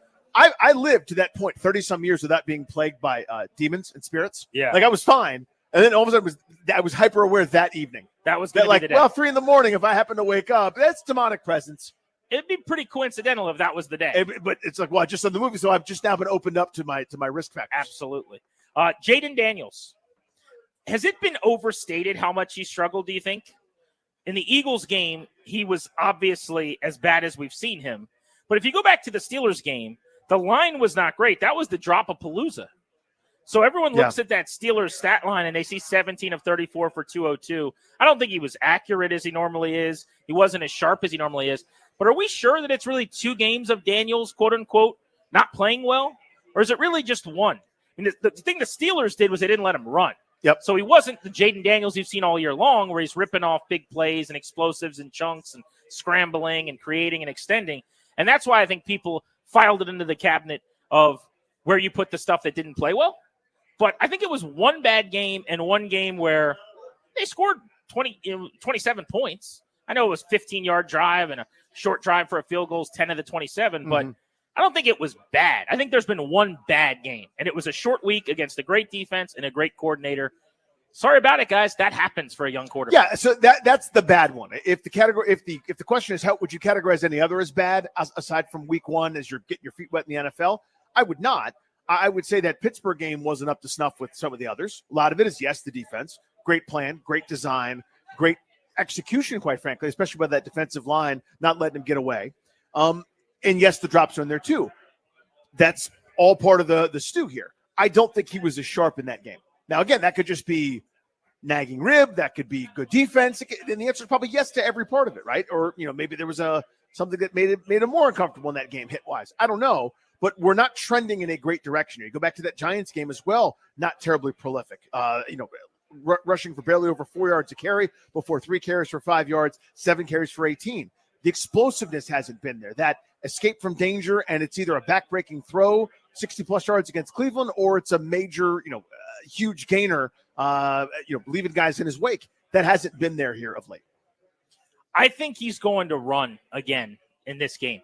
The Cliff Kingsbury comment, and Darius, if you can find the clip and play it up. Sorry, I'm telling you now on air, but might as well game plan this thing together live. When he talked about when he was banged up, as if to say he's not anymore, when he was more compromised, he didn't use that word. The whole tone of Kingsbury's presser yesterday suggested that whatever Daniels was a couple of weeks ago, he's not anymore. And if it makes sense, kind of, right? Because if we're told this is an injury that's just going to take time and he's going to have to rest, and oh, by the way, they're playing every week, this is the most rest he's got. Yeah, time has occurred, right? It's basically a month ago now. This was Kingsbury at the presser yesterday. I'm not going to divulge what we did while he was, I would say, more banged up, but hopefully we play better this week. I'll just say that. Cliff Kingsbury sounds handsome, doesn't he? Yes, that's a great way to put it. That is a deep guy. That's how you put it. He is a sexy guy. Anyway, back to the show. He said right there, when he was banged up, past tense. When he was more banged up. Yeah, he's better now. Yeah, he's makes sense. healthier now. So I am calling a 40-plus rushing yard game from Jaden Daniels, and he gets back to being the guy you saw earlier in the year. You there or no? No. I don't think it's there this week. I think the plan. I think the word is out. I think teams have figured out what to do. So you don't think it's the rib then as to why he's not running as much? I do. I think it's both. So but do you agree that Kingsbury's telling you the rib's better? Yes. So I do. I think now. I think 10 days would help anybody. How much it helped didn't help Marshawn Lattimore enough to play, but it's you're better than you were before on some injury. But I think teams are basically now going to say, we know what to do. Can you counter that? And historically, Kingsbury's offenses haven't really countered it. I'm hoping this is the time where we break from history. Okay, here's my argument to that. Yep. The Cowboys do know what to do. They don't have TJ Watt. They may not be able to do it. They don't have the players, dude. Their defensive front is awful. Yep. They are undermanned. They are banged up. They are undersized. I know how to keep a guy in the pocket. I could get some of my buddies. Can you do it? We're not going to keep Jaden Daniels in the pocket. You could probably do it. Yeah, me and these two guys right here. No offense, guys. But a little offense. We're a little bit. Not. Yeah, he's offense. confirming. We are not keeping Jaden Daniels in the pocket. I'm not sure that the Cowboys will be able to. I know that the Steelers can. I saw it. I know that the Eagles can. 2 teams have been able to. The bad teams have not been able to. So that would be my counterpoint, I guess. It's a very good counter. And by the way, real quick, sorry to cut you off. Sorry. If he has another game where he does not leave the pocket and run, Now I will think it's more the rib than anything else. Again, because I don't believe the Cowboys are going to be able to spy him and do those things with their front seven. Tag, you're it. Okay. And I hear that. Because this is a mistake-prone team that's making mistakes every week. Talking about Dallas. Like, they love doing it. They love self-sabotage. I guess my point is I can see that as teams are going to, even the bad ones are going to say from here on out, we have a design, we have a plan, and even if it costs us in other areas, aka maybe Brian Robinson thumps on us, or we give up short passes to Austin Eckler, we can carry guys for 20, 30 yards like it did last week against Philly, we're not going to let these devastating things happen. And I could see them playing that kind of zone where that linebacker doesn't drop terribly deep regardless of play action or ball fake or where receivers are going, just sort of waiting there like Nakobe Dean did, like Patrick Queen did. Now, do they have a player of that caliber? They do not. But, Micah Parsons is lingering around. He can wreck a game if he's right. I just think it's too much of a focal point now for other teams. And your point's a very good one, by the way, that you could focus on it all you want. Like, I could focus on a 98-mile-an-hour fastball as a 45-year-old pudgy dude. I could be very focused. I can't do anything about it. Yeah, it's a good point. Why it's happening is the debate, and that's what's interesting because there's no debating. He's not running as much. Like, people are still trying to make the case that, well, it's just 2 games. No, it's not. The first 5 games of the season, Jaden Daniels ran 10 or more times 4 out of those 5 games. He has not had one game with more than 8 rushing attempts since the Cleveland Browns game. That's 6 straight games where he hasn't done what he did 80% of the time in the first 5 games. And by the way, that predates the rib injury to an extent, by just the game before the Carolina contest.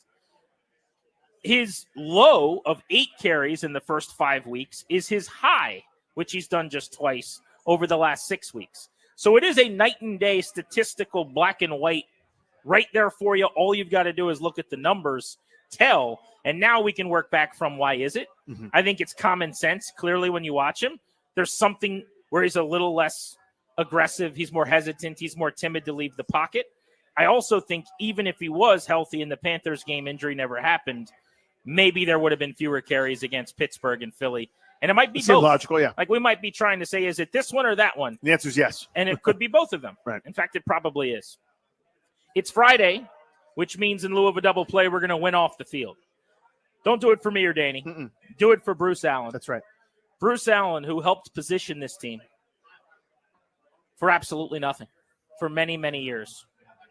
We honor him for counting off the field wins with our own mini moral victories next. 800-636-1067. Tell us what put a smile on your face today that nobody else would care about. We're giving away Caps tickets in 20 minutes. Right at 4 o'clock, we'll scout the Cowboys with one of their analysts from Dallas at 5 on the Fan.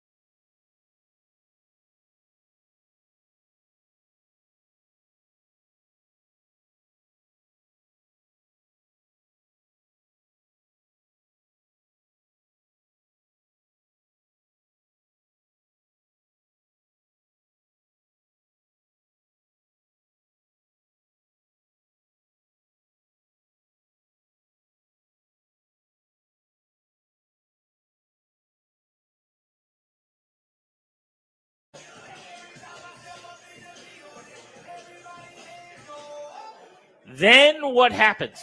But of They course, remain.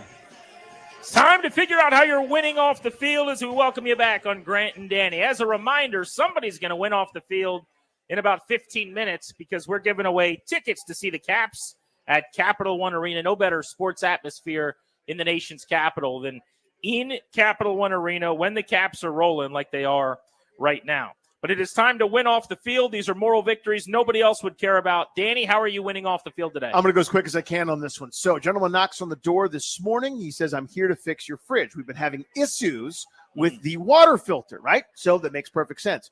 We all know that I'm not a real adult in a lot of ways, and this was a great bit of evidence that that was the case. He comes in, he's going to start working on the thing, and he goes, hey, where's the shutoff valve for the water? I had to turn the water off to the fridge. It doesn't leak everywhere when I change the part. I go, I don't know. He goes, okay, well, where's the water shutoff valve to this side of the house, or maybe where it goes to the kitchen? I don't know. Where's the water valve shut off to the entire home? It'll only take me a few minutes. I don't know. I call my wife. I text my wife. It's not because I don't need something. It's because I do desperately right now this minute. She knows I don't. Did she answer? Of course she didn't. No wife has ever answered her husband in a time of need. It is science. There are two things that happen when you get married. Your wife's leg in bed goes to 1,000 degrees, and you can heat entire cities. And they never answer your text or phone call when you need them. Can confirm, yeah. That is scientific fact. So I'm standing there. I'm like, let's check downstairs. She eventually comes back home, and he finds it, but I was embarrassed and ashamed. But we did eventually find it. Therefore, I am winning off the field. I like that one. Thanks, I've got a few of them rapid fire. We're having a really good time. We're out at the Casual Pint today in Falls Church. We're not in the office. We are out and about. Therefore, I am Winning off the field. I'm drinking a water. It looks like a beer can. Liquid Death Oh, I Mountain love Liquid water. Death, Still drinking water. It's pretty cool. Looks like a Miller Lite, but it's just water. Yep. Therefore, I am Winning off the field. And I guess lastly, I would say it snowed today, and it didn't stick. Like you got the pretty snowflakes, the fluffy, beautiful snowflakes, but not all the crap that comes with snow when it ruins your day. Therefore, we all are Winning off the field. Let's go to Rich and Only to get it started on line one. Hello, Richard. Sure. Morning, boys. How you feeling? About it. So, went to the old Starbucks this morning, got a nice hot cup of coffee because, we're all adults, right, Danny? We drink coffee. That's right. So, had a inventory meeting at work, and did a bunch of things, and nobody knocked the coffee all over me. I had a full cup of coffee still, therefore I am Winning off the field. So is that a normal issue for him? Well, he's referencing the fact that we were riding to Philadelphia on the train. Oh, deep cut. And full sleeve tattooed hipster guy gets on in Baltimore, knocks his coffee over on me and goes, oh, my bad.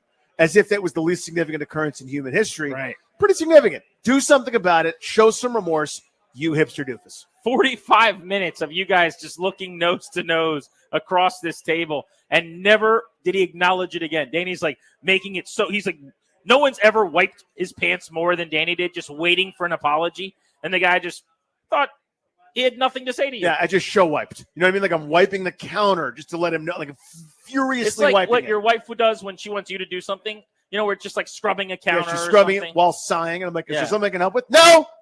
No, there's not. Okay. Let's go to Dakota in Gainesville on Grant and Danny. How are you winning off the field? Hey, boys. Hey, Can Bob. you hear me? Yes, sir. We can. Hey, so I got 3 kids, right? I love them to death. But tonight, I got a babysitter, and I'm taking my wife on our first date since we got married in August. So, therefore, I am Winning off the field. Attaboy. That's right. Gotta date the wife. That's what they say. Gotta date the wife. By the way, we're winning off the field, Danny. Guinness It's is back here again. Yep. at the Casual Pint, and Guinness is making people beers. So let them know if you want one of these back at the bar over there with our faces on them. Drink my face. Go drink my face. Drink my face. Right now. I'm going to post a picture at Grant H. Paulson on Twitter and Instagram. We are drinkable in the foam on top of the Guinness. It's the sequel to There Will Be Blood. Daniel Plainview had a whole concoction where he was going to say, I drink your face, and that's my face in a beer. I don't know how they do that. I'm assuming it's witchcraft. Either way, it's cool. It's amazing. It is amazing. Grant and Danny Guinness, 106.7 The Fan. Let's do this thing. It's just Clary, so cool. do you want to drink our faces? Come on. Take a sip. Let's see. How do we taste? I mean, I would love to taste the beer here, so I'm going to taste Danny first. Yeah, Get I'm on gonna my go on side. this side. Twist it around a little Taste bit. Danny. See how Danny tastes. All right. Very good. He just ate your face. Yeah, It's just gone. a little bit. Danny's face is gone. Yeah. What did it taste like? It didn't taste like Danny, weirdly Okay. enough. But you know what Danny tastes like? no, We're getting in a weird place. Yeah, that's true. Yeah, That's it's a weird true. place. That is true. Just It's a walk weird place. across the Normally, line. Danny tastes a little weirder. It was No, fine. no. It's fine. It's fine. Everything's fine. It tasted like a beer. It tasted like a great beer. In fact, Okay. I love Guinness. I'm a huge Guinness guy. All right, how love do I Guinness. taste? Let's see how I taste. you. I don't think, unlike you, where he knows what you taste like normally, I don't think that's. I'm hoping he's surprised by the taste of Grant. Grant weirdly tastes a little bit better. A little different. His face tasted a little bit better than yours. See I'm yourself. not. It's kind of a weird thing, but Grant's side did taste better. I don't know what to say about this. I believe that. Let's do this thing. Jeff is in Fredericksburg on Grant and Danny. What's up, Jeff? Hey, how you guys doing? Good, buddy. I was at the doctor's office today, and I saw this young man wearing some Cowboys gear. So I told him where the grief counselors were located at, and offered to walk him up there. So therefore, I was Winning off the field. The grief counselors.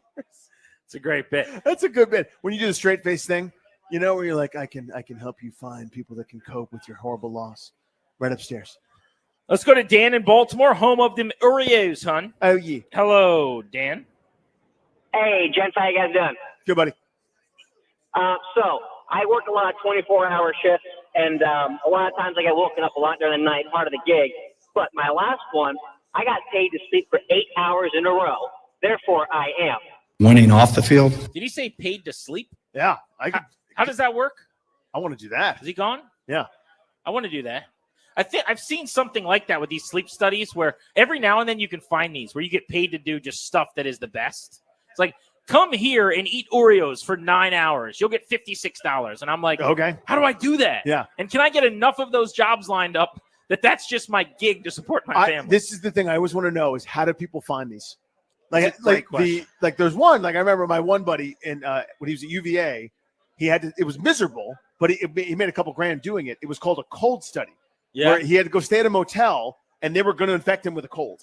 And like he had to live with the cold for a while. Terrible. And it wasn't that much fun. He made $2,000. I got a buddy. We're just going to, for lack of a better term, I'm going to say that he's cheap. He will go listen to all of the spiels to get like a night at a place. Yeah. So he'll drive 3 hours away. I don't know how. He's like constantly getting emails for it because they know he says yes. And so he'll sit there for 6 hours, listen to a spiel, meet with people, do whatever he's got to do. And then on the back end, he gets like 2 nights at this place or something. And he's done this multiple times. You can't pay me enough. Let's go to Cindy in Springfield on Grant and Danny. What's up, Cindy? Hi, guys. Big fan. Okay, so I find this old Whole Foods card, gift card. And you know how expensive Whole Foods is. I go in there. I have no idea if there's any money on this card. It's been in the drawer for who knows how long.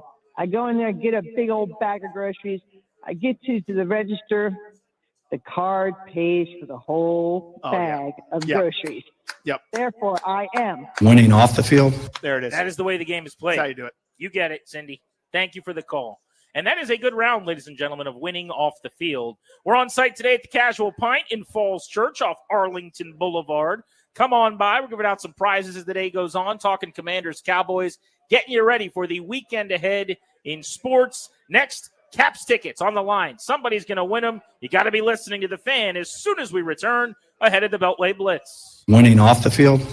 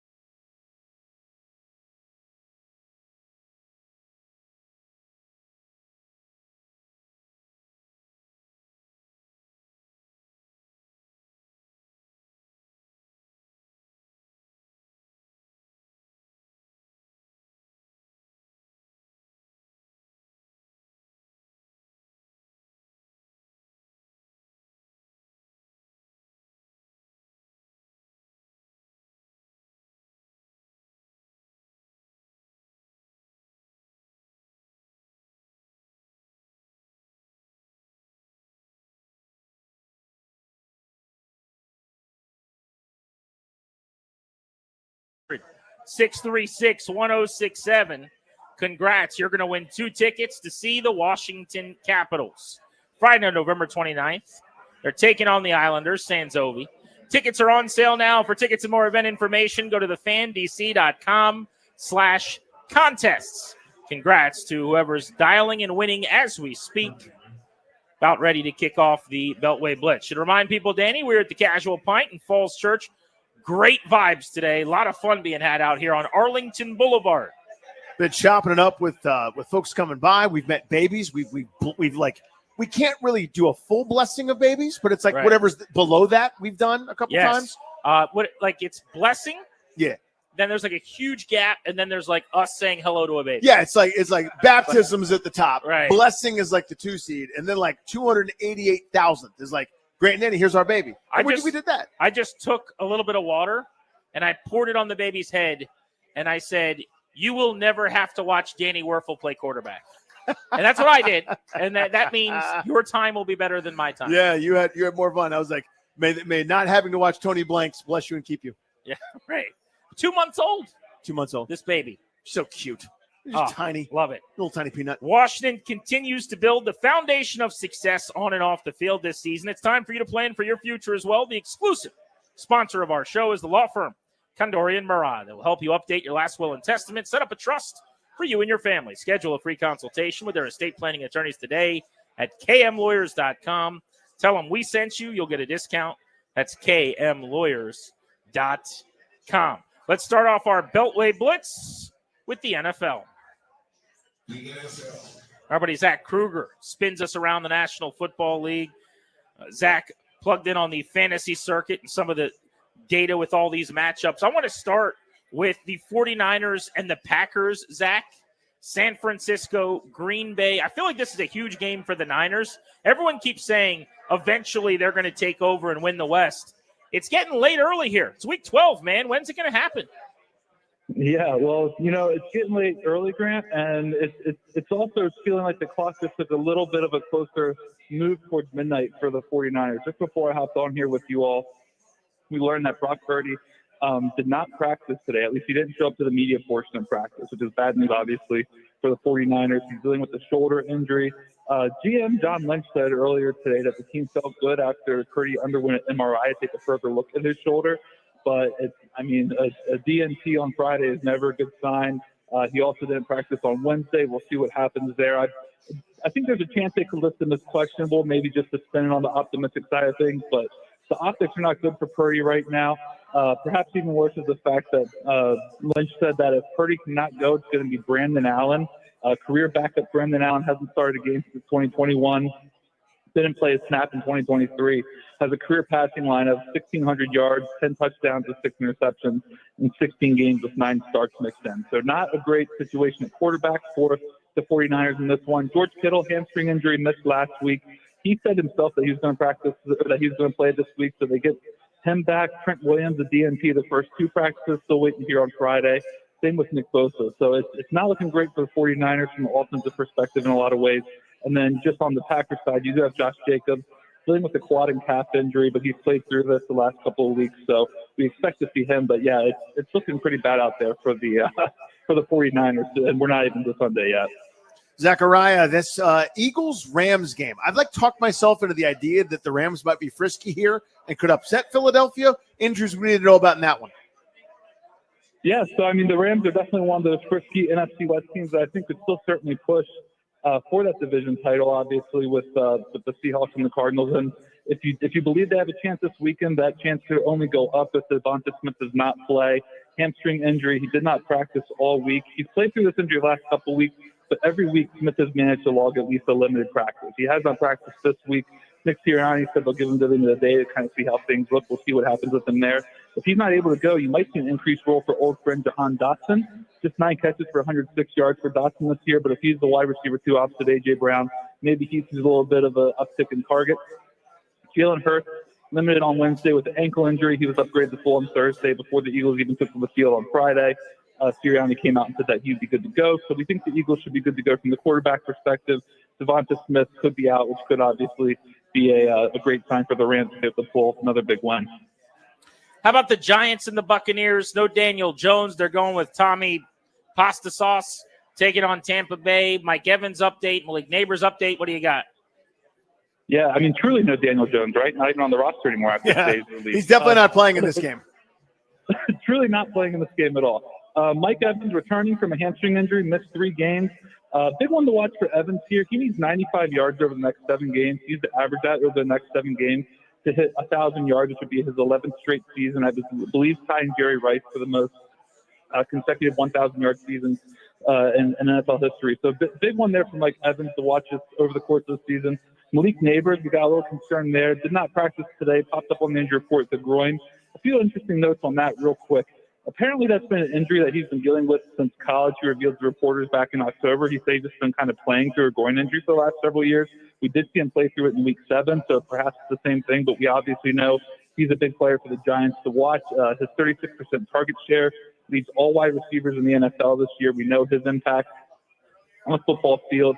If he is not able to go, Darius Slayton, who missed the last few weeks with a concussion, he is expected to come back. In 2 games without Malik Neighbors earlier this year, Darius Slayton averaged 7 catches for 90 yards, and he had 1 touchdown. So Neighbors is someone to watch. If he can't go, Darius Slayton, who will be active, has had 2 pretty good target share games with Neighbors out earlier this year. Zach, thank you, buddy. Really appreciate it. I appreciate it, guys. Have the rest of your day. Thank you, buddy. Darius, do me a personal favor at your leisure and hit that Washington Capitals sounder if you've got it handy. Washington Capitals. And boom goes the dynamite. GP, we know a little more than we did before about Alex Ovechkin's injury. Again, whether it's 4 weeks, whether it's 6 weeks, we will see him, if all goes well, again in a Capitals uniform this season. Yeah, huge news and positive news, I would say, that he will be back around the start of the new year because twofold, this really, really makes you feel good if you're a Caps fan. Number one, he's still expected to break the record. He's going to come back. He's going to score another, even if it doesn't go well, second half of the season and he slows down, 10 to 12 goals, let's say. He's going to be around 12, 15 goals at max away from breaking Gretzky's record going into the final year of his contract next year. Obviously, even if he slows down at age 40, he would be expected to get the record. He already had 15 goals in 18 games this year. Maybe more importantly, depending on what your angle is with the Capitals in 2024, this is a really good team that was number 1 in the Eastern Conference in points at the end of their final game they played when Ovechkin got hurt on their 3-game winning road trip with 6 points, outscoring opponents 16-6.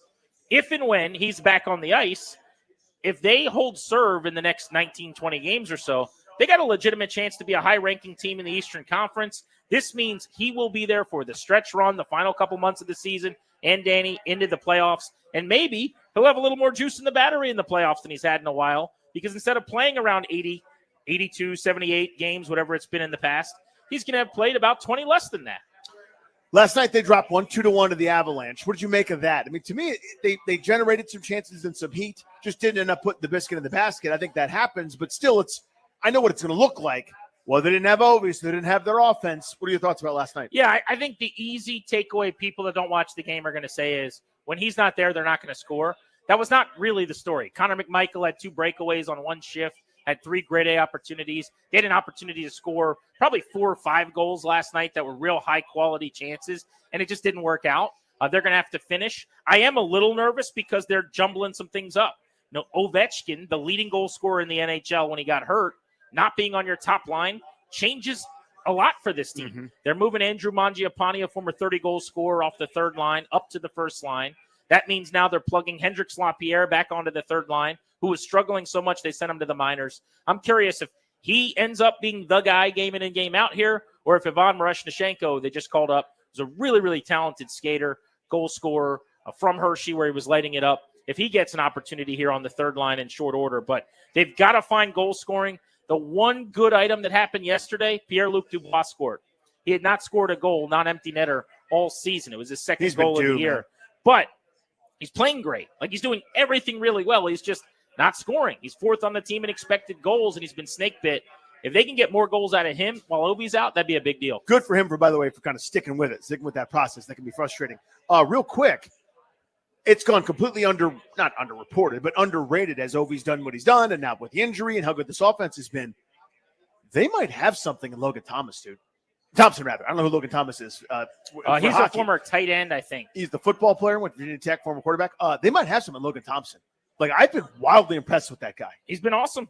He has lost prior to last night one game, and he should have won last night. He was good enough to. He was really good. The 2 goals scored against him weren't really his fault. One actually bounced off of Matthew Roy's shin, the defenseman in front of him, and just had an awkward carom past him. His goals against average is 2.58 right now. His save percentage is about .915. He has been their best goalie, and Lindgren's been solid. Mm-hmm. He's just been better. And the one thing I would say is it's not like it's out of nowhere either. This is a guy that was excellent in Vegas on a Stanley Cup caliber team in the past. So they brought in a veteran goaltender who's had a lot of success, and he's just carrying that over in a new organization. And how is Logan Thomas playing for them? Logan Thomas has actually been physical. Has he been good? And he throws the puck well, Yes, I he would does. say. Yep. But he also catches it. Let's talk about the Commanders. And on the blitz to do that is our buddy Chick Hernandez. Watch him on WUSA TV 9 in town. Chick, let's just start with this weekend. 10.5-point line. You've been around the block a long time with this team. You haven't seen many of these, and certainly never seen any of these against Dallas. What do you make of this game?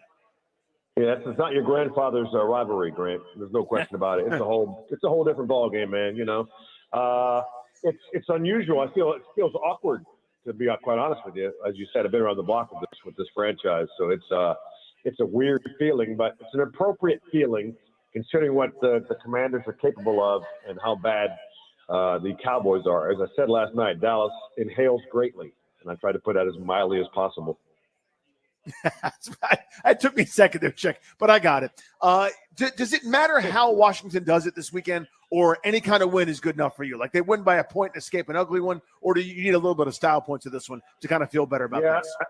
I think you got to have some style points. Listen, I mean, the Cowboys are allowing, 11 points more than they did last year with Dan Quinn as the DC. So it's the highest increase of any team in the National Football League. So you're supposed to beat them and beat them soundly. And I watched Dorrance Armstrong in the locker room the other day, and they were talking about Cooper Rush.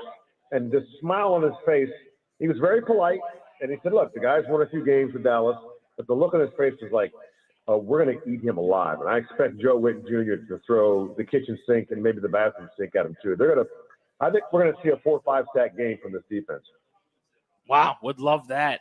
You mentioned the offense, though, and Jaden Daniels. We've been talking about him throughout the show and the fact that they're trying to get him going again as a rusher, just 23 yards the last 2 games. Do you think that has more to do with the rib or more to do with the defenses they played, having the horses to keep him in the pocket? I think it's the rib. I mean, look, they played this well, right? They played this like a hockey team. Lower body injury, upper body injury. They're not saying exactly what that rib injury was. So the fact that Cliff Kingsbury kind of intimated that, he was a little more injured than they let on leads me to believe that, look, you're a human, and the kid he wants to win as much as anybody else.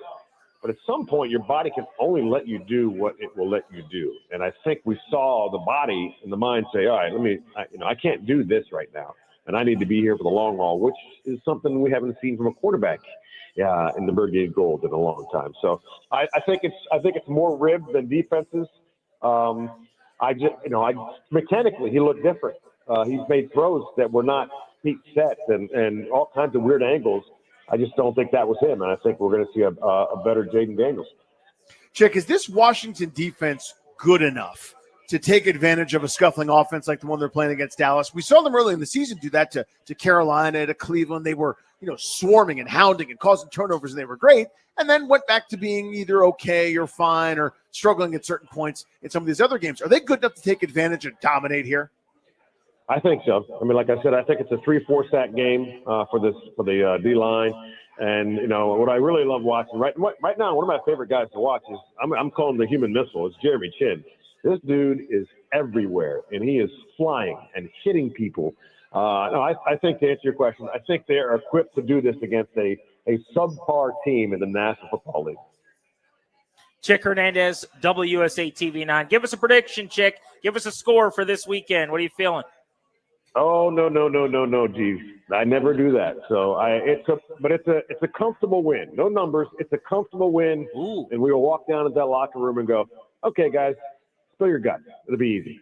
I didn't know this about you. Why are you an anti-score prediction guy? How long does that go back? It goes back to what do we listen? I'm not to get too philosophical. I can't say the word philosophical. What do we really know? Me, you, Manny, everyone. What do we really know? We don't know. We don't know. We think we know. But Well, by we that don't. standard, why do we talk about anything? We don't know anything. I know, but right. there's a I know. business for it. Yeah. There's a business for it, right? So that's just me. To pick a game, it's for me, and this is me, Chick Hernandez, it's silly. I understand the gambling aspect of it and everything else in the world. It's just not. I don't do it, and it's nothing. It's not a right or wrong. I don't do it. I want to, as I've always said, let them play. When Commanders fans go, this is a walk, or they should be 11-1, I go, let them play. You have no idea. Let them play. That's just my philosophy. I totally understand that. Do you want, just as a different exercise, do you want to think of a two-digit number and then a second number that's a little bit less than that? Thank you, buddy. Really appreciate it. Have a good weekend. See you, Chick. Watch Chick on WSA TV 9 in town. That is your Beltway Blitz on Grant and Danny here on The Fan. I think Chick Hernandez, everyone tweet that out. Chick Hernandez at 42-0. He said always predict the score. Yeah, we're going to scout the opponent at 5 with Joe Hoyt, who covers the Cowboys next. Every single week, it seems like there's a commander who kind of separates themselves and has a really good game. We've talked about the Johnny Newton performance. Last week, I thought was Austin Eckler or Frankie Louvu. Louvu had 2 sacks, right? Eckler caught 8+ balls and was a fantasy stalwart, 90 receiving yards. Who's going to be the guy that balls out this weekend? When you look back at this game, who had the best breakthrough, impressive showing for Washington? We'll get into that next on G&D.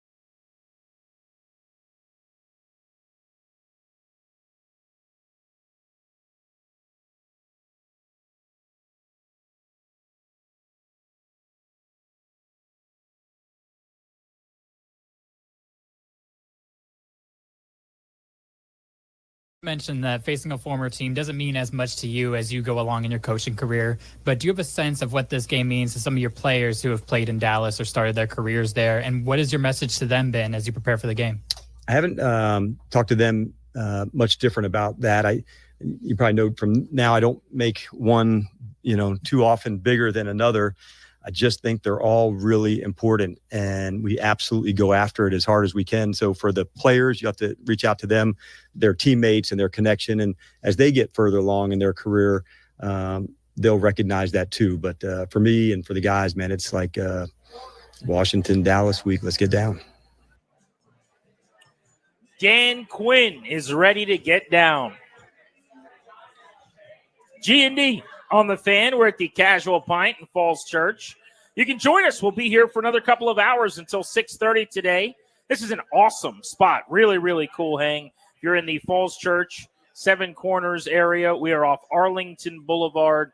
Swing on through and say hello. We've had a blast this afternoon. We're looking forward to the final 2 hours of the program. Coming up at the top of the hour, about 35 minutes from right now, Joe Hoyt covers the Cowboys. Want to get the latest on their injury report. It does sound like CeeDee Lamb is going to play. Was pretty much the only excellent football player they have on offense. And they're getting healthy in their secondary, too. Deron Bland is supposed to play for the first time this year. He led the league in interceptions a couple years ago. They'll have Jordan Lewis back. The only area of the game I think that dramatically affects, though, maybe they feel better about throwing more resources into stopping the run, which has been an issue for them all year long, because they feel like they can better cover. They can cover a little bit one-on-one in the secondary. I still think Washington's going to run all over them, which brings us to the topic at hand. Who is going to have the biggest day for the Commanders on Sunday? When we look back at the game, who will we say that was his best game of the year? So I got one on defense first I want to start with. A guy that, frankly, has deserved a little bit better. The headlines on defense have gone to Frankie Louvu. They've gone to Dante Fowler. It's been a renaissance. When he's played, I actually think Dorrance Armstrong has played decently well. Now, the numbers aren't gaudy. They're not, they're blowing your socks off. But I feel like he's been close. He's got the Montez Sweat Award for almost. He's got 3 sacks in the year. I feel like this is finally the game that he gets his double sack, a couple tackles for loss, bats a pass down, is effective in the run games. He's a bigger defensive end, right? Just in more of that Richard Dent school than kind of that young, that smaller linebacker masquerading as a guy with his hand in the dirt. So I feel like this is the game where he finally puts his stamp on this year as he's getting healthy going up against his former team. That's the key there at the end that you just brought up. He played in Dallas. He knows, for the most part, the lineman he's going to be going up against, and there is that added motivation. And we just played the clip coming into the segment, Dan Quinn answering about coaching against his former team, but these players who maybe take personally where they once were. Although in Armstrong's case, you leave via free agency for more money. It's not like the Cowboys told you they didn't want you. Right. Same with Tyler Biadasz, by the way.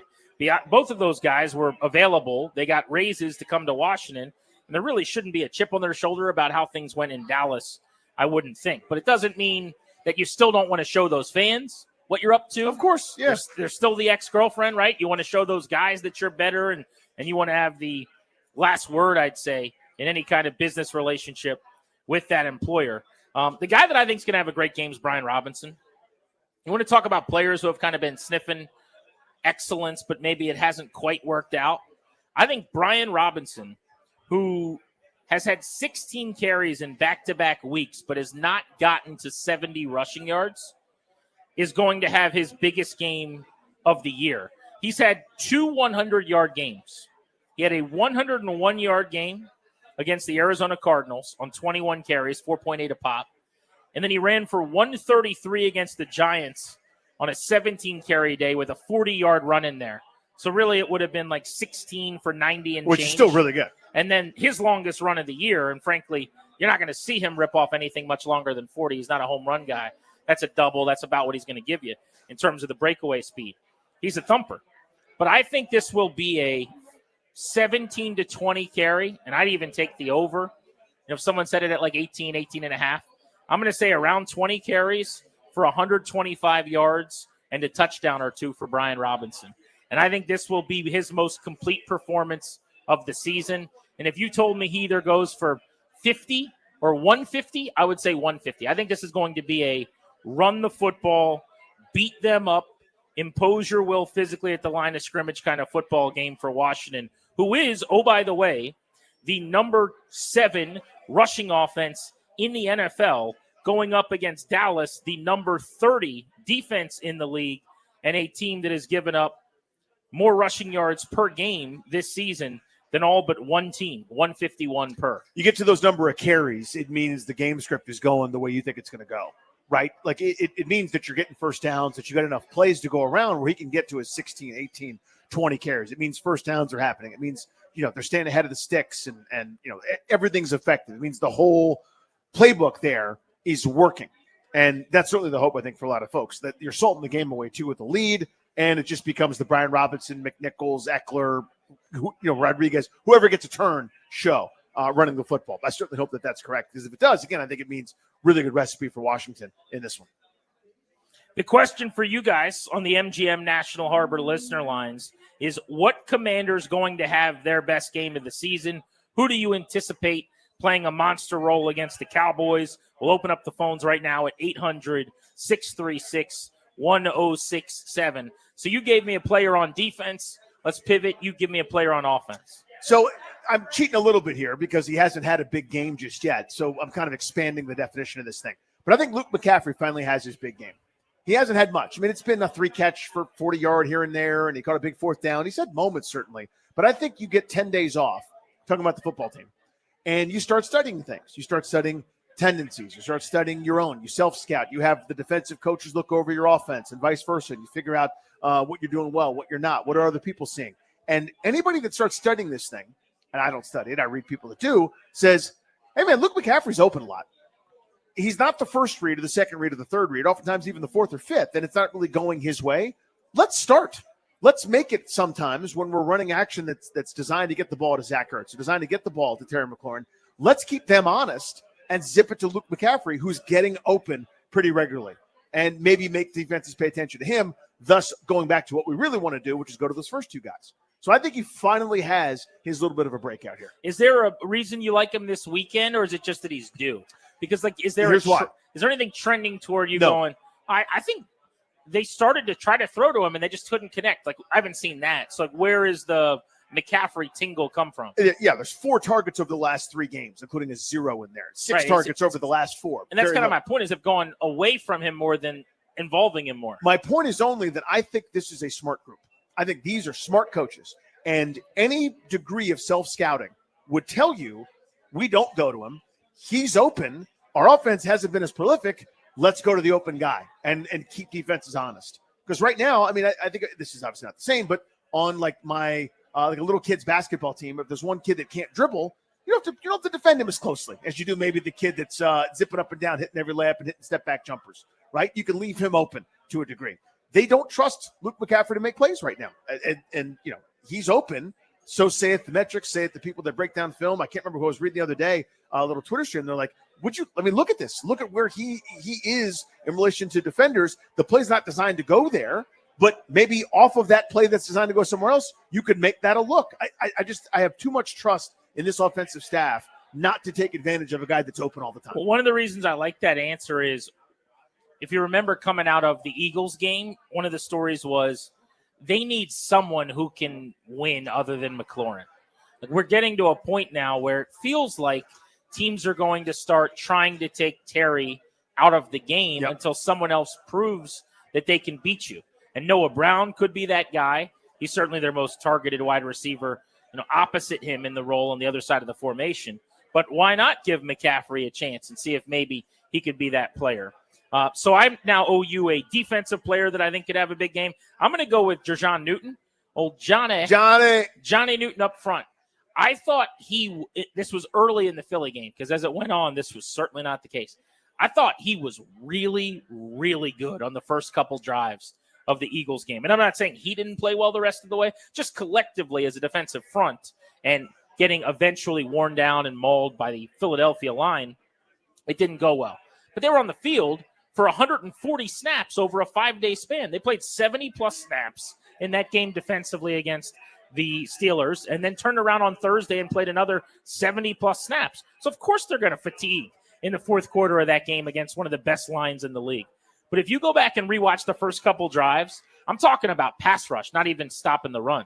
I'm talking about pushing the pocket, being a penetrator, collapsing from the interior. Johnny Newton did some really, really good things. He was moving Jalen Hurts You around. could see him, yeah. It wasn't any stat to show for it. I don't think he hit him. He certainly didn't sack him. But it's one of those things where you do that enough, you're going to be a problem. The And disruption, right? It's Totally. timing, it's rhythm. It's TFLs, yes, it's sacks, yes, it's batted passes. But you're now making what should be a 1-2-3 out. It's 1-2-3 up, sidestep, and then out. Sometimes it's still a completion, but you do that enough times, it's like a wave crashing on the shore. And Jalen Hurts, who's not playing at a great elite level, has in the past, right? He's a guy that's been paid $50 million for a reason, played in the Super Bowl, has MVP caliber season credentials. Him being able to avoid with his elusiveness and get away is very different than Cooper Rush. Right. If that's the guy all game. I don't know that because my guess is we might see Trey Lance at some point as well. But if it's Cooper Rush, I know where he's going to be. He can move a little bit, but he's not Jalen Hurts. I could see Johnny Newton having like a sack and a half in this game. Would not surprise me at all. That's a good one. I keep waiting on Deron Payne to do it, and I'm no longer in that business anymore. Right? There've been without his running mate John Allen next to him, and I understand it's you don't have Montez Sweat and some of the established stud pass rushers, but you've got guys that are having pretty good seasons. There are moments where it should be Deron Payne time, right? Like I'm not saying every down you got to have Aaron Donald type numbers or Dexter Lawrence type numbers or whatever, but there's got to be more disruption, and it hasn't happened yet. And now I'm kind of going, maybe it's not going to happen. Maybe we're just not in for it at any point this year. We'll take a look at some of our other favorite games in the NFL this weekend next, but we want to hear from you on the MGM National Harbor listener lines. We'll take your calls. Which commander's going to have a breakout game? Who will we be talking about come Monday shining against the Cowboys? That is the question on Grant and Danny here on The Fan.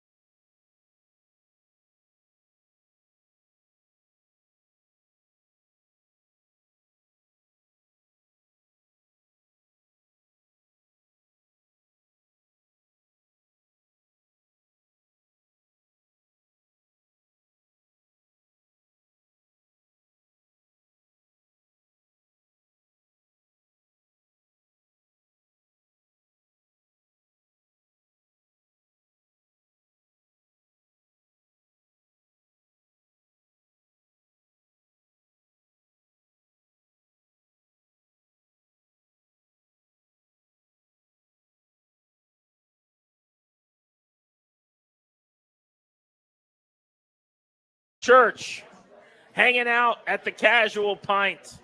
We were just giving away prizes during the break. Yep. And the most casual prize win ever.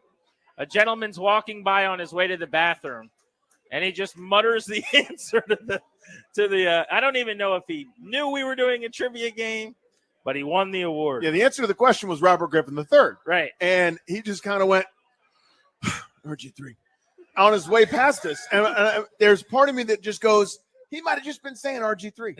Like he might have dozed off and thinking about like quarterback and scramble. RG3. Every time he's like sighs, he just goes, "Oh, Robert Griffin." Oh, Griffin. But this time it won him a 106.7 The Fan Bluetooth speaker, which is the way to go. Mm-hmm. We're discussing the Commanders and the Cowboys. I also want to spin around the NFL though. Look at some of the other big matchups of the weekend. Some of our favorite games on Sunday. Danny, I think my number one seed in the NFL this weekend is 49ers Packers. Yes. Because I keep saying San Francisco is going to get right and win the NFC West. But so far, it hasn't happened. They are 2.5-point favorites at Lambeau Field, which seems odd. And we found out today Brock Purdy's not practicing. He might be more injured than we thought. But if he doesn't play, Green Bay catching points in that game with no Purdy, winner, chicken dinner, dude. Yeah, it is. I mean, listen, San Francisco is walking wounded. This feels to me like one of those years where we always say they're going to get right, and then they never do and end up with a bad record. Happens to them once every 4.5 years or so under Kyle Shanahan and company, even before him. It's how it's kind of gone down. This feels like one of those years where they just can't get right. Okay, we welcome back Christian McCaffrey, and then 3 other guys are banged up and on the injury report, Trent Williams included. So, yeah, they need to start winning. If they're going to win, you have to start winning at some point. Otherwise, you run out of season. I also just find myself fascinated by Jordan Love's season. He does so many things well, but he has made a lot of bad plays. Yeah. 16 touchdowns, 11 interceptions. He's still very young. I mean, I think paying him was the right decision. He's 26. He's a franchise quarterback. Nobody's done anything wrong. I'm confident that he could lead him to the promised land ultimately, but he's got to protect the football more than he has. He makes back-breaking decisions seemingly every week. He's thrown an interception in every single game this year. It's wild. There's not another quarterback that can say that. He's got 3 picks in a game against the Vikings, 2 against the Texans, and at least 1 against everybody else. Yeah, I think last week's was a red zone one on the verge of the goal line, or a touchdown rather. Eagles-Rams is a big one here. This spread is pretty tight. Eagles favored by 2.5 in Los Angeles, but the Rams are, a team that was, again, they did this last year where they're beat up, they're counted out, they're left for dead, and they start playing better football. And the engine sort of gets rolling a little bit, and Sean McVay coaches them up. And when Stafford's healthy and he's got an option or 2, all of a sudden that offense can go, and that's kind of what's happened here lately. And they're putting it together. They're frisky here. Now, it's a tough matchup because Philly's playing as well as anybody, but if they could somehow do this, you'd think they're the favorite in the NFC West? If they win, I think that's an easy case to make, maybe early next week. I'm all over the Rams, though. Look at the line. It's basically a pick 'em. What is happening? The Eagles on extra rest. Yeah. Played on Thursday, have basically 10 days going into this game against the Rams, and it's LA minus a half-point favorite against Philly. That doesn't make any sense. Certain lines just reek. And years ago, I was like, oh, these dummies. They don't know what I know. I know football. They don't know what they're talking about. The Eagles are obviously a lot better than the Rams. And so you automatically just bet the game that stinks. Now you realize as you get older, those buildings are big for a reason, and that they always make the money and you always lose the money. And you decide when they say something that doesn't make sense, that's just probably what's going to happen. Idea for just talking about stuff on the radio. You see a line that doesn't make sense to you. Public sentiment's on one side and call it the smell test. Could work. You see what I'm saying? Like to you, this stinks. So you smell it, ipso facto, smell test. Could work. You believe it? You're out or you're in? No, I'm in on the segment. Oh, let's do but it. are you giving us another game, or are you just? Oh, tapping no, out, I just want to make sure you're in. I just kept saying could work. I'm in. If you need me to say that, I got another. But are you in? Biggest game of the weekend for me, the one I'm most fascinated by. It's an AFC tilt. It's North versus West. The Chargers have stockpiled Did you say wins. Northwest Stadium? No, I would never say that. Okay. I think it's a little bit silly. Not like silly, but like a little bit silly. The Chargers have stockpiled wins against bad football teams. The Ravens play with maybe the highest ceiling in the sport, and then also have a bunch of mystifying losses, and then it came back to bite them when they lost to Pittsburgh this past week. I don't know how this matchup is going to go. It's the battle of the Harbaughs again. It's a family reunion. It's a Thanksgiving week type situation. And I'm sure they'll sit down to dinner at some point and be awkwardly intense, staring at each other over mashed potatoes. But they match up this week, two teams that are frankly jockeying for position in the AFC playoff race. They're both good. I don't know how good the Chargers are. We'll find out. And can the Ravens mount some kind of consistency? By the way, the Ravens were absolutely hooked last night by that Browns upset over the Steelers. Yes, they were. Division's back in play again. I've been chatting with a bunch of Steelers fans today. We had a couple come out, a couple of folks that work here at the Casual Pint, black and gold loving Steelers fans. Well, guess what? I mean, last night they had a golden opportunity to get to 9-2. They're still in, I think, good position. They'll be 8-3, and the Ravens with a win would be 8-4. Pittsburgh would still have a half-game cushion for the moment, but that was their chance to pull away and separate a little bit. So just like Washington is rooting for the Rams against the Eagles, Steelers fans are going to be rooting for the Chargers against the Ravens. Intriguing game. I'm not an NFC West guy. You know this about me. Cardinals, Seahawks. Two teams that have both looked like they could win a division at different points. The worse Geno Smith plays earlier in a game, the better you know he's going to play in the fourth quarter. That's his bit. No one has the memory of a fish like Geno Smith. He is a goldfish. It's 3 seconds, and he's thrown back in the water after being reeled in, and he's biting on another hook. I admire this guy. I think his mindset is, if you could put that chip in quarterbacks, they'd pay so much for it. He's a good player. He's had a great career, but he never lets bad plays get to him. He'll need that against Arizona. The Cardinals trying to prevent the Seahawks from back-to-back division wins out of their bye. Arizona, don't look now, winners of 4 straight games. They are rested off of a bye in this game as well. They beat the Chargers, Dolphins, Bears, and Jets. They're 5-1 in their last 6 since Washington destroyed them 42-14. Another game with some repercussions, not quite as sexy maybe as others, but there's still some playoff things on the line. Detroit, who is a buzzsaw at this stage, takes on the Indianapolis Colts. So Lions, 7.5-point road favorites in Indy. Indy's outside looking in currently AFC playoff picture. They're not really sure which way is up. Anthony Richardson returned from his hiatus, played much better this past week. Is that kind of a theme that we're seeing here with some young quarterbacks having sat? Now they kind of come back and play a bit better. See Bryce Young, Richardson, small sample. You're hoping that's the case, but just tough to match up against Detroit. You've got to be so good and be incredible, and you still might lose by 25, the way Detroit's playing. That's another line that makes no sense. Only a 2.5-point game? Come on. 7.5. Oh, 7.5. That was the open, yeah. 7.5 opened points. at 2.5. Open at 2.5. Okay, Yeah. that makes a lot more sense. Let's say that game should be 8 or 9. So there you go. Some of the matchups around the National Football League that we are keeping tabs on Grant and Danny. Real quick on the Lions. Yep. I tweeted this yesterday, and of course, a lot of people just got bothered and offended because I mentioned Ben Johnson's name. Do you think, as Ben Johnson gets ready to possibly take a head coaching job this offseason, that he regrets not looking at the Washington job or giving it, and it doesn't matter. They picked their guy, and Dan Quinn's done a good job, so everyone don't get your panties in a bunch and tell me that you're sad that I'm talking about Ben Johnson. But he's going to be a head coach somewhere. He's the most hyped, wanted head coaching prospect of the last 3 cycles now. Is he going to find a place with a quarterback prospect better than Jaden Daniels? No. Is he going to find a place with a GM prospect better than Adam Peters? Nope. Is he going to find a place with an ownership group that has a higher approval rating than this one does at this point? Hungry and new, all of the buttons being touched seem to be the right ones? Nope.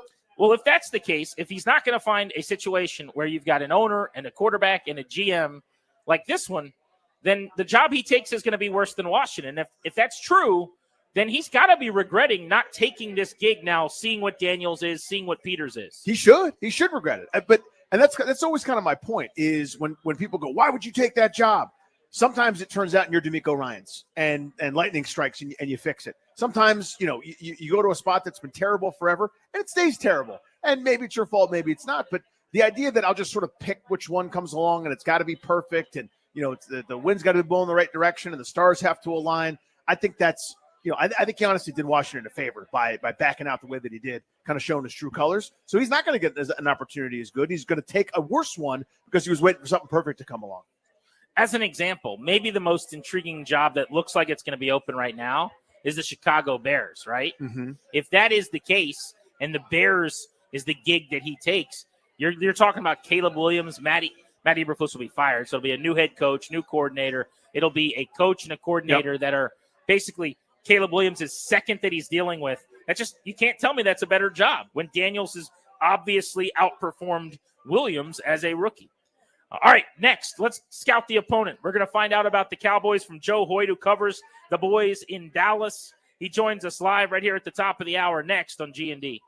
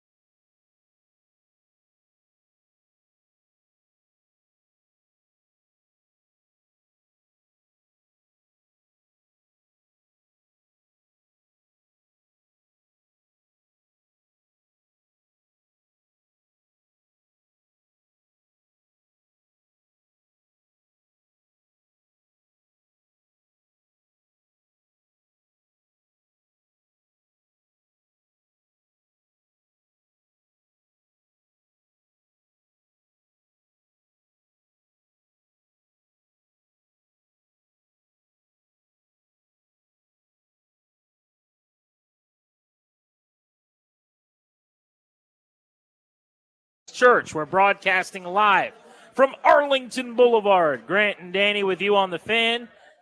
As a reminder, the law firm Kondorian Murad is the exclusive sponsor of this show, and they'll help you update your last will and testament. Get any work you need done in terms of a revocable trust for you and your family, the important documents. Schedule a consultation with their estate planning attorneys. Visit kmlawyers.com. You can do it right now today, and be sure to tell them we sent you because you will get a great discount. That's kmlawyers.com. We're getting ready for Sunday. The wretched Cowboys, the decent, think good Commanders, but it's been a rough couple of games. They're trying to get right. Will it happen, or will this be an old school NFC East surprising tight game? Let's get some intel right now on Dallas, whether or not they're as bad as we think they are, and the record suggests that they are. With someone who covers that team, it is time to scout the opponent.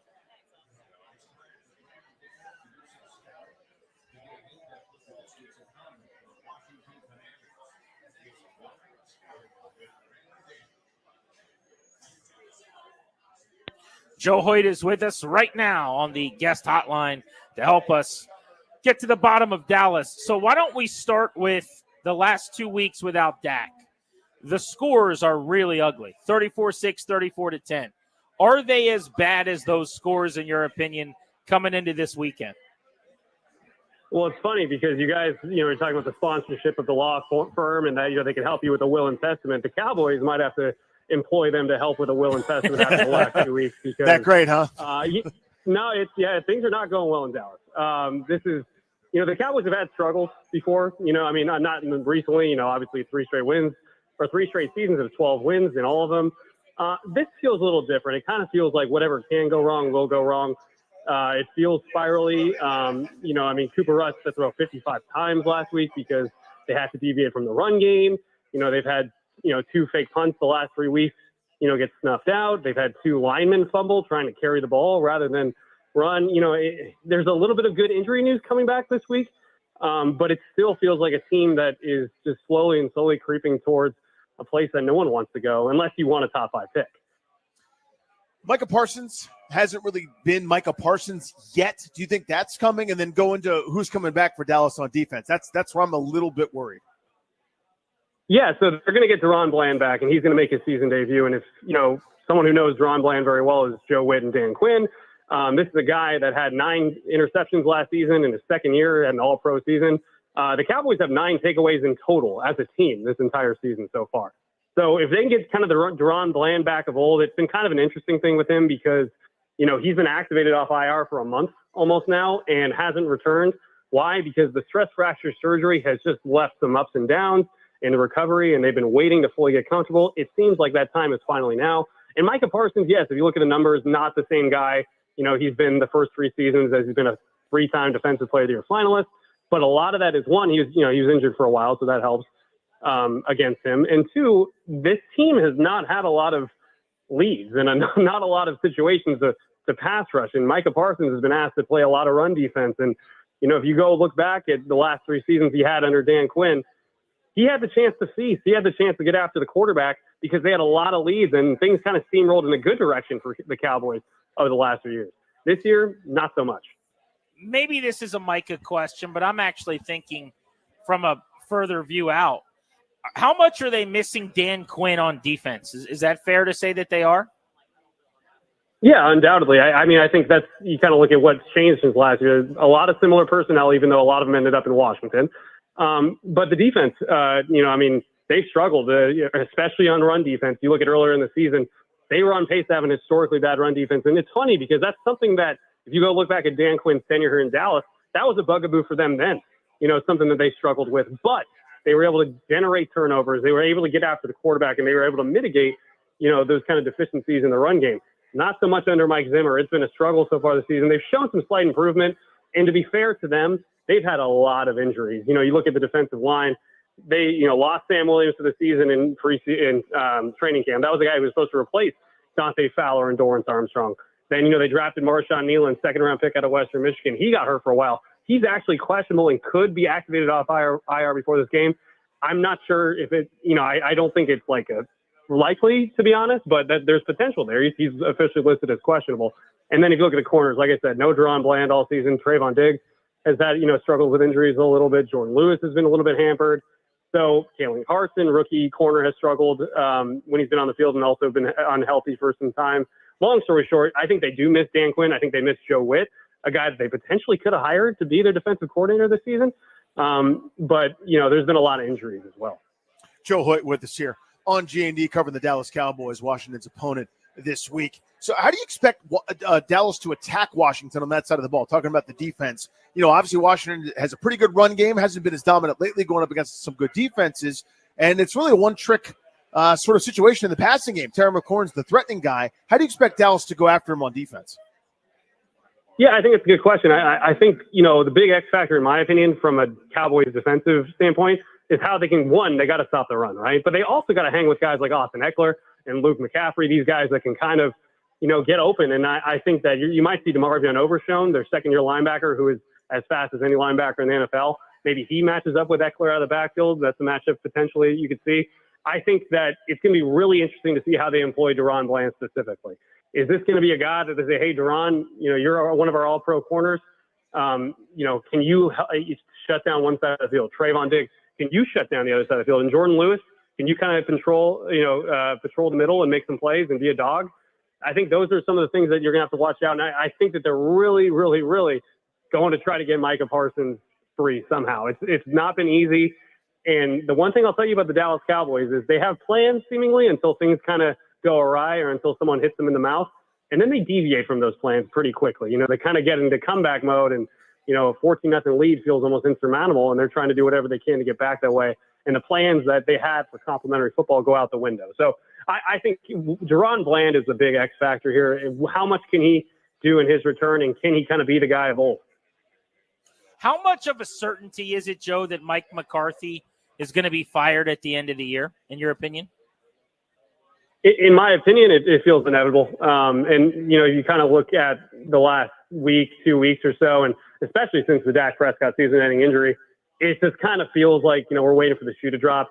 One thing Jerry Jones has said adamantly and over again is that he does not want to fire a coach during the middle of the season again. He did it with Wade Phillips. He thought no good came from that. He regretted it, he's even said. And so now I think we're just kind of waiting. And, it's, to be honest with you, from an external standpoint, it's almost kind of created like a interesting dynamic because you have all these coaches on expiring contracts. You have all these, you have a lot of players that are, unrestricted free agents at the end of the season. And you kind of start to wonder, when is everyone going to kind of start doing their own thing? And, the other thing too is when you have a bad team, frankly, like you want to see development out of your younger players, right? You want to see that, your Ryan Flournoy, your 6th round pick gets more reps. You want to see, Marshawn Nealon, take on a starting role on the defensive line. But the other thing too is this Cowboys coaching staff still wants to win. They don't care about the future because they're not going to be here likely in the future. So I think that's kind of a weird dynamic. And in my opinion, something that could stunt a little momentum potentially heading into next season if things don't go well. So, Joe, in addition to CeeDee Lamb, who's excellent, and Washington has nobody, quite frankly, that can cover him. Not many teams do. But the gadgetry or the big playability of Cavante Turpin also scares the hell out of me. Had a big touchdown, long catch this past week. That's something that I think I'm afraid of. Is that something you think might be more featured here going forward, just to try to, take a moonshot to maybe get some points on the board? Yeah, I actually wrote a column this week saying it's time for Cavante Turpin to get more targets. And the reasoning behind that is if you look at the two, Cooper Rush and Dak Prescott are 1 and 2 in the NFL in tight window throws this season. What does that mean? They're not getting a lot of separation from receivers when they're getting targeted. Who leads Cowboys receivers in terms of separation when targeted? That'd be Cavante Turpin. And yes, he could be a little gadgety. He struggles a little bit in terms of contested catches, right? Brian Schottenheimer, I asked him, where does Cavante Turpin need to improve? And he's like, hey, I had Tyler Lockett, another short guy in Seattle. That's who, he kind of needs to emulate to get that contested catch ability going. But as you saw last week, when Cavante Turpin gets loose, it could be scary. He's a playmaker. He ran the fastest GPS time for a ball carrier since 2021 at 23.23 miles per hour on that 70-yard touchdown against Houston. He's a guy, I'd like to see the Cowboys get, target more, especially if you kind of look at who else could the Cowboys target outside of CeeDee Lamb. It won't be Jake Ferguson. They're up-and-coming tight end. He's out with a concussion. Jake Ferguson being out feels like a big deal too, because he's decidedly their second best weapon. It sounds like maybe you disagree with me, and I'm overstating it when I say CeeDee Lamb's the only really good player on that offense that worries you, because I think their running game is inept. Without Ferguson, there's nobody. And I know Turbin can make plays, but he's kind of a gadget guy. It just seems to me like it's Lamb and nothing if you're a coordinator that you've really got to focus in on. Yeah, and it's funny kind of the way you word that, because frankly, CeeDee Lamb has become the focus of the offense, where it's like, hey, that's all we got, so let's go there. I think the one thing I wouldn't sleep entirely on Rico Dowdle as a running back. The problem, when he's gotten carries, he's done well, right, as their starting running back. The problem is they've gone away from the running game. If you look at their offense, kind of I was alluding to it earlier, a 7-0 lead all of a sudden becomes a catalyst for them to say, you know what, we got to start throwing the ball more and stop running the ball. And they kind of go away from the running game at the first sight of, uncomfort. And I think that's something that Mike McCarthy has talked about where, hey, we need to stick to that. And, we'll see if words translate to action against Washington. But I think that that's something they're going to need to generate, because without it, they become a pretty predictable offense, especially with Cooper Rush. You can't have Cooper Rush throwing 55 times in a game if you want to win. So here's the other thing I've been saying I want to fact check with you. I think Washington's going to be able to run the ball on them as much as they want to. The one caveat being maybe Dallas says now that they've got Bland back and Lewis back, maybe they want to, throw fewer resources in the secondary and ask those guys to do more and bunch up the box. But I think this is a big Brian Robinson game, in that the Commanders, a number 6 ranked offensive running game in the league, just shoves the ball down the gullet of a team giving up $150 a game. Do you disagree with that at all? No, I don't. And to your point, maybe Deron Bland, like I said, that's kind of the one X factor I was saying was like, hey, maybe they say Deron Bland, you shut down that side of the field. Trayvon Diggs, you shut down that side of the field. And Malik Hooker and Donovan Wilson and Wanye Thomas, you guys go make plays creeping up in the box, right? I think Wanye Thomas is a backup safety that you could see more of him this week, a guy that's good against the run. But to your point, they're not a good run defense. And I think the simplest way to win football, especially offensively, is to attack weaknesses. And I'm sure Cliff Kingsbury has been kind of, licking his lips at the idea of getting Brian Robinson running up the middle against this defensive line, which is just simply put, not been good this season. Write me a script for a Dallas win, or at least to keep it close, maybe make it ugly. Yeah, I think it's got to be turnovers. I think you got to have Deron Bland come out and make a play. You got to have Trayvon Diggs jump around and make a play. And they got to be aggressive in the secondary, which kind of hasn't been their MO this season. And, you kind of look back at why Joe Witt is gone. And I think if you look at Joe Witt, he's a very aggressive guy. And, I think that he kind of instilled that in this defense. Al Harris did as well, who's still here.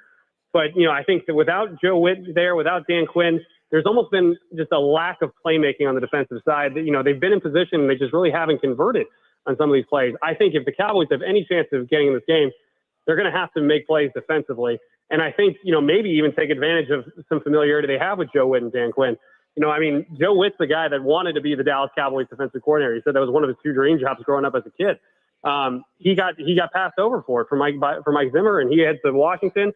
I think he's got something to prove. Can maybe the Cowboys, unlock something that they know from their familiarity with him? Who knows? But I'll be honest with you, it's kind of like Endgame with Doctor Strange looking at Tony Stark saying, hey, there's one path to winning. That's the end game. I think the script for the Cowboys winning this one is small. And Washington doesn't really turn the ball over. They're one of the best in the league at not doing it. As you said, it's not a strength of Dallas's defense this time around, so that doesn't bode well for them. I don't remember that was the way that it went down with Witt. Take me back to that, because I was thinking he was just Quinn's handpicked guy. He was bringing him over as his right-hand man all along. So he wanted to stay in Dallas, and the Cowboys essentially said no thanks? So it's not – I don't think it's as simple as that, frankly. But if you look back at Joe Witt's public comments, it was, hey, I wanted to be – I always grew up wanting to be the Dallas Cowboys defensive coordinator, right? He was here. I know that he was a candidate for it. And in the end, he did go to, in my opinion, a sure thing with Dan Quinn, and something that offered more stability for him, frankly, knowing that Mike McCarthy was coming back on an expiring contract. But there was clear interest there. And that, Mike McCarthy really likes Joe Witt. He's a guy he's had for a long, long time. I think that there was potential for Joe Witt to be the defensive coordinator for the Dallas Cowboys. And instead, they went with Mike Zimmer, and Joe Witt, made the decision to go with Dan Quinn. All right, give me a prediction. How does this one go? Yeah, I predicted 28-9 wow. Commanders. I'll be honest with you guys. There's not a lot of optimism. I mean, five losses in a row will do that, but there's not a lot of optimism surrounding this Cowboys team right now. You know, it almost seems a little bit of acceptance and inevitability, kind of the theme I kind of talked about. And the crazy thing about it, guys, there's 7 games left. You know, and there's a lot of time left, and it feels like we've reached this point pretty quick. And I think it kind of happened once Dak Prescott went out with a season-ending injury because, you know, if they had any hope this season, you kind of thought it'd be on Dak Prescott's shoulders. And without him, you know, I feel like that's insurmountable for the likes of Cooper Rush and Trey Lance. So, you know, we'll see if, you know, they can generate some turnovers, see if the offense can get going. I just think the odds are against it, frankly. Joe, thank you for the time. We appreciate you. Yeah, of course. Thanks, guys. See you, buddy. Joe Hoyt, member of the Cowboys beat, scouting the opponent. He's got the Commanders winning by almost 20 points. 28-9. On Sunday. Doesn't think the Cowboys score a touchdown. That's how confident they're feeling about their football team. What do you need to see to feel better about the stretch run for Washington after their 2 losses? We'll get into that next on Grant and Danny. I think you got to like what you just heard there. He was not in any way confident that they'll be able to manage a pushback effort here in any kind of a game against the Commanders. Plus, the San Francisco 49ers have ruled out Brock Purdy at quarterback, Nick Bosa on the edge, and it sounds like Trent Williams may not play. Other than that, I think they're going to be really good this They'll be weekend. just fine, yeah. Yeah, just no quarterback, not your top defensive player, and your all-pro left tackle. The line has already moved by, I think, 3 or 4 points. 3 points last I saw, yeah. In favor of the Packers. What a bad situation at Lambeau for a team that really needs a win in San Francisco. You're listening to Grant and Danny on The Fan.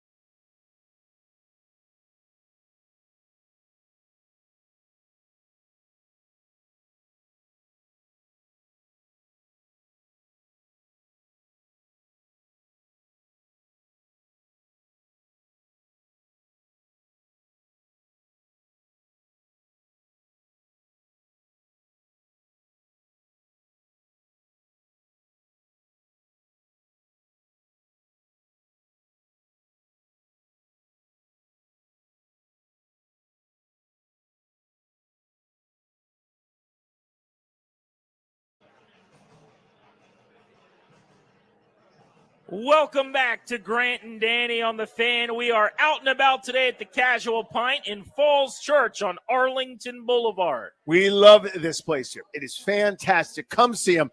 I've had 3 different things to eat, and they were all delicious. What'd you eat? Okay, so I had the pretzel with the beer cheese. The pretzel that you wouldn't share with Ryan. That's not a shareable. It says shareable on the menu, but it's not shareable unless you declare that it's What's a the pre-share. size of like a county? Well, you could probably share it. I could, but that would be wrong because I don't share food. Pre-shares are allowed. Otherwise, you are just having a snack.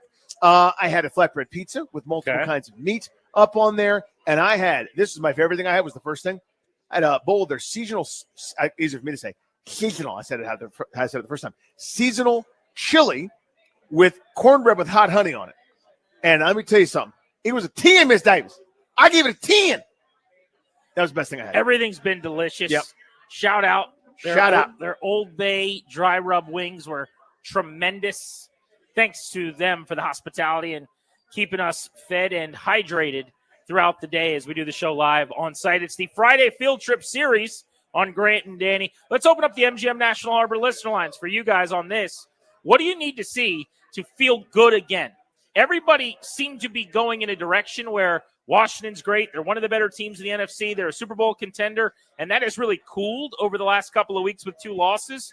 What can they do Sunday to get you back in a place where you could see this team winning a playoff game or 2? Most of them have to do with the offense, okay? And I'll start right here. It's about Jaden Daniels. It's eye test to me. I need it to look like it did before.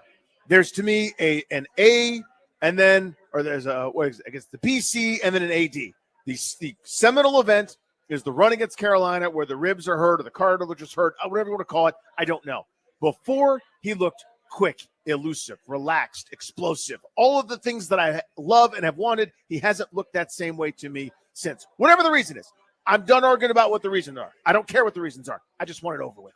I want this 10 days. I want him back to being, I want that again. I want the thing that everyone's jealous of. I want to feel warm in my heart, and I want to feel snug under my little blanket of Jaden Daniels' joy that he provides. So here's something that I don't think enough people are talking about. We heaped a lot of praise correctly on the offensive line and on pass protection over the first half of the season. They were really, really good, in my opinion. Yes. If you look at the pass block win rate, if you look at the amount of pressures that they were allowing, right? Those types of numbers, they were one of the top 5 to 7 teams in the National Football League. If you look at the last 2 games, their pass blocking rate has been way, way worse. So just as an example, there's a lot of different ways to do this metrics-wise, but PFF grades everything out, Pro Football Focus. Yep. They have had them against the Bengals as a pass blocking unit at 86.3 is their grade. Against the Cardinals, the high water mark of the year, 88.5. Against the Panthers, 86.6. Just as a comparison, the Giants game a few weeks back when Daniels was still able to run and look like himself and had 2 touchdowns and no picks, the grade as a pass blocking unit from PFF, 75.5. The last 2 weeks, if your eyeballs tell you he hasn't had as much time, he's been pressured more often, you're right. The grades were 47.6 and 40.6. Less than half in some cases there, yeah. That was going to happen when you played Pittsburgh, and it's TJ Watt, who they did a really good job against, and Alex Highsmith, who they didn't do quite as well against. That was going to happen when you play the Eagles. Even though they don't have a TJ Watt, that's as good a pass rushing team as there is in the league, and it's a short week to prepare. I will excuse that. I go into that semester knowing you're not going to do as well on these couple of assignments, but you cannot have that against Dallas. There's no excuse to. So I need them to get back to keeping him clean, giving him time, allowing him to process things. One of the reasons he was so flustered against the Eagles was that there wasn't the same comfort in the pocket. And I'm not making him just a victim. He was a big part of it. I understand that. But this offensive front has been splendid all season long. In the last 2 weeks, it has not been. And weirdly, your young quarterback hasn't looked as good. So for me to feel really good again, they got to get back to playing like they were and keeping him clean and protected. Into that, I think probably the 10 days will help them too. That kind of underrated part. Remember, Andrew Wiley's hurt, working out his shoulder, couldn't go for one of those games. Biotish was hurt. Yeah, guys are banged up, right? In and out of the lineup a little bit. I think that 10 days with their feet is up is probably going to help. This is, again, similar for me. Point 2 is on the offense. Where are my explosives? Where are my big plays? We haven't seen any for a minute, right? Now, part of that's big, really good defenses, pass pro holding up, kind of to your point there, right? Where maybe you don't feel like you can call up that double move or that long shot for a slower developing play because, you can't block it up. I get that. I need to feel like they're capable of going over the top. More importantly, I need other teams to feel like they're capable of going over the top or hitting some big strikes because I want them to respect that, right? The way a scorer in the NBA is able to get their shot off is if you have to respect every part of their offense. You got to come up close because I might hit a three. That means I can drive by you. You got to be able to sag off in case I try to drive by you. Then I can hit some threes. You need everybody to respect everything, the whole field. That's what that deep threat brings. I was wrong about this years ago when I didn't want Deshaun Jackson here. I realized when I saw the fear that he struck in defenses, and even games where he was going 3 catches for 20 yards, it was still worth it to have him because everyone else got to eat, because those teams decided we are not letting that guy put us on SportsCenter a la LaRon Landry, start him Monday Night Massacre. We need to be able to go over the top or get big chunk plays just to show that we can get back to what they do the best. Well, maybe this is a chunk play and maybe it's not. So we'll feed out of a similar bag here. But how about just get Jaden Daniels running again? Where are the scramble plays? I don't want him to major in it, but you got a minor in it that he was making in the first several weeks of the season. I know we don't need to talk about the rib again, but Cliff Kingsbury made it sound like the rib's okay this week. Cliff Kingsbury said when he wasn't the same, when he was banged up. Well, if that's the case, that's a past tense view of when he was, meaning he's not anymore. It is time to get the running game going via the quarterback position. One of the reasons they've been a little bit less effective carrying the football with Robinson and their running backs is I know he's not pulling the ball. I know he's not keeping it on the zone read around the edge the last couple of weeks. And there have been a few times, you saw him just like I did, if you rewatch the All-22, where he could have pulled it and kept it, like he did against Carolina when he ended up getting hurt on the 46-yard run. Is it health-related? Perhaps. It's also who they played related. Don't really care. Again, we spent the whole week talking about that. That's over. Now this is about Sunday. What do I need to see to feel good again? I need to see Daniels running around and making plays like he did early in the year, because that tells me he's mentally, physically back, that he's the guy that they need him to be. Because as we've seen, when he's special, they're going to win pretty convincingly. When he's just a normal quarterback standing in the pocket and you take some of the superpowers away, it gets a little bit harder. This one's a bit more nebulous, and it might annoy some people. But here we go. I'm going to do my best anyhow. I want this 10-day period that they got. They had to go through a really hard time to get to it, right? They played 2 really good teams. They lost them both. You're licking your wounds, etc. I'm hoping this 10-day period, this 2-week sprint now to the bye, was used for some self-scouting, some self-evaluation. I just want to see something different.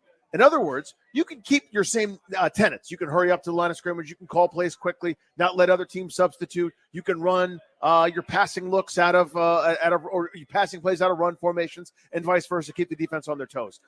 I can't kind of do though hey, it's Terry McLaurin or it's Zach Ertz. Like, find me something else. Find me answers. Not again. You may not have to against Dallas because they may just quit after Brian Robinson shoves it down their gullet for 4 quarters. But I want to see that the way teams are trying to play them isn't kryptonite, isn't the answer key. I want to see adjustment and something different. It'll be hard to sort of say if a good play happens that was an adjustment or just a good play. It's going to be tough in a game like this to figure it out. But really starting this week, after 2 good defenses slowed you down to a pretty significant degree, I want to see you go, all right, here's how they're going to do it. I got an answer for that. I want to see the answer. Here's my not so bold prediction, by the way. I will guarantee a throw to Terry McLaurin on their first 15 script in this game. I would bet anything I own, if I needed to, put something up on that. I think there's a chance the first play of the game is like a smoke screen out to Terry McLaurin on the edge. It feels very RPO to me. Like it might be him on a little slant. Sure, why not? I bet it's going to be early. It's going to be quick and safe. It's going to be around the line. I could see a bubble screen, some kind of smoke throw at the line, wide receiver screen, or like even one of those slants you're talking about. Cliff Kingsbury acknowledged that 2 targets for him against the Eagles was unacceptable. Mm-hmm. Kingsbury suggested that 1 catch for 10 yards shouldn't happen. And that was the one trend that he did suggest I'm working to fix. Because he was dismissive of this idea that his offenses succumb to being figured out as the year goes on in Arizona and possibly in DC. But he would say, here's the trend that I care about that I'm not okay with: Terry McLaurin not catching passes. And I did love hearing that. Now, it's not like a trend. 5 catches for 113 yards last week before the 1 catch for 10. That was against the Steelers. But he had a 2 for 19 against the Giants. So that was a 2-touchdown game, mind you. But it's 2 of the last 3 weeks that he has not really been featured, where they haven't thrown him the ball barely at all. How does that happen? I think some of that is that the passing game's been worse, and Daniels has kind of gone inside out as opposed to outside in with how he's viewing the field. But Kingsbury is not going to play that game very much longer. I think he's going to force McLaurin the football early in this game. And that's something that will get me back to feeling a lot better about where they are. Because when 17's got the rock, it's just a different operation. Yeah, it just, again, it forces – all I want is everyone is to force defenses to cover everything, right? If you make them do that, use every blade of grass, use every bit of horizontal space, every bit of vertical space, it just opens things up, right? Especially with some of the option things that you have built in included in certain plays. Like if you hit Terry McLaurin a couple times on his signature slant where he's cutting in front of the defender's face, makes that catch in traffic, gets up and flexes a little bit, tells you it's a first down. You do that a couple times. Well, guess who's cheating that way? The linebacker, the safety. You know who's going in that hole now? A guy named Brian Robinson. And the cycle continues. The whole point to me is to keep them guessing, keep them flat-footed, instead of being able to say, we're taking that away, and now we can dictate to you. Terry's essentially got 2 post-catch celebrations. He's got the one where he does like the thing where he's like looking at himself in a suit in the mirror, kind of. Yeah. And he kind of rolls the flex. And then the other is just the beating of his chest, which I think's the better one. The beating of his chest, Selly. That one is I just got rocked. No one in the league makes that catch, that physical blow coming, holds on to the football but me. And he just kind of bangs his chest and lets everyone know he's there. Big fan of that. I love the shrug off. I love so this is an obscure reference, and you're not going to remember it, but at the end of The Matrix, when Neo realizes he's the one, and he dives inside of Agent Smith, and Agent Smith blows up, and Neo kind of flexes, and the world reverberates because he's the one and he can manipulate the universe. That's what I think of when Terry McLaurin's kind of giving you the like, I just blew up Agent Smith. And that's what I think of, and I love that one. So just hearing that description of The Matrix makes me more happy that I never saw it, if you know what I mean. Well, that's on you. That movie is brilliant. And I know that you're out just because you can't handle anything all the way like that. out. It's awesome. I'm sure it is. Yeah. I want you to enjoy it. He jumps into a guy's body because he's the one and he blows up the universe. He does it, but again, it's less about like the sci-fi element of it, and it's an unbelievable. Were there any warlocks there? No, of course no warlocks. Did anyone take the ring to anywhere? No. Okay. It is a commentary about how we are prisoners of our own design. Okay. It's about deep philosophy as it manifests itself in a story about the future and potential end of humanity. Again, it is a 10. What do you guys need to see that isn't The Matrix to You need to feel see The Matrix. better about the stretch run coming up? You can call us at 800-636-1067. I want to touch some of the people out here out and about at our live show in Falls Church, as well at the Casual Pint. See if we can get some of them in the mix in a few minutes. You're listening to Grant and Danny on The Fan.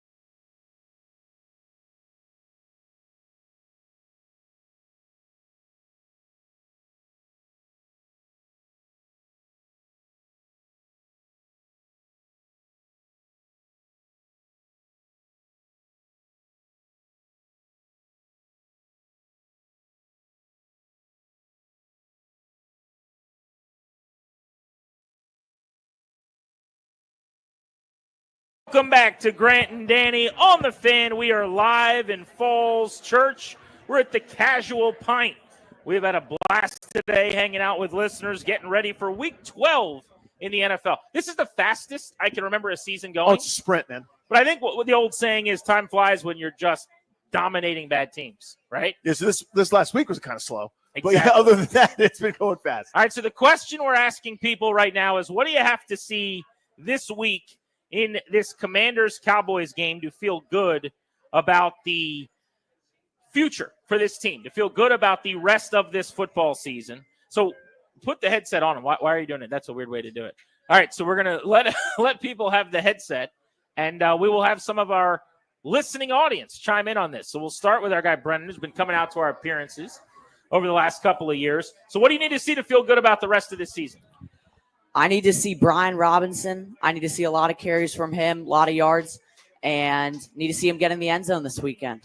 So you want a touchdown, you want him to run the football. Give us your score prediction, Commanders, Cowboys. Do they cover 10.5? Do you think this is a blowout? I'm going to say 31-17 Commanders. A little thumping. I'll take 31-17. That's a 14-point win. That counts. Ladies and gentlemen, that is a cover for the locals in the nation's capital. All right, thank you, buddy. We appreciate it. Thank you. I tell you, if you want to get a base hit, you don't face him. That's right. Nasty. Filthy on the bumps. Throwing gas. Three-pitch these days. mix. All right, we've got Commanders gear. This is the old Block W hoodie. Yeah. You've made the transition to the Commanders gear. We're all in. Are you now? How is the name resonating with you at this point? It's good now. You're Is fine. it good? I'm ready. Has it did it grow on you? Yes. Is it acceptance or is it like I'm having fun? It 100% grew on me. Yeah. Same thing when the Nats came out, where they're like, "Oh, we're going to be the Nationals." You're like, "That's a horrible name." And then once you start doing it, you're like, "Nats, of course. Why would it not be the Nats?" How much of it is that this year has been fun? Jaden Daniels is really good. Huge, yeah. Okay. Huge. Yeah. Very cool. Once you have a winning team, you just switch your That's team. what happens. Yeah. So what's your name? Where are you from? Alexander from Arlington. All right. Very cool. So this weekend, you go in after 2 straight losses. There's a lot of questions swirling about how good they are. What makes you feel really good leaving this game? I want to see Jaden be back to where Jaden was at the start of the season. I mean, you just need him to look like he's crisp, more completions, get some bombs, and look like he's healthy again. I mean, otherwise, take him out, put Mariota in, and give him some time to rest. So you think you think it's legit banged up? They should have considered sitting him. I think he is. And I think this is a game you could sit him and still win. The only thing I would say, and I appreciate that. Appreciate you, buddy. I heard a couple of people say maybe give him a little rest, maybe sit him for a game. If you're going to do that, and they're not going to, but in a hypothetical where that was going to happen, I would sit him next week going into the bye against the Titans because of the divisional quirkiness. Dallas, you talked about weird things happen in the division. It's another game against a bad team, but it goes into the bye, so you have like it's almost like a 3-week break for him at that point. If he really needs time off, you give him the time off this week, it's a nice break. The real nice break is if you have 2 straight weeks off. It's like letting a player sit out the day before there's no game if you're on the Nationals, and then you get a 72-hour break. Yeah. So it's interesting. I mean, to me, the break just happened. Like, if you were going to sit him, it would have been for one of these games where you play twice in 96 hours, right? But now we kind of are healthy enough, presumably, to have come back and over some time, deal with that injury and be better off. But I totally understand the point that he wasn't right. I'm hoping that he got right now. If we don't see that, we can have a conversation about what to do. All right. What's your name? Where are you from? Arlington. Blair in Arlington. Blair, yep. We appreciate you coming out. By the way, that is an awesome shirt. So he's got the burgundy and gold. You know what that shirt is, Danny? I mean, it's a Washington shirt. Yeah. What is this? Is that No file? It's a good trivia Is question. it a Sean Taylor one with It the is. It's tape got on the the taped face mask with all the tape that Taylor used to wear, and it's just a helmet with the taped face mask. That's fire. Yeah, indeed. All right, so what are you Good looking call. forward to this weekend? I need to see Kingsbury's offense back on fire, moving the football and looking efficient like it did. It's been a couple weeks, and I think with Jaden, the banged up ribs, it's been tough. But now's the opportunity. They got to get back to moving the ball. And Brian Robinson's supposedly healthy. Jaden should be healthy enough. If the offense is not clicking in this game, we got some things to worry about. Do you think that the storyline that we and everyone else have been talking about with Kingsbury's offense is overblown about a regression after just a 2-game, 5-day sample, or do you think there's something to worry about? I think it's potentially overblown. I mean, I think they've been dealing with some struggles of Jaden. I would think was definitely feeling the pain of his ribs, and I think that they played 2 of the best defenses in the league, and so that combined with some offensive line injuries, I think it was a bad combination for a couple weeks, and I think they can get back on track. But I need to see it, And that's where I'm at. I appreciate you, dude. Thank you. I just want to see it.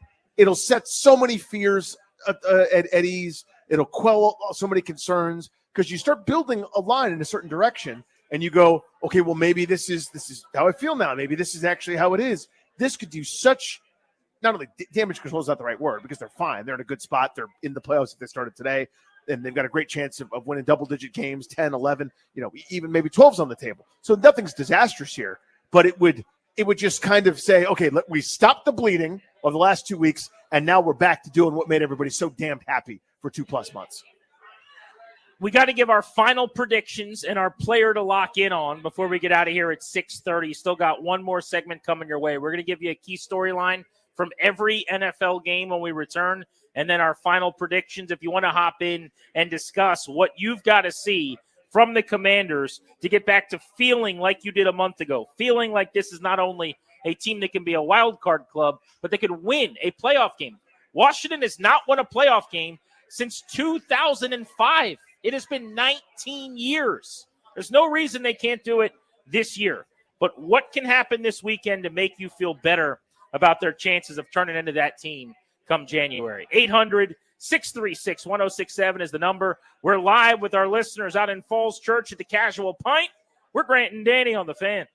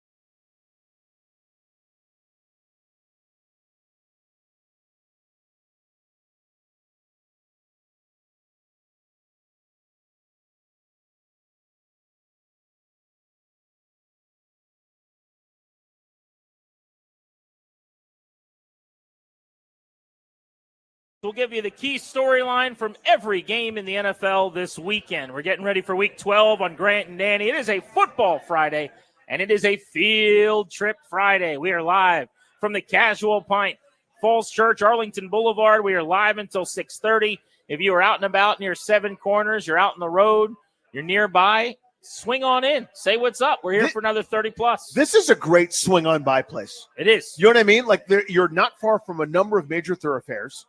It's the parking lot's right here. You can see it from the main road. By the way, it's a great swing by place. Huge parking garage, too. So, Yes. parking's not going to be an issue either. Feel good about that. Yep. But, yeah, we're near a lot of things. I'm going to say this. I hope no one gets bothered by this. Falls Church is a huge hole in my game. Like, I just don't know about it. So, I'm from King George near Fredericksburg. Yes. I moved to go to George Mason University and lived basically in Alexandria and Fairfax for the better part of the rest of my last 18 years, half my life now. But I was mostly in Kingstown or down along like Duke Street. Now I'm out in the Lorton area. For whatever reason, all my high school football coverage I've done for years, which was a lot of Loudoun County and Fairfax, I just missed Falls Church. Yeah. So like Justice, I couldn't get there if you gave me an hour and a compass. Our boy Ryan went to Falls Church High School. I know that that's somewhere near here, and they're the It's Jaguars. really close. It's like on Jaguar Trail. Exactly. Like you could probably. Someone said Justice is right there. I believe you. I just can't do it. You're like, that's true. But like I knew where we were coming generally, but I needed my GPS. I passed it. I had a little time before I came in to kill, and I passed it, and I'm like, oh no. And I got to Seven Corners, and I was like, nope. I feel like I was like one turn away from Texas. You know what I'm saying? It was like, I'm like, oh, this is Seven Corners. If you would have told me today at my house, you can't use your GPS, there's $1 million on the line. Before noon today, you have 3 hours. You have to get to Seven Corners. I couldn't have done that. I just couldn't have. I have no sense of direction. And this is a hole in my game. Yeah. I mean, for me, I even despite the fact that I'm from Northern Virginia, lived in and out of D.C. for most of my life with a couple stints here and there. But my hole is Alexandria. I know it exists. I know that I'm always somehow on Route 1. Like at the end of it, I don't want to be, but now I'm in that series of traffic lights going really slowly where I can only go 7 miles an hour for 15 feet. Are you talking Old Town Alexandria or where? No matter where I want to go in Alexandria, I end up on Route 1 in that series of traffic lights going really, really slowly. That's Old Town-ish. Adjacent. But I know Old Town, right? Yes. Where it's the name. It's like King, Prince, Queen, Jackal, and Jester, and the Clown Prince. I know Old Town. I've been to Old Town. Whenever I want to do something in Alexandria, I always end up on that stretch on Route 1. I keep saying it, going 15 miles an hour, going light to light to light to light to light. Right. I don't like it. Well, this is fun, though. This has been a great venue and an awesome stop for our field trip back in Virginia. This has been a great turnout, and we appreciate everybody making the show part of their day. It's been really, really cool. Let's hit the phones before we get to our storylines in the NFL.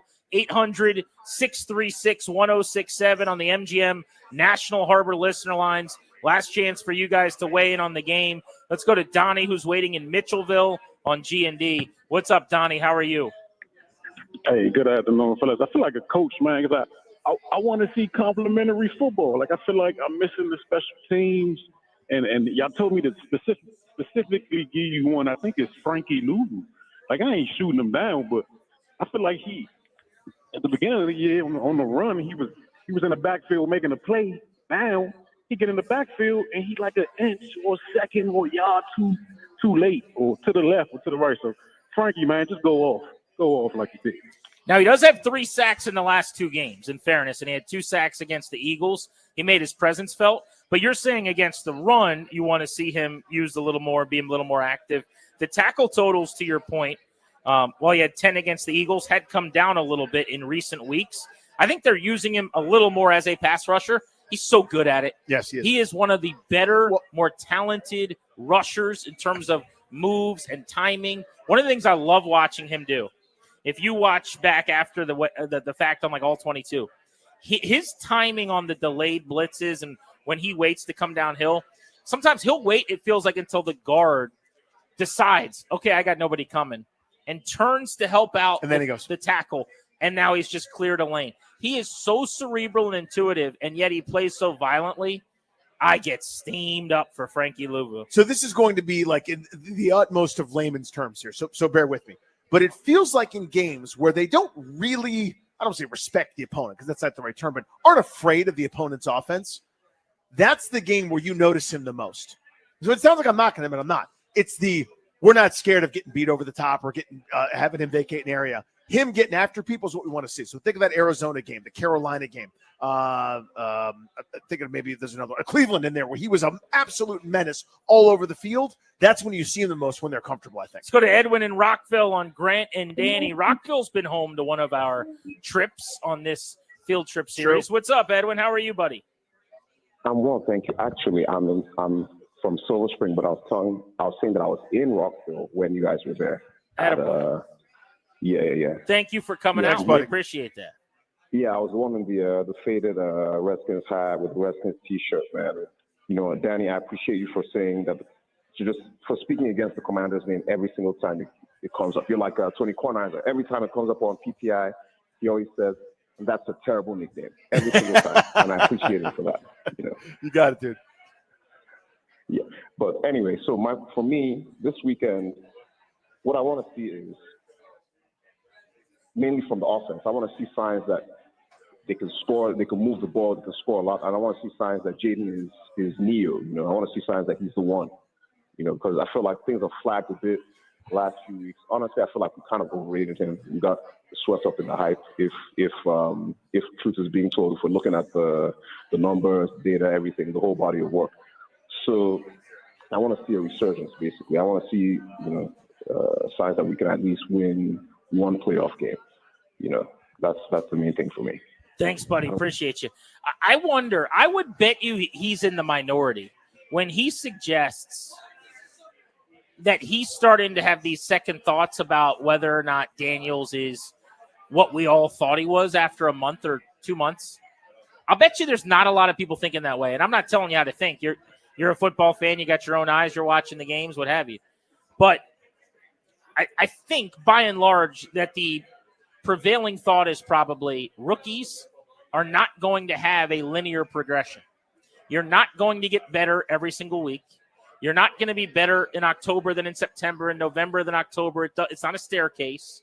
I think there's an acknowledgement of his lack of health, which is significant. Now, I would point out that one of the main knocks as a prospect against Daniels was health and durability because he has a small frame and he's going to get crunched. And that is a reality that, at some point is going to become a storyline that into the future, potentially, we all have to discuss. But I can't imagine after just 2 games against great defenses on a season that's gone as well as it has, with him being the de facto rookie of the year, sizably right now leading Bo Nix in any kind of a hunt for the award. I can't imagine someone going, yeah, I'm not sure if this guy's good. I don't know if he's the guy. I think we overrated it. That's not how I'm thinking. And I think most fans would be in my camp. I wonder how many people are thinking like him where they go, did we put too much on him too quick? Did we just throw a party because we wanted to see something and maybe act like it was bigger and better than it was? I mean, I would tell him, go back and watch that Cincinnati game again. Yeah. That game doesn't happen very often. That game has not happened from a rookie in my time watching this game, maybe but once or twice. So I've seen that pulse. Now, it's not the real life pulse because, as we always know, like the social media echo chamber little box isn't necessarily representative of humankind or America or a fan base or otherwise. But I have seen that. The waiting for the bad game, relatively, right? His worst game or performance isn't up to what he's done previously. And, I told you guys all along. I don't know whether you did or didn't, sir. I'm not tracking every one of your opinions respectfully, but I told you guys they should have traded back. Or I told you guys that he wasn't the dude, that he was overrated, buoyed by something at LSU. So there's a small portion of folks, but I think for the most part, everybody's kind of going, he showed so much greatness already. I want to get back to that. Very, very different than he's not that good. That's a good point. If these first 2 games, if the 2 games he played most recently were his first 2 games and we're going into week 3, we're having a very different discussion about Jaden Daniels, right? He does not look like he's ready for the lights, or he does not look like a terrific NFL quarterback. He's a project, whatever. Think about all the deposits. Like, you're allowed to take out a couple withdrawals when you've put so much money in the bank already. Mm-hmm. You got to allow for a couple withdrawals from the kid with all the deposits he made first. Sergio's in DC. What's up, Sergio? How are you? Doing well. How are you, fellas? Good, buddy. Thank you. So on the surface level, I'd love to see obviously the offense get going again. I'm not too worried about the Kingsbury drop-off thing like everyone else seems to be. Honestly, I want to see JD use his legs again. I do actually believe that he's healthy. I think the injury has been indirectly affecting him with the limited practice, the timing. You could tell he wasn't stepping into his throws and stuff in Philly. I was actually up at that game. It was pretty sick. And then I also want to see him get Luke involved. I want his separation percentage grade is so high. It's outrageously good. Yeah.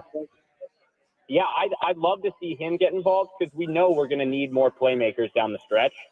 And then on a deeper level, I mean, we all remember the Cowboys eating turkey legs during the game. We remember like Zeke saying they didn't want to get him out after a touchdown with like 10 minutes to go because they knew they'd have another opportunity with like 6. The disrespect that's been poured on us by the Cowboys over the years, like I want to see us roll these boys, and I want to see them pan to Jerry sitting in his suite, arms crossed, bitter as hell. Like we gotta put it on him. I'm going 31-13. Good guys. Appreciate you, buddy. Hope that's exactly what happens. By the way, Thank you for the call. Hey, let's do that.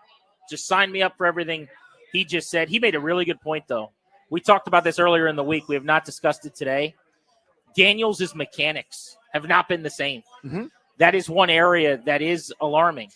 And you wonder, is it a rib thing? Is it bad habits after the injury? Is it just him in a rut?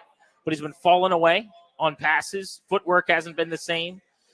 And the accuracy has evaded him a little bit.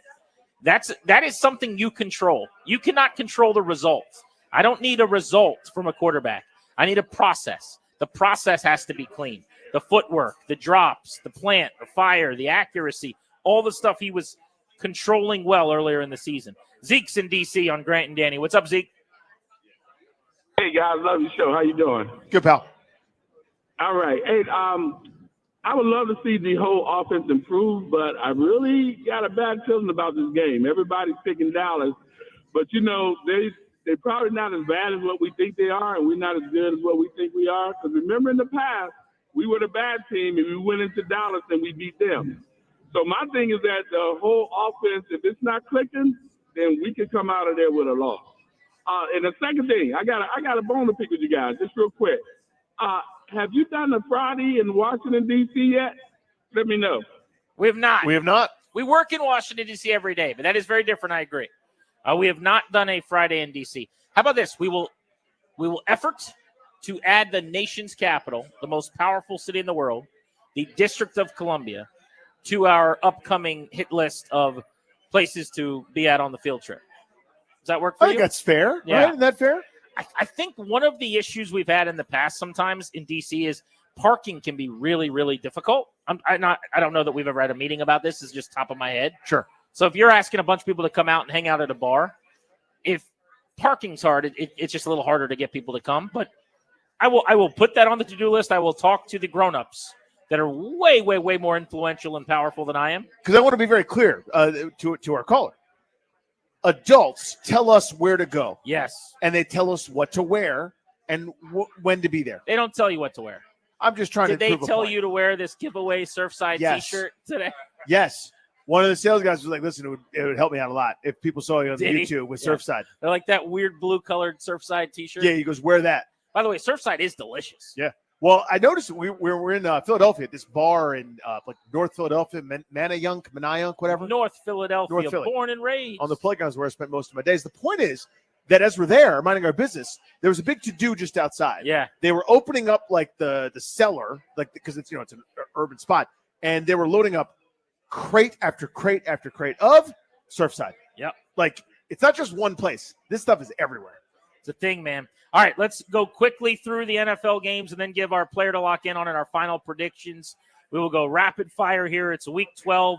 Chiefs, Panthers, not a lot to see. Kansas City's 9-1. Carolina's 3-7. This could be a signature moment for Dave Canales if the Panthers could pull off a shocking upset My guess is Mahomes in Kansas City rolls, bounce back from their first loss of the year. Yeah, they are inevitable. This really, to me, is a Bryce Young story. Not about winning the game or anything, but just about playing well and continuing maybe his career, question mark? Vikings, Bears in Chicago. Game 2 for Thomas Brown as a play caller. Caleb Williams looked better after the Shane Waldron firing. Bears defense has not been on the same level as it was supposed to have been. Top 10 a year ago. They get a tough customer coming to town in the 8-2 Vikings. Minnesota, chance to be 9-2. Sam Darnold's not even playing that well. They keep on winning. Yeah, so they've been a little shaky in the middle of the ring, right? Standing 8 count a couple times, won one of these games, lost one here recently, haven't been playing as well as they were early season. That happens. You go through ups and downs. Good chance for them to kind of cement their spot there right behind Detroit in the NFC hierarchy. And Chicago looking to reclaim something with Caleb Williams and company. Kevin O'Connell's a great head coach. Yes, he is. In Houston, the Texans are 7-4. They blew out the Cowboys on Monday night. Short week turnaround. They get the Titans, who come to Washington next week. Feels like a pretty easy victory for Houston, but like Washington, you're hosting a team in your division that you're expected to beat handily. Sometimes those games get sideways. Yeah, they're kind of now a power running team behind Joe Mixon in this sort of renaissance. By the way, what happened to C.J. Stroud? That's my dude. I think he's a top 10 QB in the league. Last year, C.J. Stroud had one of the great rookie years ever. He has had a sophomore regression, notably. Like, it hasn't been bad, but it hasn't been like the step forward that you thought. And then the reason a lot of people thought, especially you had Stephon Diggs. Now I know they've had injuries at receiver. They welcome Nico Collins back, gets a better offense, but they've kind of morphed into a pound you type team a little bit, playing some good defense. He's on pace to have a worse year in his second year than in his first year. That's just strange to me. Just He's basically completing the same number of passes. His interception percentage is up. His touchdown percentage is down. Just strange. I mean, the offense isn't as good. I'm not saying it's all him, but I did not see that coming. All right, going around the league, Week 12, Lions 9-1, Colts 5-6. Detroit should stomp Indianapolis in that game. Anthony Richardson did look a lot better after getting back into the lineup last week. Similar story to Bryce Young, trying to reclaim it as a guy that was a project. He did some work, and he, big step forward this past week. This is a tough ask, though, for the Colts, who are fighting for their playoff lives, outside looking in. Detroit trying to keep that number 1 seed hope alive. The Dolphins have won 2 in a row over the Rams and the Raiders. Not quite back in the playoff picture just yet, but with another win, they will be in the hunt. They're playing the Patriots. They're hosting New England. Don't look now, but Drake May has been fantastic on a terrible team with a bad offensive line. He's turning some heads in the AFC East. May has been good, but they're just weaponless and kind of devoid of the ability to compete at a high level. Miami, I think I saw this. I apologize if I quote the stat wrong, but since Tua has returned, they've scored on the highest percentage of drives of anybody in the NFL. That offense is slowly but surely getting back to being that Dolphins offense we know. Bucks 4-6, Giants 2-8. Daniel Jones was benched. Then Daniel Jones was moved to 4th on the depth chart. Today, Daniel Jones was released. He is no longer on the Giants. He's been their starter all 10 games this season. Tommy DeVito gets the nod for the New Yorkers. Baker Mayfield has been outstanding despite swirling circumstances in Tampa, losing receivers. Mike Evans looks like he's coming back this week on the injury report still with that hamstring, but having him return would help the Bucs a lot in a division that's still winnable. Let's go to the 49ers and Packers. San Francisco has ruled out starting quarterback Brock Purdy. They have ruled out defensive end Nick Bosa. They are saying that Trent Williams is a game-time decision questionable. They are in trouble. They're 5-5. Not a whole lot of margin for error left. The only good news for them is they're only one back in the division, 6-4 Arizona. They still play them again, but they play at Lambeau, 7-3 Green Bay as hosts. The Packers are favored by 5.5. Hard to imagine that the 49ers win without Brock Purdy. I think Brandon Allen will be the quarterback. I don't think anybody's going to pull away in that division. Cardinals have a divisional matchup. If they drop that one, Seattle is right there with them at potentially 6-5. The Cardinals could be 7-4. They'd have a nice lead there. Rams have a tough game, which we'll get to here in a second. I don't think anybody's going to run away with that division. I just don't think that's the kind of year. So San Francisco still got a shot, but you're running out of chances to take that shot. For Green Bay, this is a great division they happen to be in. They need to win to keep pace. Speaking of the 6-4 first place Cardinals, they play 5-5 Seattle in the Pacific Northwest. Seahawks are hosts, tough place to go. Would be a great opportunity for the Seahawks to pull away 2 games over Seattle, maybe 2 games over San Francisco if they could get a win. The Eagles play the Rams. Massive game. Big one. With implications for your Washington Commanders. The Rams in this game are within a couple of points at sportsbooks within the Eagles. 8-2 Philly, 5-5 Rams. Seems like even with extra rest, though, the expectation is the Rams are going to give them a fight. The Rams are 5-5, and they're doing kind of what they did last year, where they started off 1-4 this season. Now they've won 4 of their last 5 to get themselves to 5-5. They did something similar last year. As they get healthier, McVay coaches them up. If Stafford is healthy and has a couple guys or a guy or two to throw to, they're much more formidable. They're sneaky. Look out for them as a team outside looking in. Monday Night Football. Bum, bum, bum, bum. The Ravens, the Chargers. It's all Harbaugh all the time. The eye contact ball. Who's got it better than us? Nobody, except they're saying the same thing on the other sideline. So how does that work? The Ravens 7-4, the Chargers 7-3. They both look like they're playoff bound. I know I'm cheesy, but sign me up for two brothers coaching against each other. And by the way, two guys that are playing really, really well at quarterback. Lamar had a really bad game last week against Pittsburgh, but he went into that game the MVP favorite, supplanted by Josh Allen, who's idle this weekend. No game for the Bills, so a great chance for Lamar to get back to being in the MVP mix. As far as the Chargers go, Justin Herbert has been playing stellar ball. Yeah, a little bit less on his plate, but you still see it, right? There was a throw from the other night that everybody's replayed a million times. 4 verts, and he threw it into a space about big enough for a key to fit in 30 yards down the field on the line. The guy's incredibly talented. This Chargers defense is legit. Now they haven't played an offense like Baltimore's, so we're going to find out a lot about both teams, I think. Those are all of the games in Week 12 in the NFL.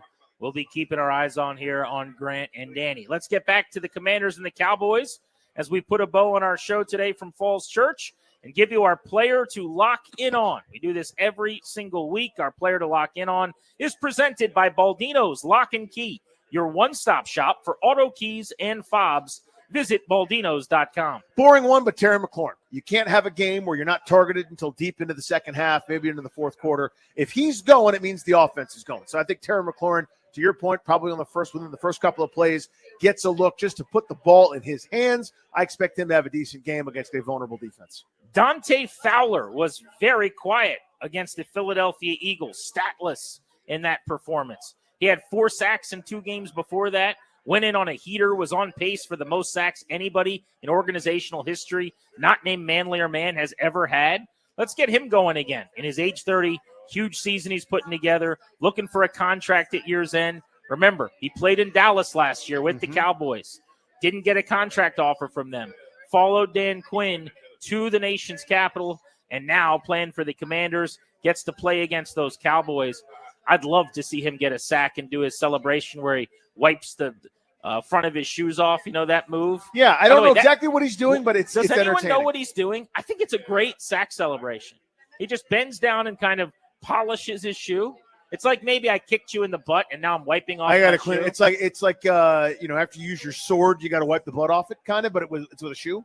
I love it. Yeah, it's unless it's from something I haven't seen. It seems like he made it up. Yeah, unless it's inappropriate and I'm endorsing something that's bad. Oh, and we don't endorse things that are bad. No, we don't. I hate the bad thing, just like you guys do. I just don't know what it is. I would agree. But I also recognize the fact that I'm old. I don't know who anyone is or what they're saying. In fairness, you're not just saying that. Like, you've never heard of anybody.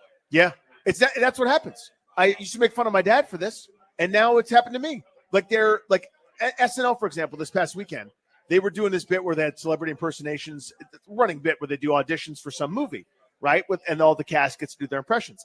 There were 5 characters out of the 10 where I have never heard of this person. I don't mean like, oh, I don't know who that is. Like, I have never heard the sequence of names that they used for the impression. And I was like, it's not funny to me because I don't know who that person is. It's happened to me.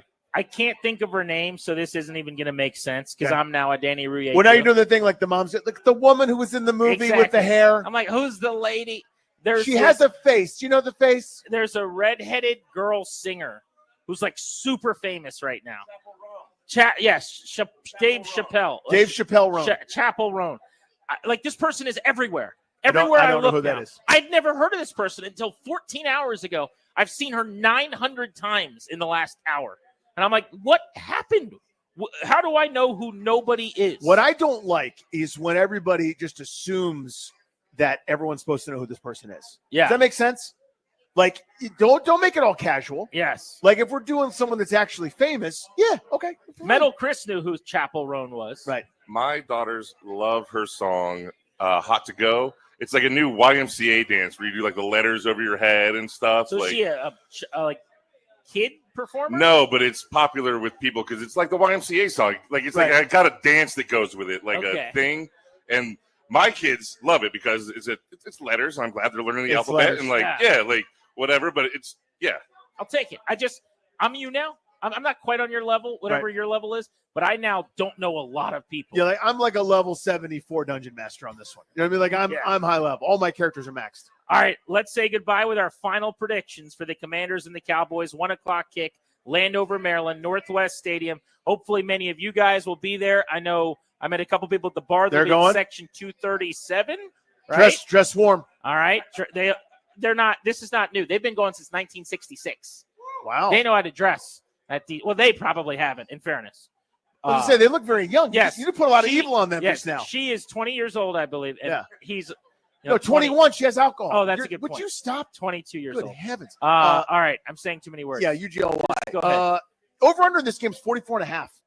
Everybody's assuming a whole bunch of points get scored, maybe even just by Washington. I think it's uglier than we want. I think it's gross, but I think Washington wins like a 23-17 kind of game. We're not going to feel great afterwards, but we'll feel good because they won it. I'll need a shower if that's the case. That would be a massive disappointment. Here's where I'm at on this game. The Cowboys have done evil, terrible things to Washington in this rivalry over the last several years. In fact, the Cowboys have won 5 of the last 6 games against Washington. And you guys will remember some of these. January 7th, 2024, at home, 38-10, Cowboys over Washington. How about November of last year when we watched Dallas beat Washington 45-10? How about, do you remember that day after Christmas game in 2021 when the Cowboys beat the then football team 56-14? Sure do. Humiliating primetime embarrassment. Let's turn the tables. Let's not just beat them. Let's kick them while they're down. Let's embarrass them. Let's humiliate them. Let's have the kind of game that when it's over, they're calling into the radio saying, Mike McCarthy shouldn't show up to work tomorrow. Lock the doors on him. Let's get the guy fired. I've got Washington winning this game 41 to 23, an 18-point win for the Commanders. Jaden Daniels gets right. Nobody's bugging on Cliff Kingsbury next week. And the bad Cowboys get what's coming to them. Silent plane ride home. It's what they deserve. I hope so. Yeah, I still haven't forgotten. One caller brought it up. We talked about it a little bit. I haven't forgotten about that turkey leg thing, man. I have some memories there. How many times is Ezekiel Elliott going to jump into the Salvation Army bucket? I got a bucket for him to jump into. Yeah, enough of that, right? This is the reversal of that. Let's go 41-16 this thing. Smack like they around, did when please. they beat the Cowboys on Thanksgiving. Please. With the Montez Sweat touchdown. Big thanks to all of you out here at the Casual Thank you, guys. Pint Thank in y'all. Falls Church. All of you came out throughout the day to say hello. That was awesome. Thank you to the crew out here. That was wonderful all day long. We will certainly be back. Casual Pint, Falls Church, Arlington Boulevard. If you're in the area, great place to come have What a spot this is. beverage and delicious food. Thanks for listening to Grant and Danny. Keep it live and local on the Fan into the evening with Linnell coming your way next. Ladies and gentlemen, the weekend.